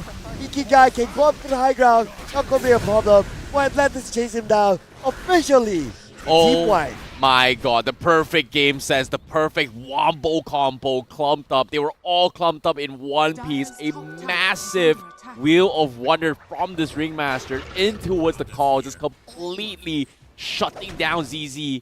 They even stole the Roshan kill. Yes, they may have lost the Aegis, but what matters was this team wipe and, of course, this snow of aggression onto his Doom. And on top of it all, they've got so much pressure. And look at this, because of this massive team fight, immediately the network swings in towards Atlantis' favor. Slowly but surely, they are going to be able to overcome this here. Great game sense, though, coming from Atlantis. What a read. Yeah, absolutely, right? That scan, that smoke, the engagement. And like what you said, they wouldn't mind losing the Aegis of the Immortal. If they got it as a bonus, if they don't, then, well, they're ready to burn it off, and they got a team wipe. And that's even bigger value as compared to getting just the Aegis. Yeah, you can see they were so hesitant on picking a fight just because of the fact they do not know where the Doom is. But as soon as the scan was able to scout out all on the Roshan pit, and it was like, hey, there was 5 guys there, boom. There you go. But now with the phylactery up on this axe as well, this is going to hurt the supports here if they do not have those CS. Those Battle Hunters are going to do so much damage here. Onyo, well, Sacrificial Lamb, extra leap is not going to help you. Sorry, brother. You were just a little bit too over-aggressive in the outside. Yeah, a bit of ambitious there to try to open up the space at the top. But they're still slightly ahead in terms of net worth. Right now, the one that's carrying the net worth for ZZ is Doom. It's way, way ahead. But the rest of them, they need to catch up. Especially Slada. Yeah, they definitely do. That was a good read, though, from Atlantis. ZZ, however, needs to kind of be a little bit careful. But they still are holding out for the Doom on this Doom. It's going to take some time before he goes for it. But I'm really surprised they actually opted to go for the pack leader's aura instead. Oh. But oh, that arrow, that is huge. That's going to be Seimei being caught out as well. The Tauntaun is there, no Doom available. They need to do somebody. Seimei pops the BKB to disengage. Doing Sushi is going to go down. They're going for a hunt down. Ikigai going to chip away, but it doesn't matter. Bango Rose is online, and they cannot stop him at all. They even have the Guardian Greaves available to keep his illusions alive. That's crazy. That surprise arrow. ZZ totally didn't expect that to happen. Oh my goodness. ZZ just doesn't have enough damage to deal with illusions anymore. He's gotten this to a stage where Mangroves has gotten too big at this point. There's just so much defensive items. You've got the Pipe, you've got the Crimson God, you've got the Guardian Greaves. everything you can ask for to make sure that this PL Illusions gets out of control. ZZ can no longer deal with it right now. This is a big blunder here. And they're looking to deal with the slaughter. No chance. And cut off by Wonder Boy and Young God. Being called back at the same time. Mystic Flare just to buy him a little bit more time, but not enough damage from the Mystic Flare to shoot him away. And no chance he'll be taken out just like that. They're looking for the other members of ZZ. One arrow from the other side did not connect, but it's okay. Objective gameplay it is. They're looking at the tower. Oh boy. Things are looking a little bit better here from Atlantis. But for ZZ, things are a little bit scuffy. I want to see the instant replay on how things happen here. Oh, well, this is not the replay. I want to see the Roshan replay, actually, but this one, it's like, again, you know, the moment they tried to dive on the Seimei, and Seimei is like, oh, I couldn't figure out who I'm supposed to do, and tried to back off, things just went completely south from here. Just get completely overrun. The Guardian Greaves on Lloyd kind of took them by surprise as well. They've got so much defensive here. And there was just so many things they had to worry about. You know what? All that was happening, Young God actually got a kill onto the Viper. A bit sad here. Now it's going to get caught off as well. Here comes the Macro Pyre. Everything's been divvied up. Doom is on the X, but oh, what a clutch save as well. He's going to be able to get out. Nah, he's dead. He's going to eventually fall down. It's going to buy enough time. But that's a huge, big Doom here. The Moonlight Shadow is going to come in. Ponyo is trying to dodge his way through. They lose the Ring Master. But Mango Rose finally joins the fray. Amber's still alive. They get completely brought out and open. Seimei tries to dodge his way through, but the Ward was able to find him, and he's going to get scouted out. That's going to be Wonder Boy on a mega kill streak. ZZ, they overcommitted. Did not expect Mango Rose to come from behind. It just completely dismantled them. Yes, and they lost a lot more cores, as in ZZ lost a lot more cores as compared to Atlantis. So it's a considerable win for Atlantis, I must say, in this little fight. Yeah, BKB has been popped as well. Doom's at least down for 60 seconds as well.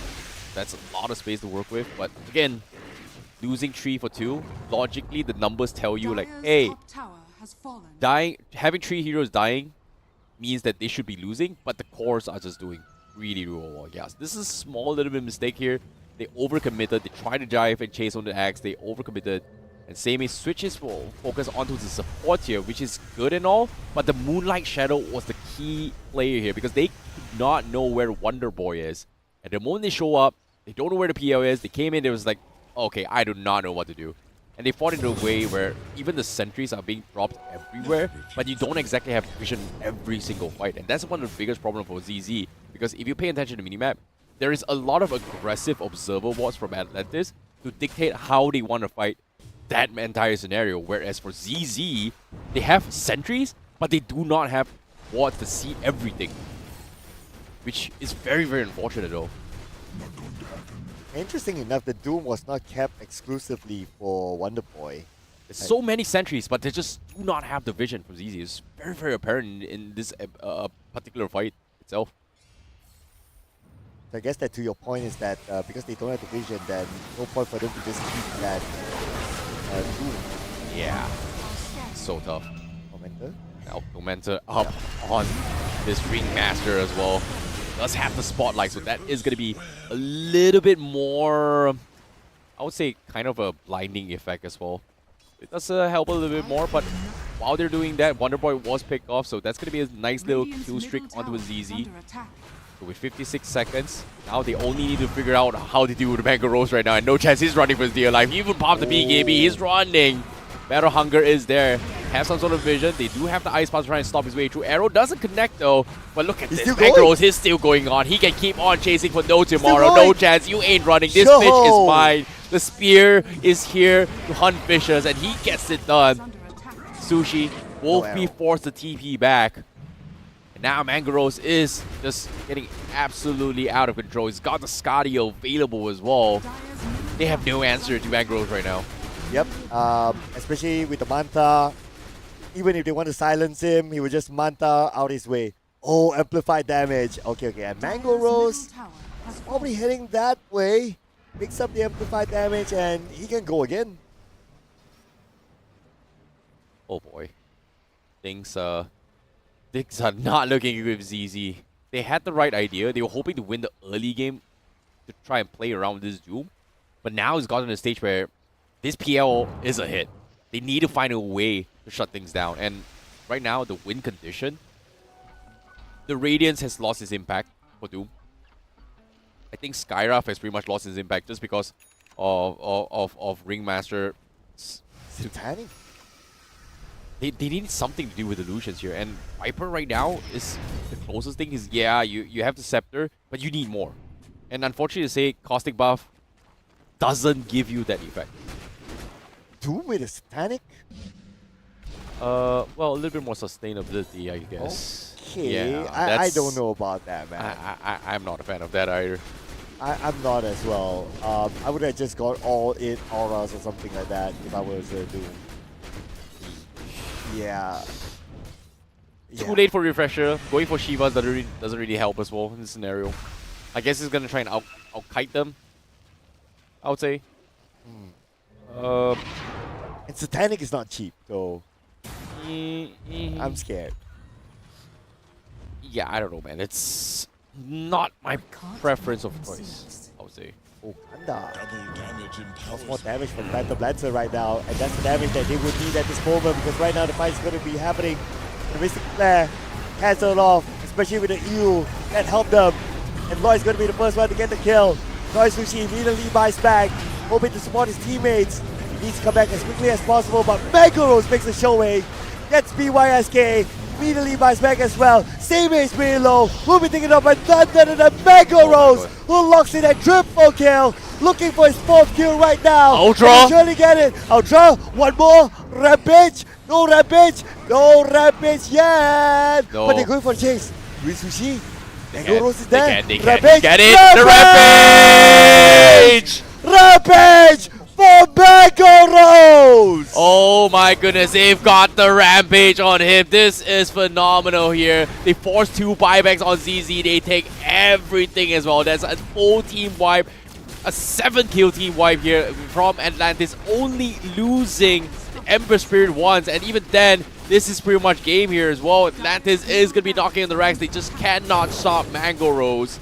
Rampage, first Rampage on stream here for Stream 8 itself. This is just an absolute masterclass here from the Malaysian squad. At least now we know that Mango Rose has had a friend. They don't deny his Rampage. Wow. We're going that way, huh? I mean, one of those stories, right? Fair enough. Best friends. If you know, you know, man. If you know, you know. Fine. If you followed our stream, you know what we mean. Okay, fair enough.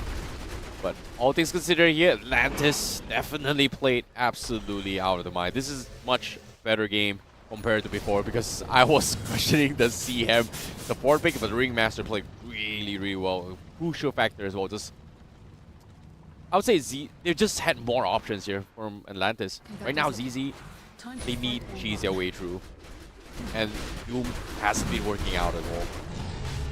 And now Mangrove's biggest problem of the game. They are going to be smoked up. They need to get a jump on towards Mangroves first. And I don't think they can actually find him as well. Young God is invised up as well. They have Moonlight Shadow. Seems like a Sentry does scout them up. They found Ponyo. He's going to try and get out. He's got the lead. He is going to be leading out. Save is there, but the poison is not going to be good. Moonlight Shadow finally breaks through. And they are going to try and force a fight. Mangrove does have the Aegis Immortal. He is going to try and chase the rest of the pack. They pick them one by one. They find BYSK, but the rest of ZZ is still scrambling. You can see EK guy trying to pick off on the sword pods, but they just cannot do so. They're getting completely out-kited. Mango Rose is cleaning out everybody, and even Seimei will fall. Everyone crumbles. They take everything. They lose the Ringmaster. But it is all for naught. ZZ is starting to run out of gas, and Atlantis too is getting way, way, way too huge to handle. They're talking about as huge as 21k gold right now at 37 minutes. I also want to say clutch escape back earlier on, save Ponyo. Good work there, Loy. At least waiting for this moment to save his teammate, but here we go. One more Wonder Boy. It's going to be a 4v1. Definitely nowhere to go for doing Sushi. What is ZZ going to do right now? Oh boy. Things are not looking good. BYSK is done for. He's going to be surrounded. He needs some sort of backup. It's not good enough. Beyond godlike for Mango Rose. Tier 4 is exposed. This is over. That's the end of ZZ here from Mongolia. Tier 4 is exposed. They haven't called GG yet. Buyback still available, but it seems it's done. It's over. Like, this Tier 4, it's done. They are going to go for a last stand. They force the buyback on Doom. Ikigai has to try everything. He's got breaking out. There's no nether tossing as well. Oh, it's not doing enough. It seems like they are going to play around a little bit more. They do find the slaughter on the side. He's going to be rooted down. Magros goes on for a catch. They have the Ringmasters out. Everything is there. Doom goes down as well. Everything is over. GG has been called. Atlantis 2. Complete wipeout. Complete domination. This is it. It is over. Atlantis 2 advances forward. And ZZ will be the end of the journey right now. And Atlantis 2, they continue the lower bracket run, ladies and gentlemen. Whereas for ZZ, GG well played, as one of the players said to us on the day that they arrived. It's going to be their last run, so we thank you so much for giving us a very entertaining Dota day. Yeah, it's very, very interesting as well. And of course, for Atlantis 2.0, the dream is real. They are still keeping things alive. You're still in the running. That means we will be seeing them again right after this. So that is going to be a long journey. But as soon as they win that, that means we will officially see them in the playoffs. Yes. Oh, it's a lot of stamina. Yeah, it's a long run here for them, especially here. Oh, man. I wonder who will be their opponents. We'll need to find out later on. But for this game in particular, well, I guess Mangoro showed why his Phantom Lancer is, he basically proved us wrong. Yeah, the timings is just, it all comes down to timings, right? What they knew what to do as well. I think, yeah, Atlantis just understood that the moment, to counter the Skyraft here, the Ringmaster was just perfect. Like, SD was bad, yeah. Ringmaster was a very, very good alternative for those situations. You saw those get out of jail free card situations where, he just bought so much space and time to reset fights. So that was beautiful masterclass coming from Atlantis as well. Yeah, let's check out the masterclass here from Atlantis again through these highlights, ladies and gentlemen. And besides that as well, the Amber Spirit pick was a way better pick than the Corner pick. Yeah, fair enough. But all things considered here, I think Seimei did really well as a Doom as well. As soon as he got his 6 here, he tried to go for gang. They got the Ember Spirit. It was nice. Ponyo was getting a little bit annoying across the map, but the key winning factor was that every single time Ponyo was doing all this plays, there was a lot of small micro details that he did for his teams. Which is sentry wards onto his own camps, which is something that you don't really do on a safe lane. But he did it for the fact that, hey, I don't want this Doom taking Devourer. I don't want this Doom to have free skills on my side. If he wants a free skill, go to your side of the map, which gives so much pressure relief for his safe lane to farm. So that was small little interactions that made them stand out on how to deal with this Doom. Oh yeah, that's a really good point that you pointed out, and that's one of those like micro decision makings, I would say. Yeah. Micro decision makings. And it's very situational as well. If they didn't play a Doom, then you probably wouldn't think about that at all. Exactly. You kind of want to have those creeps in your favor, right? Yeah. You kind of want to stack it as well. You want to force them to fight in your territory, and maybe force a couple of TPs to actually get a setup for a potential gank. But again, Atlantis 2, they needed a couple of win conditions. And right now, if you go for the old school build of running for Blink in this scenario, Axe will not be able to survive just because of how much magic damage ZZ had have in this scenarios. But this was the most important Wombo combo. Like, they smoked up, they scanned, they knew for a fact they were going for a shot. Everyone was comped up with ZZ. They dropped everything on them, and they just scrambling and just did not want to know what to do. Moonlight Shadow gave them an opportunity to disengage, waited out the Doom, especially for Mango Rose, and then they just re-engaged and wiped them. And clutch play by Lloyd as well. How he started off the fight. I would say that he's one of the unsung heroes here. Since he's the one that's like, okay, he's doing the one that's staying behind and all the dirty work, saving his teammates, putting up those skills. And his contribution was the most crucial one. I would say that for me personally, he was the unsung hero. I'll probably give him the MVP, a personal MVP in this one. Yeah, I think everyone has done a fantastic job at this. I like the supports this game. Like they were playing. Like I like this Atlantis 2.0 compared to the previous game. Like they feel like they're in the same page right now. They look kind of lost in the previous game. Maybe I agree with you. The Koto mid wasn't the way to go for me. Well, I guess it's not too late for them. At least they still have games that they could just make this comeback, just like what they're doing right now. And this is one of those moments where ZZ kind of looked like they had a small comeback because of a slight overextension by some of the players from Atlantis. But the moment Mango Rose shows up together with Wonder Boy, well, it became the cleanup crew because by this time, ZZ is out of skills. Yeah, everything was just committed as well, and you can see all this aggressive what's coming from Atlantis just makes them a little bit different as well. The difference between ZZ is that yes, I have sentries, I'm looking to try and punish for Moonlight Shadows, but Atlantis wanted to fight there to begin with. They've already set up those aggressive observer bots. They were just waiting for the right moment to strike. And I feel like the supports, like you said, you know, Mirana, Ringmaster, they did a fantastic job just buying time, allowing both Mango Rose as well as Wonder Boy to just pick however the fight they want to go. Because ZZ's composition is very straightforward. I want to go in, I want to stay and fight all the way through. I'm not going to be able to outkite you in terms of mobility compared to what's an Ember Spirit or a PL. You just have so much more mobility in these scenarios. I'm glad that we got the Rampage moment on the highlight as well. Finally. Yeah. And because of that, Rampage, Snowball, close up the game. GG caught by ZZ. And well played to them. Thank you so much for playing together with us this season. Hopefully we get to see most of the players again next season. Yeah, I'm extremely excited to see them as well here, hopefully. But for now, the journey continues for Atlantis 2.0. We still have more games to come here. We, of course, thank you guys for all your patience here, for those guys watching at home and supporting your favorite teams here. But please be reminded as well, we are looking for the best of the best in APAC to actually walk away with a huge chunk of prize pool here. The champion will be walking away with $60,000, and of course, and a chance to play at the playoffs here, the event, the land itself in India itself. Yep, and it is confirmed as of now that Myth Avenue Gaming, last season's champion, defending champion, yes, has made their way to the LAN event. Yeah, they are currently sitting in the upper bracket finals. Oh yes, they are. We're just waiting for the result to see who will be their opponent by then. Perhaps when we come back from the break later, we'll get an idea. But before we head on to more stats to give you guys an idea of whatever happened in the previous game, we'd like to remind all of you again that you guys can decide who the Intel All-Star is by scanning this QR code and vote for your favorite player. The vote will be closed on the 11th of January by 4 p.m. So make sure you vote. Yeah, be sure. Vote your favorite team. Who do you think is going to be the All-Star? Who is your favorite player? Be sure to vote it by then.